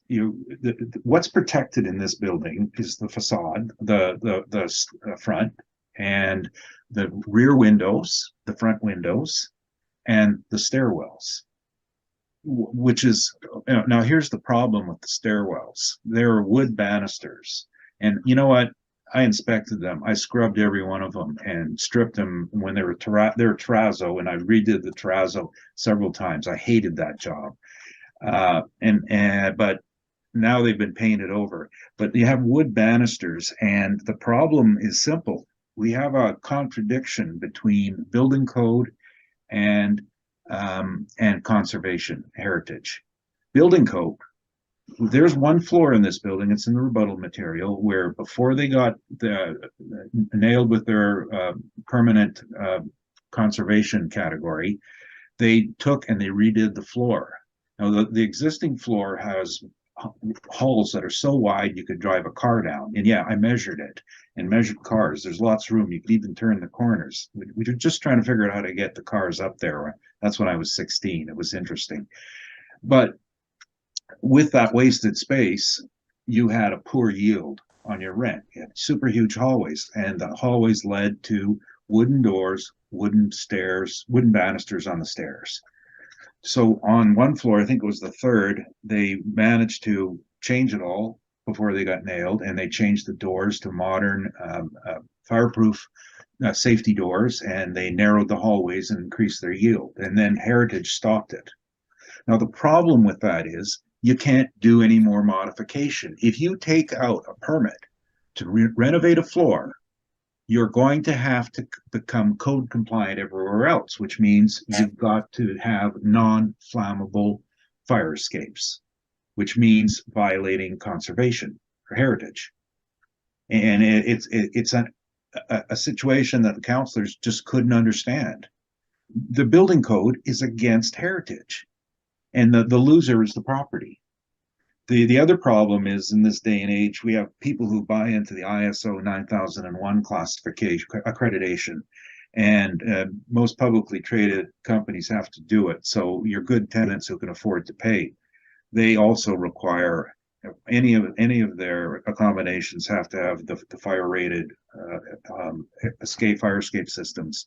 So you're not going to get those tenants in your building. Now the rear windows that they're protecting. There's a pretty good picture of these on my page somewhere. Okay, well, there's a discussion of what's protected on page 14 and 15. On page 16 is the picture of a fire escape that's protected. All that wood's protected, can't change it. Page 17, that rear window is protected. It's beautiful. And there's a protected stairwell. Now they did have on page 18 the stairwell banister and the wooden door protected. That's I think the old mailroom. Now on page 19 is one of the floors they redid prior to them being heritage, and you can see if you compare that picture to the picture on one of the other pages, I don't know which one, you can see how they've improved their yield. The other parts of the building on page 20, this is an interior of the building on the protected windows. So this is what is protected. The windows, a beautiful view of the bay.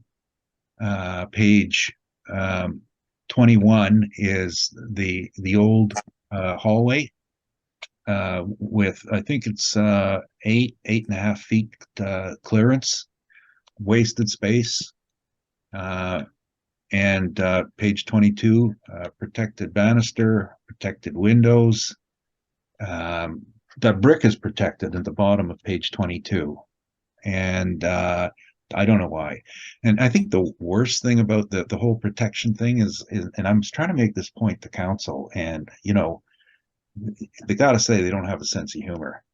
On page, I have another picture of it. I put in the rebuttal. I don't know if we bother, but on page 1, the skywalk was inserted into the building. It's like taking a knife and sticking it in the building's eye. It is so ugly. And meanwhile, they're protecting it. But no, not from the skywalk. Ugly skywalk gets jammed into this building. So it's kind of a frustrating relationship. I mean, the owner likes the skywalk, and he'd like to be able to take the rest of the building and make it more productive. He can't. And that's what's holding it up. If anything in there, it's that contradiction between building code and heritage that is going to stall any upgrades in this building, and that's what's going to hold it back at the rent it is. So when we're looking at rents in the building, you can see that some of the spaces are getting pretty good rents, and some of them aren't. What the best way to value this building, and it's a mix of leases. It's got nets, it's got the Tims in there, and it's got gross ones, it's got government, it's got First Nations, it's got small offices.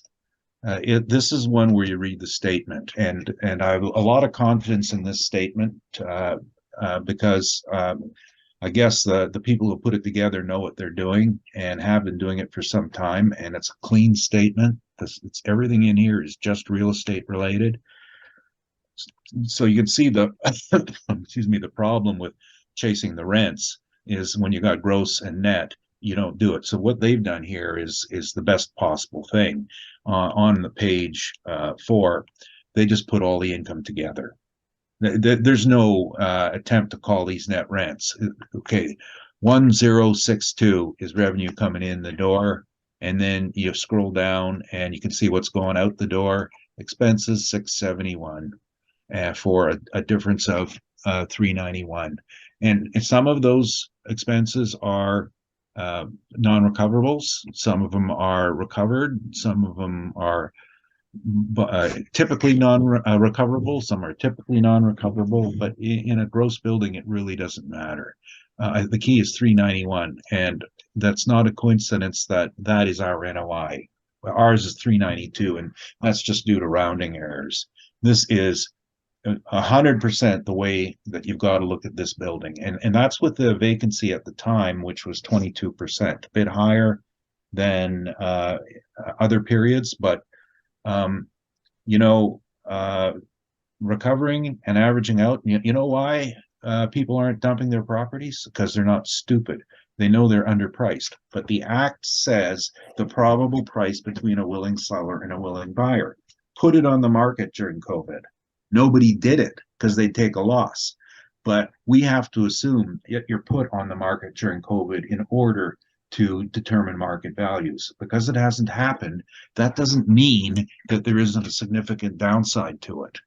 People just won't sell it when they know they're going to lose money on it, and they sit and they hold. That's why we go back to the income approach. We can look at the decline in revenue, and in this case, the typical vacancy hovering around 15% increased to 22%. That's the impact on value on this building. So all of these parameters and factors on our page one are, you know, just to make it look nice. 391, 392, that's the number. As far as the cap rate is concerned, we looked at it using 6 as a base. Obviously, the heritage designation is a major obstacle. What it's doing is it's stopping an income upside. There is no opportunity to go into the site and make it better to earn more money. Notwithstanding the fact that it's connected to the bay, which is the greatest white elephant in Winnipeg right now, 600,000 square feet of a question mark. That's a bad influence as well. It does not have parking. The income there for parking, it's what the owner does is he rents space elsewhere and then rents it to his tenants. Sometimes he marks it up, sometimes he doesn't. It flows through the building as building income if he's got a markup. But when the bay changes, they're going to lose their parking potentially. So that's another risk impact, because that's where most of it was. They had some at Portage Place and some in the bay. The other factors, year built 1928. Well, you can't escape that. You can't make the building newer by law. by common sense, it's not going to happen. And the income growth is impacted. The continuous high vacancies. And seriously, who's going to be looking to rent this when you got new competition going on the market for superior space? And it's in this part of town. I mean, there's buildings all around it that are suffering from high vacancy, such as I'm trying to remember the address of a block away where Don's Photo was in, down to a 80% vacancy. So that's the story of this building. This is a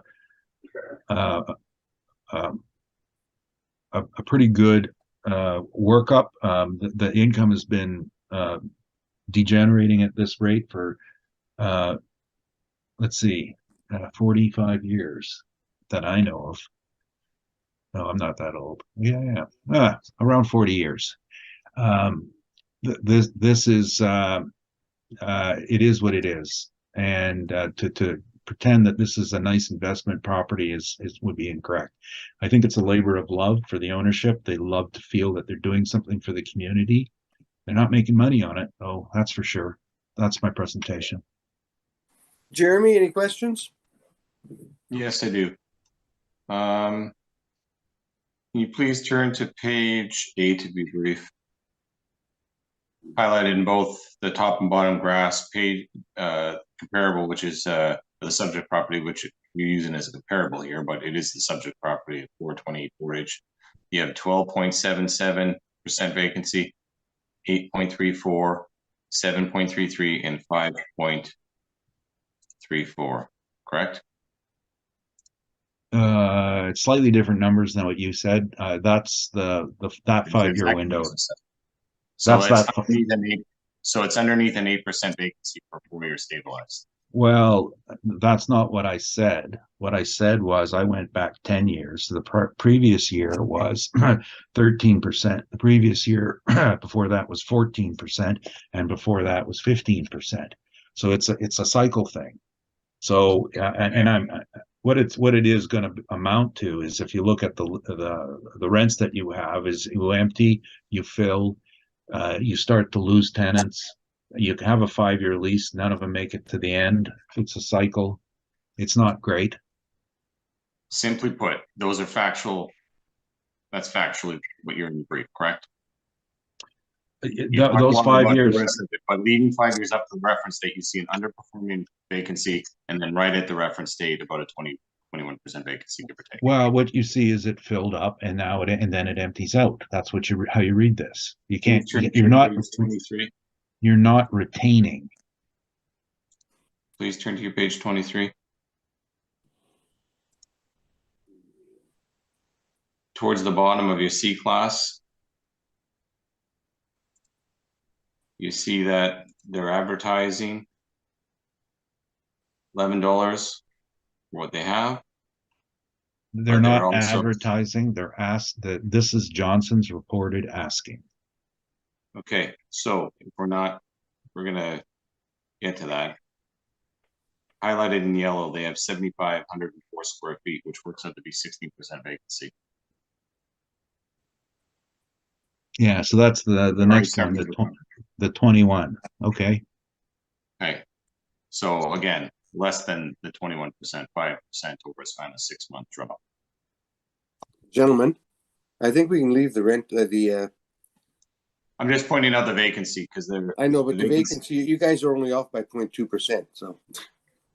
I know, I'm gonna get to that in a moment. We're beating a dead elephant here. No, I'm gonna get to that in a moment. So if we get back to the crutch of it, you have a $9.91 square foot attached to the office area. You have the 12.2% for vacancy, which is virtually the same what we're using.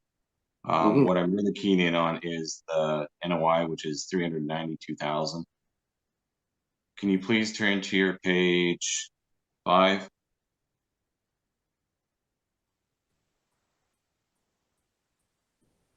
What we have here is a parking rent of $26,000, leasing commissions of $13,800, tenant improvements of $23,000, and landlord's work of $1,200. All in all, that's about $62,000.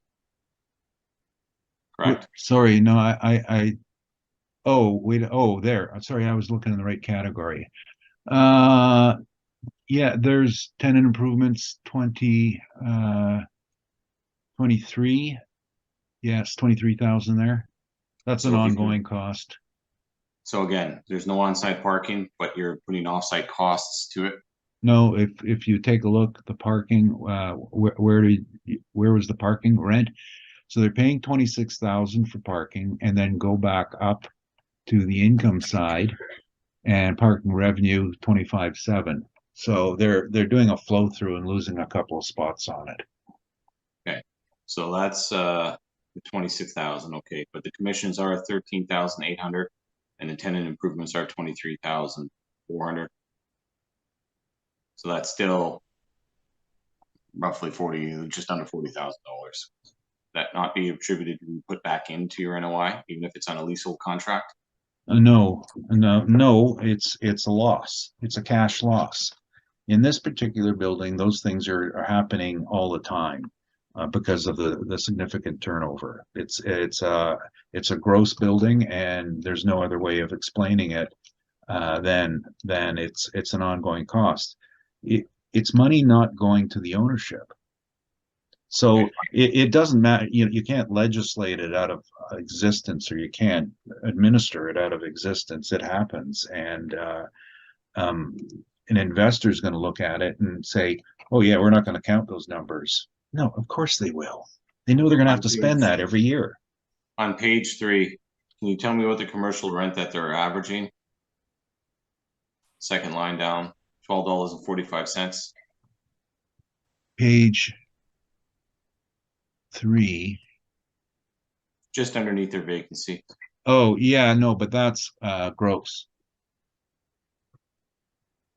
Or Gross. well, half of there's some that are net, some that are gross. Right, but what we're getting here is the average of the building's performance, inclusive of net and gross. Is that not correct? No, I mean it's that number means nothing. I mean what counts is page 4, which is the total revenue, and then a couple pages for the total costs. This is a mixed property, and as we were going through the rent rolls, and I don't know why they torture me like this and never put the rent rolls in, but fortunately you have them, and you can see that that they vary, and you even pointed some out. I'm looking at, one person has a common area $9, the next one has one of $1.05. Every deal is different, and at a different time period.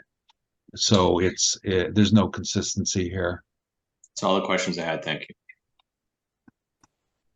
Thank you. Richard? Any questions? Mr. Neufeld, when you look at a heritage building, do you add a premium to the cap for that? Well, not a premium. Yeah, I mean a higher cap. Yeah, all the time. Yeah. It depends what the restriction is, and some restrictions are not as onerous as others.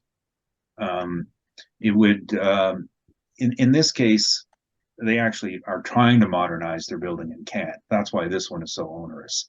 Well, let's deal with this building, Mr. Neufeld. What would the premium be for this building? What would your cap be without the heritage designation? Well, I'm thinking that we would lack the ability to improve the income on our own, depending on the kindness of strangers to increase our income.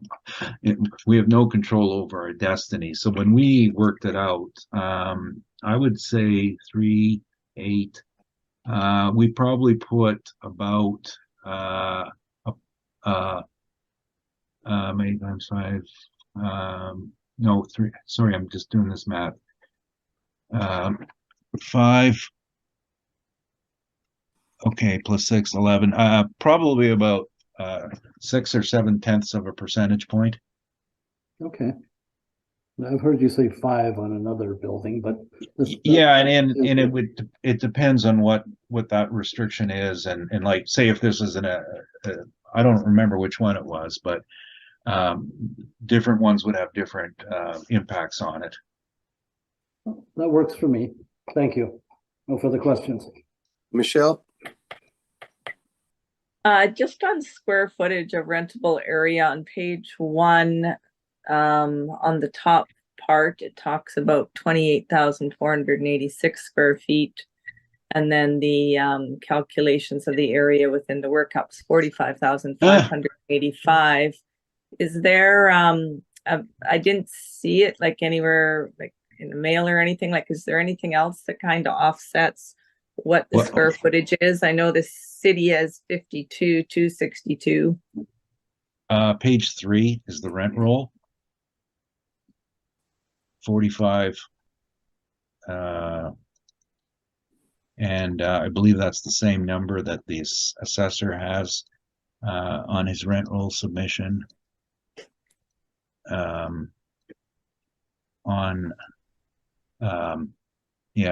His page 22, he has the same number, 45,585.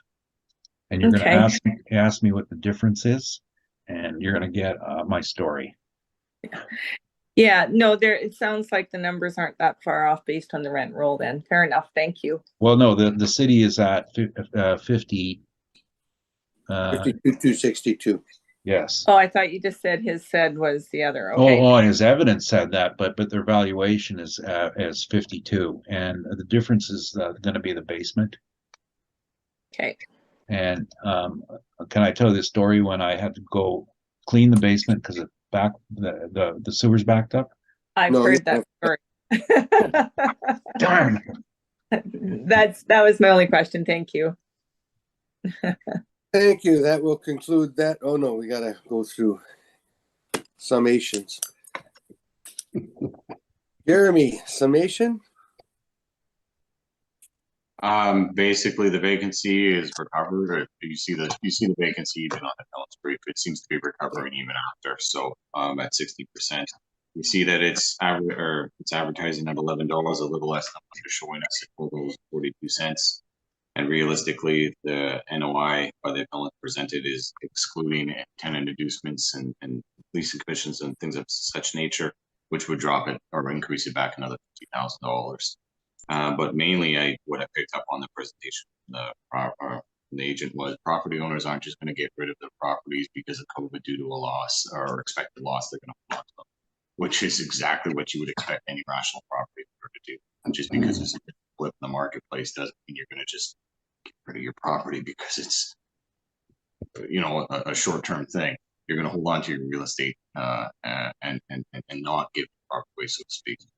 So in that case, I think 6,750,000 or 730,000 is reasonable. And I know the basement area, which we just spoke to, we didn't get to it as much, was indicated it's not leasable by the appellant. But we are a difference on that. We've been through. I think Mr. Furley went onto the property and looked at it. We deemed it as leasable, so there's a difference there. So I don't see any pictures in the appellant's brief to indicate that it shouldn't be. But if it were, maybe they should have been included in it. So thank you.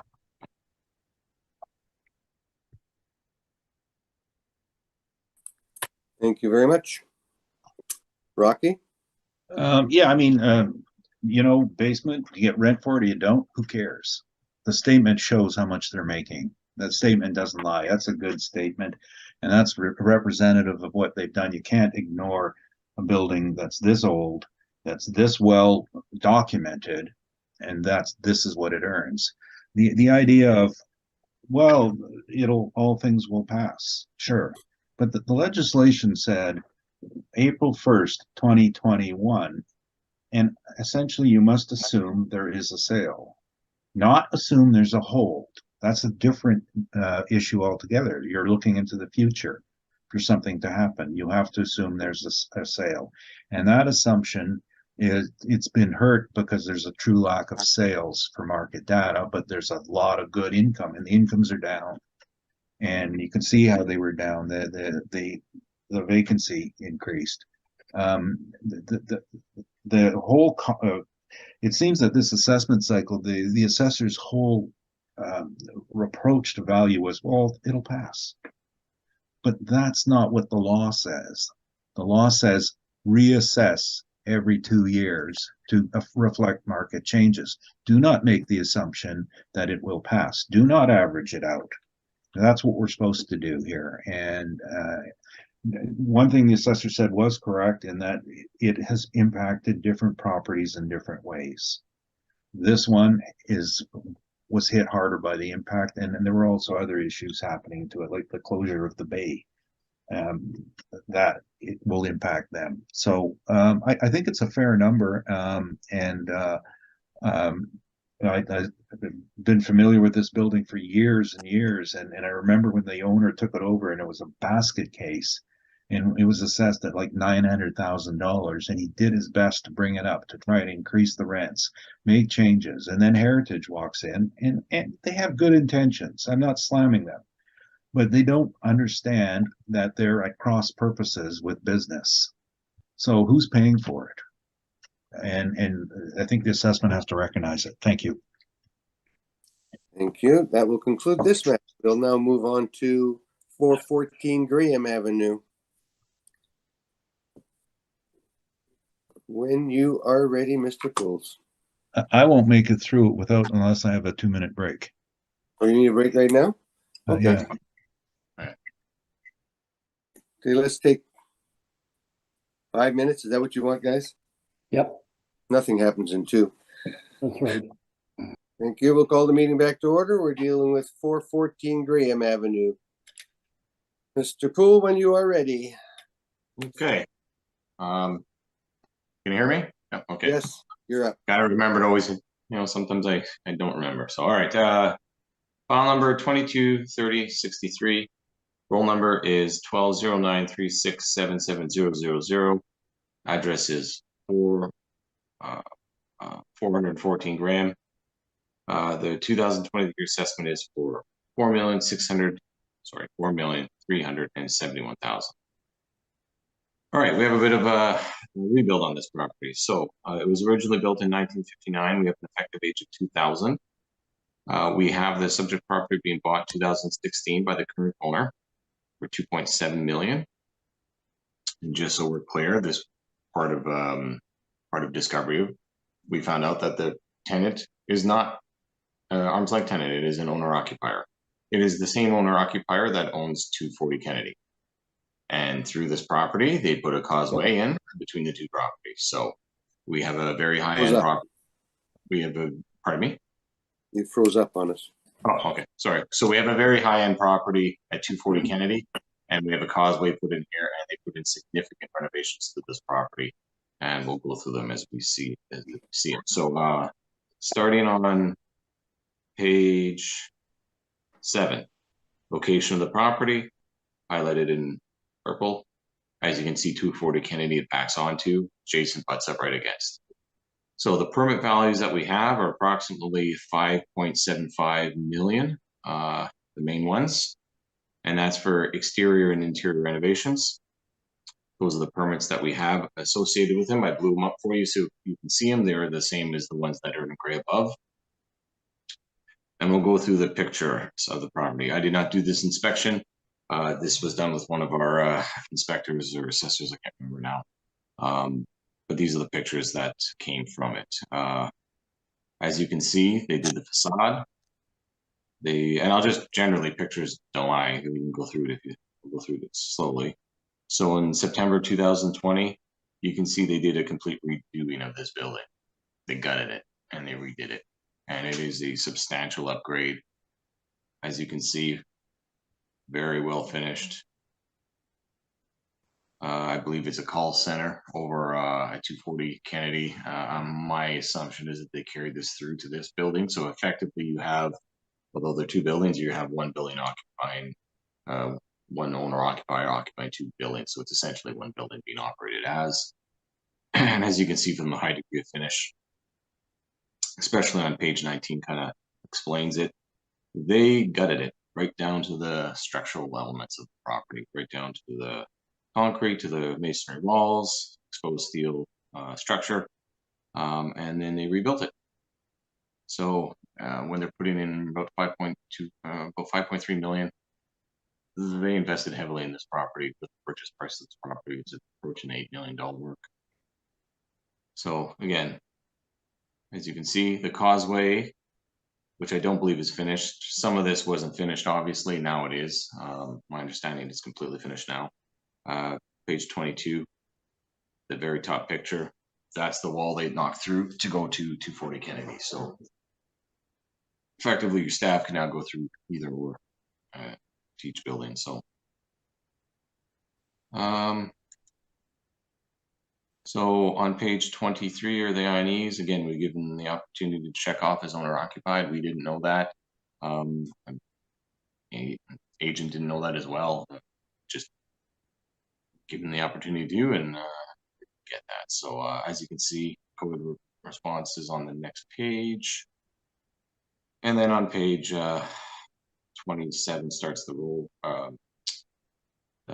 tenant information, the rent roll. And they indicate $18. But again, this now turns out to be a bulk rent. Past that, I'm going to put in one municipal board order, which is a very similar nature. This was for 339 Portage. I was involved in this hearing, although it was presented by Mr. Frolick. I presented rebuttal information on this at most of the hearing as well. So similar information, basically similar thing. This building went through a renovation. They addressed the renovation as such. This is all highlighted in yellow for your convenience for reading the parts. And basically, this was an older, we categorized it as a C. The building that we have today is a C. The agent indicated it was a high D. And appropriately, the board took into account which is on starting on page 48. The board acknowledges that the property underwent significant renovation, and this property has as well, even more so. And they awarded for a 2012 level of value $12 a square foot. So again, we're accounting for the renovation as appropriate, same as in this property. Basically, a sister story happened here. So what I did here is I looked reasonably, how would this property lease out, given the significant upgrades that this property done, how would it lease out the marketplace? And realistically, it'd be at the very high end of a C, or it'd be at the lower end of a B. So I'm not going to go through the whole study again, but the study for the A's or for the B's is here as well. We're indicating it would be somewhat less than the mean average of 1439 and higher than the average for the C's, which is on the next page, on page 60, higher than 1308. So I can go through it in more detail if you like, but generally that's the line of thinking. And given the, you know, almost a decade down the road, where we put it in from a similar circumstance that happened at 339 Portage to this building, which is a couple blocks away. We have a average rent put on the property of $13.73. So about $1 under the average or so for the OFBs, and about 68 cents or so above the average for the C. So it's pretty much what tenant would you expect to come into this building? Any C at a high end would love to be in this tenancy, and you'd be picking off the little bit below average to average tenancies with this B property range. So at that point, I think a $13.73 rent is very reasonable for the significant renovation property that's been done. As you can see from the pictures, it'd be a highly desirable property where it sits. So for the 28,000 square feet, that produces a PGI of 384,580, capped at our vacancy, and we have this categorized as a B at 11% for vacancy, non-recoverables at 3%, and shortfall at $12. Gives us a net operating income of $295,048, capped at 6.75%, gives us the $4,371,000. So in all realism, that's what the market would indicate. But realistically, with purchase price and investment done on the property, you have about an $8 million investment in this property. I don't think the property owner would let it go for anything less than that if it would in those terms. So from the marketplace standpoint, you'd be looking at about comfortably at 4.371. So I think that should be maintained. Without more questions. Mr. Neufeld, questions? Yeah, just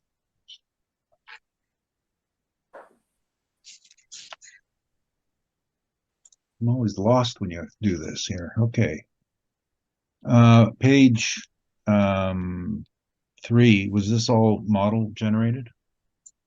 Yes, it was. And the decision to make it a B class was part of that, what drove this value? Yes, obviously, yes. Okay. Now on this page 3, you've got 4 floors, 7,000 a floor listed. And what has the owner said in their mandatory report? Bear with me here.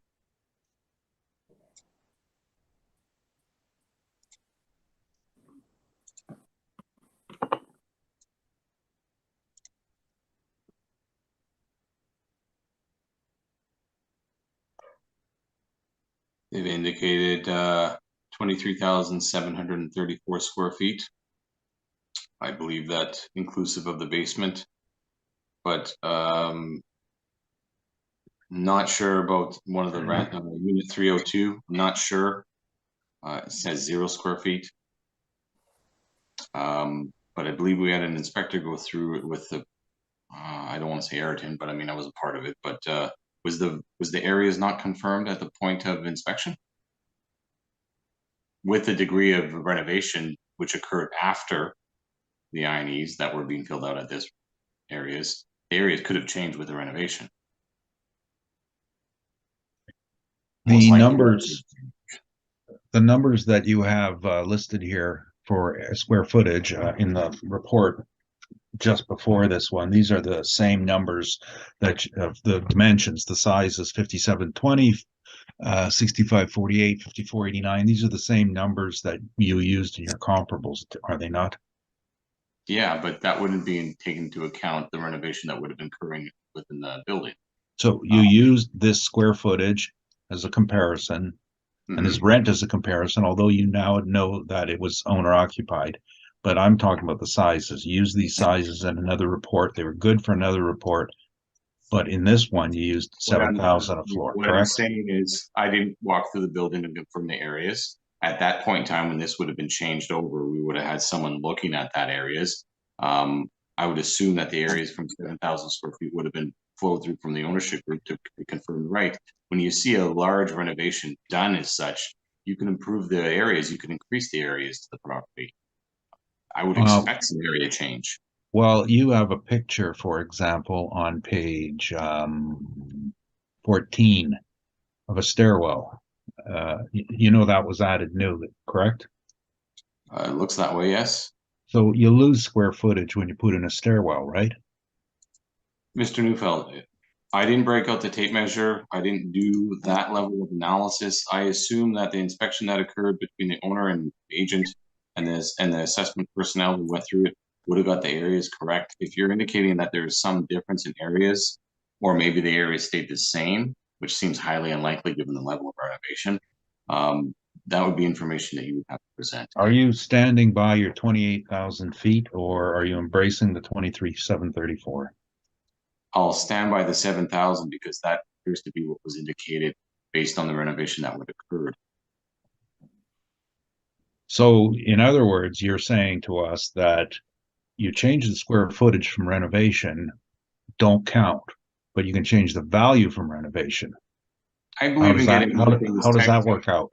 I believe in getting everything as technically correct as possible. If you have any information to change that opinion, please present it, such as floor plans, schematics. Okay, stop putting this on me. I'm asking you questions. You're standing by the 28,000 then. Is that the idea? At this point, yes. Okay.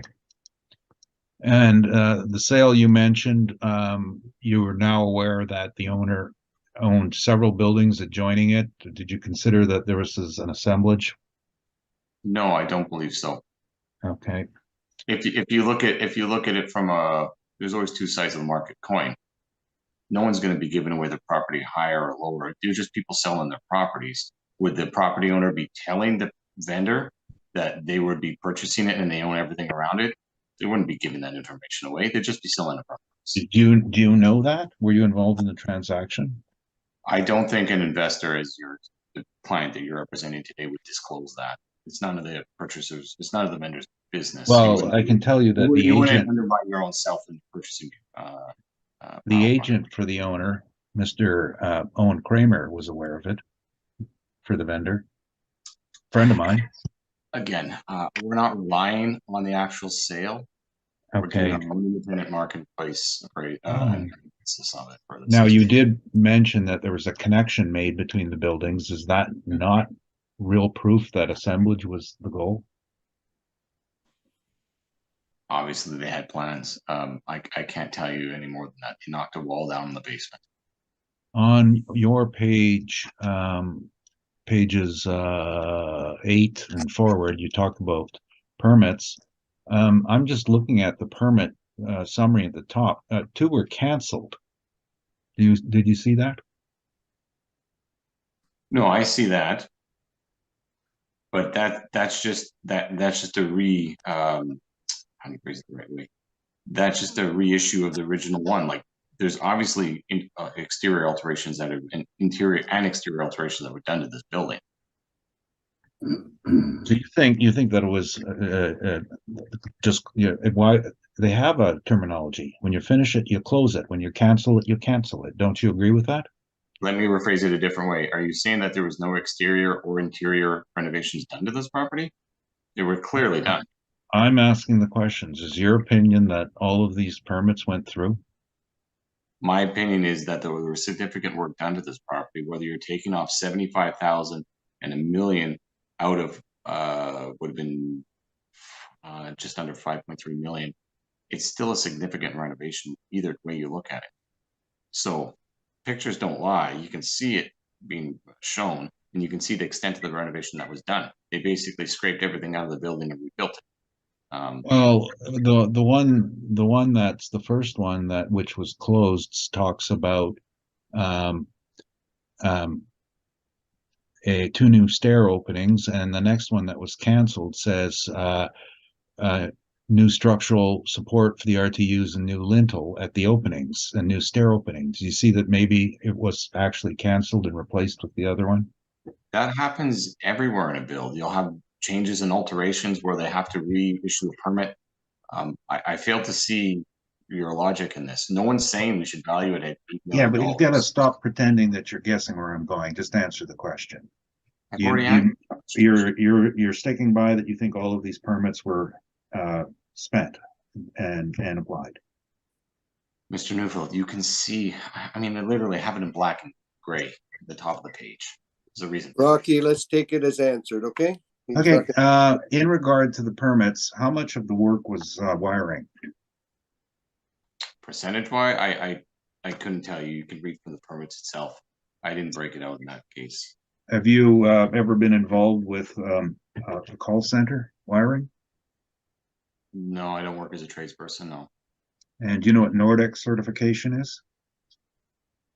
Security. Oh, okay, so the answer would be no. And on this permit, there was one here for a bowling alley. Was the bowling alley installed? I only have the pictures that I see. Didn't walk through. If they You install, don't know. afterwards. I don't know. I can tell you. Okay. So you don't know if the money was spent. The permit was taken out based on a projected price. There's no bills attached, are there? Mr. Newfield, you see a building that was scraped to its structure. Are there bills attached? You see them there for the 4 main permits that I show. Are there bills attached? I'm not answering this question any further. Mr. Chairman, can you make a point of ruling on this? I think it's asked and answered. Sorry, then what was the answer? He doesn't know. Okay. That's acceptable. Prior to this renovation, how was this building classed in the city? I don't have that under appeal here today. I believe it was a C, I believe. But that's not what I'm valuing today, so it has no merit moving forward. Okay, well, argue, answer, whatever. You mentioned this order of 339 Portage, and did not the ruling actually state, and I'm reading from page 48, the board therefore feels that a $12 per square foot rental rate for the property to be appropriate and within the mid-range of rental rates for Class C. Was not that their ruling? It's highlighted in yellow. Okay. Again, 10 years ahead of the 9 years ahead of the reference cycle here today. And it's putting it as such. We have a building that was substantially renovated on top of what that one was. But the premise of the ruling was the mid-range of a certain class rather than a number, correct? The numbers will change with time. Yeah, in my review of the property, of the subject property, it should be at a little bit below the average of B and a little bit greater than the average of C.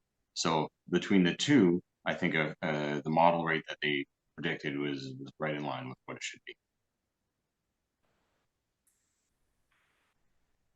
Now you've put a value on the third floor.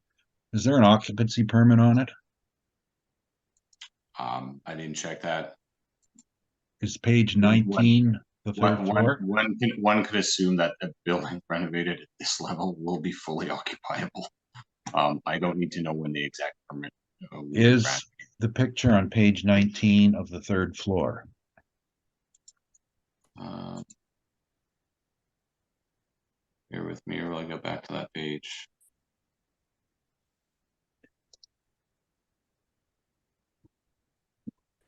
I believe that is the third floor, yes. And are you suggesting you could get an occupancy permit for what you're looking at? I'm suggesting that this build wasn't finished. As you can see from the date of the pictures, it was September 2020. By the time January 1st, 2023 rolls around, I believe it is finished. I believe it's finished now. Is it finished today? Therefore, you get a permit for it. I don't believe that the level of renovation to this property would somehow not be assumed, or any potential investor would not assume occupancy for this building. Is it suitable for occupancy today, right now? I'm assuming the plans have been completed. If you have any other information to present, Sorry. please. Yeah, I missed out what you said. You're assuming what? I assume that it has been completed at this point in time, and that will be completed on January 1st, 2023. If you have any information, pictures, or verification that it hasn't been, please let us know in your presentation. Okay, so you're saying that you went ahead and assessed it on the assumption that it was finished, so no one checked. I can't tell you whether we had another inspector go through the property. Clearly, you see we have the pictures of the sets. I don't know if Ayrton's or your staff forwarded more towards the assessment department. As far as it being finished, if it's not finished, then just prove that out. Why are you putting it back on myself? I'm assuming that this level of project didn't stall. Do you have, did you bother checking the occupancy permit website? No, it wasn't part of my day-to-day normal task. I don't assume that this property wouldn't be occupiable.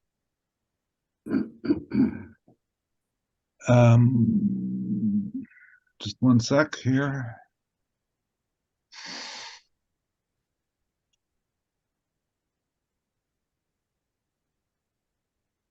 Those are my questions. Thank you. Thank you. Richard, questions? Yes, I would like to take occupancy just a bit further. I'll ask a couple of questions. No problem. So can you tell us if the building renovations were complete and occupancy taken place by the reference date? I believe it was. I don't have any indication that it wasn't. Obviously, this was done. I didn't rework this property. It was done independently of me. I just reviewed for field purposes. My understanding that it was going to be complete, that COVID stalled it a little bit, as it did a lot of things. But as of the reference date, or I should say as of January 1st, 2023, it appeared to be completed. I didn't check to see whether there would be an occupancy permit, because I would only do that if there was a significant reason for that. As you can see from the pictures, it looks like it would have been done. So Sorry. You referenced April 2023. yeah, I'm looking at April 2021 as the reference date. no, yeah, that's the reference date, but you take it as a physical condition on January 1st, 2023. So when this property was being renovated, it looked pretty much being renovated as of September 2020. You're looking at a significant amount of time that you would think the third floor had been finished. Okay. That helps me. Thank you. No Yeah, further- just to be clear, is the physical condition of the property as of January 1st, 2023. The reference date is the economic condition, the economic point in time for that. I hear you. Thank you. Michelle, any questions? No questions, thank you. Bear with me. I'm just going to check if there's been any internal notes indicating that is the case. Since this is a point of issue, maybe give me about a minute, and I'll be able to answer that question. I didn't see it as being an issue that would have been coming up at hearing today, so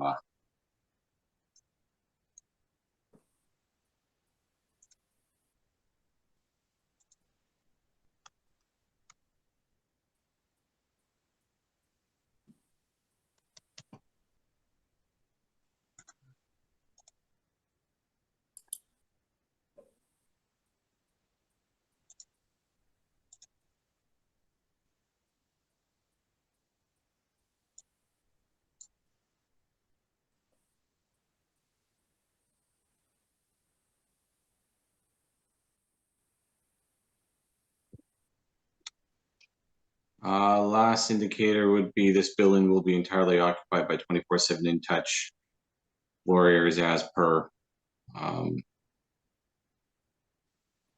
New partitioned washroom, entrance lobby, additions, meeting room, access ramp, level 1 from 240 Kennedy to 214 Graham, or sorry, 414 Graham.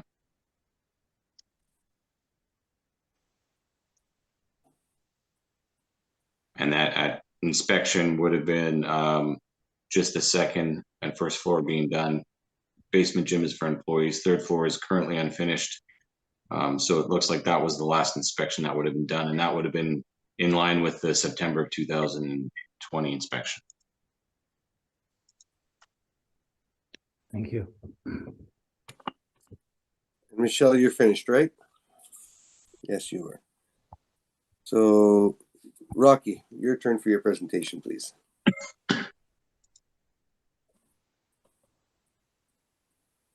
Well, just more fun. I just sent in a copy of the city search on the occupancy permit as part of my rebuttal. And you could look at it or not, but it's in your possession. We made an error on this in that the person doing this thought it was a book, a real rent, and we sent in a revision. We did not send any new evidence. It was just a reworking of the calculation. The building has been under being worked on for quite some time. It was planned to be a call center. So when the permits came out in, I forgot the exact date that they got issued, in 2019 and 2018, 2019, the property had a lot of work being done on it. But then when COVID hit, this is a call center. They just stopped working on it, and the whole thing became obsolete overnight because, again, you're dealing with the same problem of a 6 feet separation. You couldn't use the building anymore without redoing it. So the idea was that I guess they were going to wait till those restrictions lifted, and I've been checking on it quite often. And in my rebuttal, I have an email that I sent to the manager a couple of days ago, and just this January they went to 10% occupancy, and they do not have the third floor finished. That's in the rebuttal information. It is the same as it always has been. It's on stall. The costs the assessor brought up are not real estate costs. In any sort of call center, and again, I worked for Ipsos Reid on as a project manager building call centers. We did one in Edmonton, in Ottawa, in Vancouver, Winnipeg. There was somewhere else too. I keep forgetting. So when we would go in, the major cost on every one of these was wiring, data wiring, and costs related to the networking system and the computing system. These are not real estate costs. So they have to come in and they begin with reworking the electrical to upgrade it with isolated grounds to everywhere, TVSS, which is trans voltage surge suppressors. The isolated ground are separate lines to avoid their system being bumped. And then any hard wiring they run has got to be Nordex certified. You do not reuse wiring because it's not covered by a warranty. Nordex, and I don't even know if they're using the Nordex or the other companies. It's a guarantee, and you have to have it installed by qualified people, new stuff. And these things cost, generally on a project like this, would be probably 2/3 of the costs would be the electrical required for their distribution system for their business. The bowling alley was never built. So who cares what the permit is? It wasn't built. It was an idea. They had this. You can see the pictures. There's an old dock in the basement. They thought it'd be a cool idea. They thought a lot of things would be cool ideas. Been in the building probably 3 times since March of 2020, and the last time was just last October, and there was nobody. They're still not using it. It's not complete. There's still holes in the floor where the vertical penetrations go through. The fire systems aren't finished. And of course, the third floor is the third floor. My first inspection on it, the windows had been out, and the assessor had put a rent on it of, I don't know, $14. And I thought, well, this is incredible. Picnic area. I didn't know you could get that much for it. And this was just a series of blunders and errors, and no one picked it up. They were chasing the permits and chasing the sales. But the issue is value. Put it on the market. You got a building with holes in the third floor, and then eventually they put in new windows. The HVAC system was finally changed, but it's not fit for human occupancy. It has no creature comforts. It's not habitable. It is stripped like the assessor's pictures show. Now, is that rentable? Well, at the time, one of the assessors says, well, it could be storage. And I said, no, it can't, because you can't put anything up here until you meet a building code, whether it's got to be storage then. And it still doesn't meet storage. You can't do that. You can't arbitrarily say a floor has value. Now, when we did our revision, I wasn't aware of that the third floor hadn't been done. I thought they'd made some progress, and essentially we have to subtract that third floor from the value. I don't care. There's no way you can say, oh, well, let's put $1 a foot on it. There's a law. No occupancy permit, no value. You can't rent it. You can't do anything with it. As a matter of fact, it's just costs you money. And so the rest of the flooring, what we changed this to was, we read the assessor's brief, and I found that decision on 339 Portage quite interesting. The mid-range of the rate from Class C. Now, 339 Portage at that time was a real tired old building that was changed to a studio, and I was involved with the sale to APTN, working for the owner. It was a derelict old building, miscellaneous like the subject. After the changes to a studio, Class C.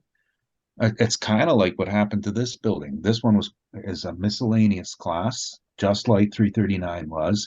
And with the renovations, yeah, it might be a Class C. Mid-range of Class C. Take a look at the assessor's evidence. The mid-range of Class C is $12.62 a foot. That's what we put on it. Follows the order. That follows his own evidence. I believe that the third floor should be deleted further from the value, and I don't like doing this because I like to be upfront. But the point is that it's it doesn't count, and until you get a permit on it, and you can use it, it's a negative. So that third floor is listed as 5,489 square feet. I'm just deleting that from our value. 23734. So the rentable space as of right now is 18,245 square feet. But at the same time, we're not. Now the vacancy becomes a difficult issue, because this was a vacancy caused by a restriction from the government that you could no longer use your space as you intended. It'll likely be temporary, but what's interesting is that the new health directives from the province, after all the restrictions were lifted, were still to follow a recommendation of 6 feet separation. So you got someone who's going to buy an investment property as a call center where he's got this very tight separation, and now have to worry about losing occupancy load. I think that's real, and that's why we put the same rate, the Class C rate, at 15.95%, and the rest of the numbers, shortfall. Well, obviously there's a lot of shortfall and a lot of non-recoverables. As to the cap rate, I think the going forward risk is at what point will the building become usable? It really doesn't matter how much you spend on a building if you can't use it. It's just a loss. And this is probably one of the most interesting examples of a building going a bit overboard on custom touches that are not transferable to the market. There are not people lining up at the door saying, "Hey, please, can we rent a space in this building because you got pinball machines in the basement?" Because I really wanted a bowling alley. The cap is what is, and the location by the bay is I mean, it's great for the owner because he has 4 other buildings in this area. One is attached, and he's looking at attaching a third, and he's got ones across the street. So and there's a bus stop there, so that's good for his business, just his business, and I stress business, not his real estate. So I think the 8% cap is reasonable and realistic. You just don't get a better investment because you spend money. All that wiring is a complete waste. The next party that walks in is going to say, "I need a new computer network. I'll reuse that one." And the guys from Nortel, whoever they bought it from, will say, "No, you don't. We're not certifying it unless you pay us a lot of money." That's the way that racket works. And it's wasted once you spend it. So our number is, we're taking that down to 18,245 square feet at $12.62 a foot. Our potential income is 230,252. The NOI is 153,206. The cap at 8%. It's a value of 1,915,000. And there is some rebuttal information that verifies everything I've told you and disputes what the assessor has stated, and that's why it's rebuttal. On our revised workup, you can see on page 3 and 4, what we did is, first of all, we highlighted the properties that you would really use in comparison. And these are all ones located within a block or two of the subject: 254 Edmonton, you know, and 428 Portage, obviously, 491 Portage, which is actually another, it's the bus station building. 280 Main was the building that was converted from an auto dealership, I believe. So it had a conversion. It was a conversion. These are the ones that are real comparisons to the subject, and of course their mean is on our page 4 at $11.17. But then, because again, assessor's evidence, mid-class of class B, of class C, I should say, and that's $12.62. That's where his evidence shows us. And to say it's a B is a joke, because I mean, look at the standards for B and look at the buildings that are included in B. You don't, what's the saying? Dress up a pig or something like that. It doesn't happen like that. You don't make a building better because you've adapted it for your own use. It's wonderful that he's done this. It's very interesting, but that doesn't create value. That's the presentation, other than my rebuttal. And I would like to say that on page 17, I believe, this property is listed as miscellaneous. So this is before the renovation. Now the next upgrade after miscellaneous is class D, and then C, of course.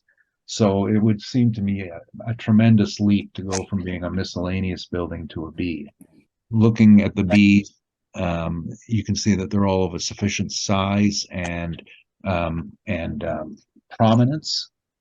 I'm in a class B building, right? It's this shiny glass building across the street from the arena that stands out. It's not 414 Graham. That's my presentation. Can you repeat those numbers for us, please? Sure. I'm using 18,245 square feet, which is the rentable space, not including the third floor. The potential income is 230,252. I'm sticking with a 15.95% vacancy, and non-recoverables at 5%, structural reserve 2%, shortfall of 920. and for an NOI of 153,208, capped at 8%, is a value of 1,915,000. Thank you. Questions, Mr. Poole? Yeah, I do. Can I address the rebuttal information now, considering it was already spoken to? You want me to get him to do the rebuttal right away? Sure, it'd be easier to. Easier? Okay. You want to put your rebuttal forward then? Yeah. Okay.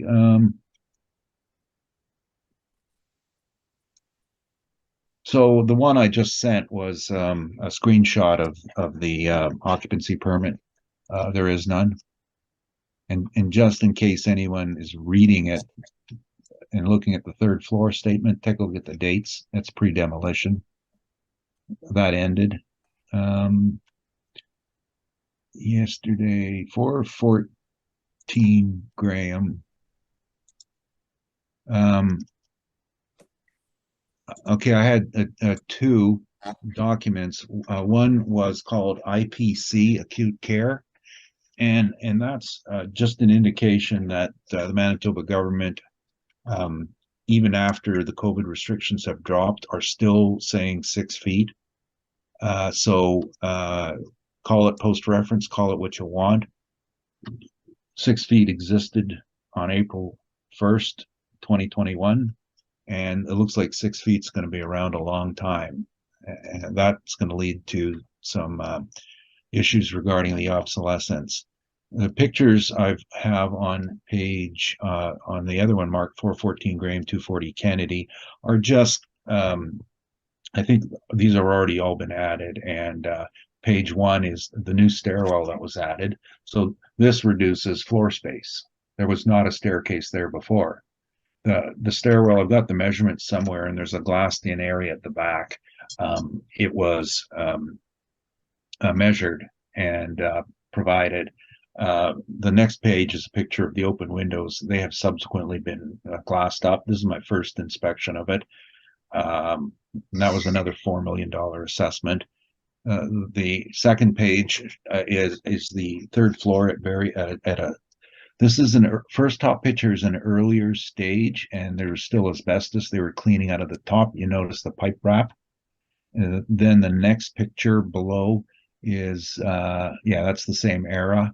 There was more work done on it after that, and the assessor had a picture that they had put the windows in, but from this picture, very little other work had been done. The 240 Kennedy picture is shown just to show you what the design was supposed to be. This is 240 Kennedy attached next door. These are the stations that the call center has, and there's no separations there. This 240 Kennedy needs a complete redesign, and 414 Graham's got to be redone. The last page is an email from the property manager, and I was just okay. Now, first question's easy. Owner occupied. Space measurements, the architect provided those. They measured them for their rentable. And third floor still not finished. And 10% occupancy as of January of this year for the space. Same with 240 Kennedy. I think that's it.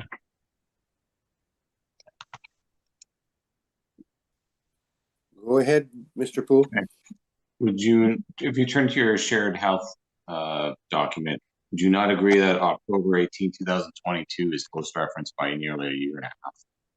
Well, yeah, but as you so clearly stated, physical condition is as of today, and this is a physical issue. No, it's not. Post-reference document. I'm answering. It is obsolete space physically, because there will be a regulatory body changing it. It's like failing code or not having an occupancy permit. Now we have a health code problem. Speaking to the obvious, we'll move on to the next document. Can you please turn to the email that you sent? That's all fine. But you're indicating occupancy. There are approximately 10 people working approximately 10%. That's not an occupancy permit work. You either have an occupancy permit or you don't. Do they have an occupancy permit? Or do they have a permit for this building? The issue here was, as I spoke to the functional obsolescence of the site for people working in the call center business. Did They the are city of still- Winnipeg issue an occupancy permit for the building? Because if there's 10 people working in there, that means there's an occupancy permit granted. What it means is that the design for which it was made is not able to handle a people load anymore. Not the You people seem to load. not be answering questions. I'll rephrase it. Is this a one CRU building? Meaning one commercial rental unit, one demising entrance? There's not 3 tenanted spaces that are independent of each other? 1 and 2 are connected by the open stairwell. 3 is elevatored off. Basement is separate as well. Okay, so is there an occupancy permit for the entire building, or is there plans for 4 occupancy permits? Well, Or the 3? permit as sent in is for 0, 1, and 2 for occupancy permit, which were issued, and I just sent those in. And So that just so I'm was understanding clearly, February there's- 3rd, 2021. so getting back to it, is there an occupancy permit for the second, No. first basement area? There's for 0, 1, and 2, there's a permit, not for 3. So 3 is fully demised off? Is Yes. that the only? Okay, so of that space, is there plans for that tenant to occupy that space? Is that going to be rented out? I think every decision is on hold. There's plans at this point are not relevant. It's monkey wrench thrown in the works, and they're trying to figure out what to do. Is this space going to be owner occupied? Was that the plan? Or was this always the plan for it to be rented out to a tenant? Oh, yeah, I think at the time they had intended for the full use of the building. Okay, so from that point, they're waiting for a tenant, or they might possibly occupy that space. No, at this point they're just rethinking their whole setup. If they're having difficulties making 1 and 2 work, and then they're thinking what they can do with 3. But at this point, they're still not bringing people back from work. They're still making them work at home. It's a vacancy caused by health concerns. The place was designed for denser occupancy. That is no longer possible, and offices everywhere have the same problem. I'm looking out my door here, and they bought modular desks that are 5 feet apart instead of 6 feet. So we can't let people work in our space. Every second person has to work from home, and that's happening all around. And that's a vacancy issue. And it's caused by force majeure. So how does that impact value if your building can't do what it's supposed to do? Okay, the obvious thing that I see within your email is quite frankly, why haven't you asked them exactly what I asked you? And if so, when do they expect the 3rd floor to be fully finished? Will it be finished by January 1st, 2023? That's the first question that I would assume you would ask the property. Yeah, you'd like a prediction, a go forward prediction, a crystal ball into the future. Well, first of all, they don't have it. Second, that would be kind of like a post reference thing. And they don't know that. Nobody knows this. Everyone's working day to day on their problems and their issues. Yeah, just so we're clear, that's not a post reference issue. That's asking the physical state of the property that they expect to be done on January 1st, 2023. So if their plan for it is to occupy it, then they would obviously have plans to finish it. If their plan is to rent it out, is there any advertising space? No, I could really care less what their plans are. When it happens, it happens. You go tax it.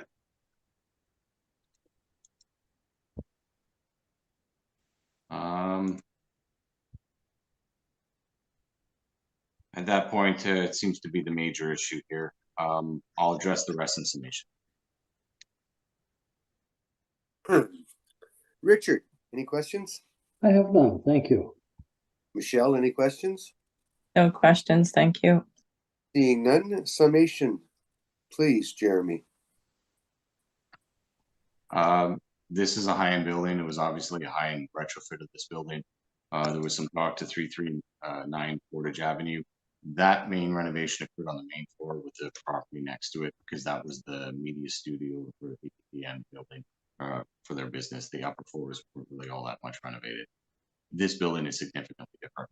They gutted the building and they redid the entire building. It's not a small, moderate improvement to the building. They did a good job. Whether the third floor played into a role of, and I'm still haven't been able to ascertain yet, whether that was always intended to be rented out or was intended to be occupied by the owner, we don't know that. The agent really didn't want to speak to it. That would have been one of the first questions I would have asked. And then, of course, if it's being rented out, what's the asking rate? Are you actively marketing it? It appears now that we don't have an answer whether they'll be finished for January 1st, 2023. But given the state of the building, and I don't see any recent pictures, I would have liked to do today, but I'll take it at the word right now of the email that that it's not finished. Typically for the third floor space at 7,000 square feet, if it's in a shelled space, which it is, we'd be looking at a shell rent of around $7. I'm fine if the board wants to put a shell rate for the 7,000 for the third floor and leave it at that. Other than that, you shouldn't be discounting it at all. In total, it has value. So it's just a matter of what's going to be done with that space. Now that it's fully demisable from what the agent said, it looks like it can be rented off or owner occupied. So that's a choice whether they want to finish it for owner occupied or whether they're going to actually look at it. And I don't see any advertising for this property. I've never seen any listings. So it looks to me like it hasn't been actively marketed, and part of vacancy and part of going down that road is it being actively marketed? And if it's not, if it's been withheld from the market, it's no longer participating in it. You shouldn't be looking at any recent vacancy or any risk associated as such. So with that said, I think our parameters are very reasonable put on it at a higher, just below $14. It's just above $13.50 and around that range, with the exception of the third floor, which should be in a shelled state because it appears that it's still in a shelled state. And if there is any change to that, I guess we can issue a supplemental assessment to catch the increase in value when that floor is finished. I mean, said that, I feel our value with the adjustment for the shell rate for the third floor, I'll let the board make that numerical value change, is reasonable, and it's reflective of building that was brought up to a very high standard. So with that, thank you. Rocky, summation.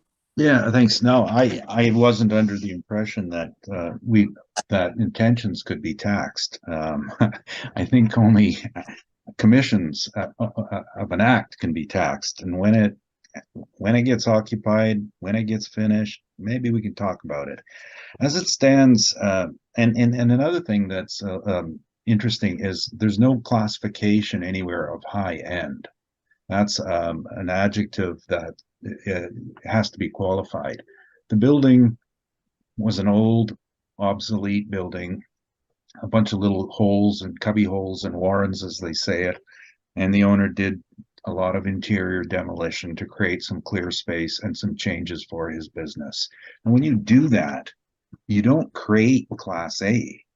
There's no doorman, there's no parking, there's no amenities. He did it for a working building, and a building that's a call center. And a call center is primarily contract driven. If you got a contract for a job, you got to get a business. And your second cost to the Caros, do you have your technical work done, your wiring, your connection to the internet? They don't care about real estate because it's contract driven. And everything done in this building was done for the business. There's no value that's going to come out of it in the future. I mean, there is some value. You're going to take a tired old miscellaneous class building and maybe you bumped it up to a D or maybe a C, and you're going to get some better rents. You know, prior to this renovation, it was getting $5 rents. And that's what it did. Now I'm saying to you, well, maybe you can get 12. So a 250% increase, that's pretty positive news. The market can't take any more than that. And because the market isn't doing as well either, because the demand in office downtown is gone down. People are being sent to work at home. In this case, 100% of the people got sent home. Now, a question you have to ask is the vacancy caused by the health restrictions and concern for separation something that we can address in market value? In a typical office, maybe not. But here we have a purpose-built, designed building that was custom for a specific use. And now they've got to go and make changes. Who pays for these changes? How long are you going to be dark before the changes are done? I think it's something we have to consider. Getting on to the more factual issues, the assessor's using an unmeasured space, and his own evidence says, here are the actual numbers. Now, why do they put them in? Why do they penalize people when they don't give their forms in? And when they give their forms in and they give an architect's calculation of space, no, we're not going to use it. You got to use it. Third floor, it's empty. You can't use it at all. You can't put a value on a nothing. There's no proof that you could store a case of canned goods there. There's no proof of any of it. You got a cost right now, and it's a cost that was a result of we call force majeure. Something happened to it, and everything stopped. And so that's the nature of real estate. You don't just say, well, okay, it stopped, so but we're still going to tax it. You can't do it. It has no value when you go put it on the market. So those are the issues with this. And you know, we made a lot of changes on this, and I already got lectured last time I brought it in for all the changes, and I kind of enjoy it because this means that we're actually trying to think about what the problem is and not just put in a pat answer. You know, that if someone suggested me earlier that, you know, you could do this and change that, I said, yeah, okay, that sounds reasonable. You know, this is what the process of revision is. It isn't one person's opinion, stick to it, right or wrong. It's use some good common sense. And I think we've done that. Well, good luck on working this one out. Thanks. Thank you very much, gentlemen. And we have heard all the items scheduled for this hearing, and this hearing is now adjourned.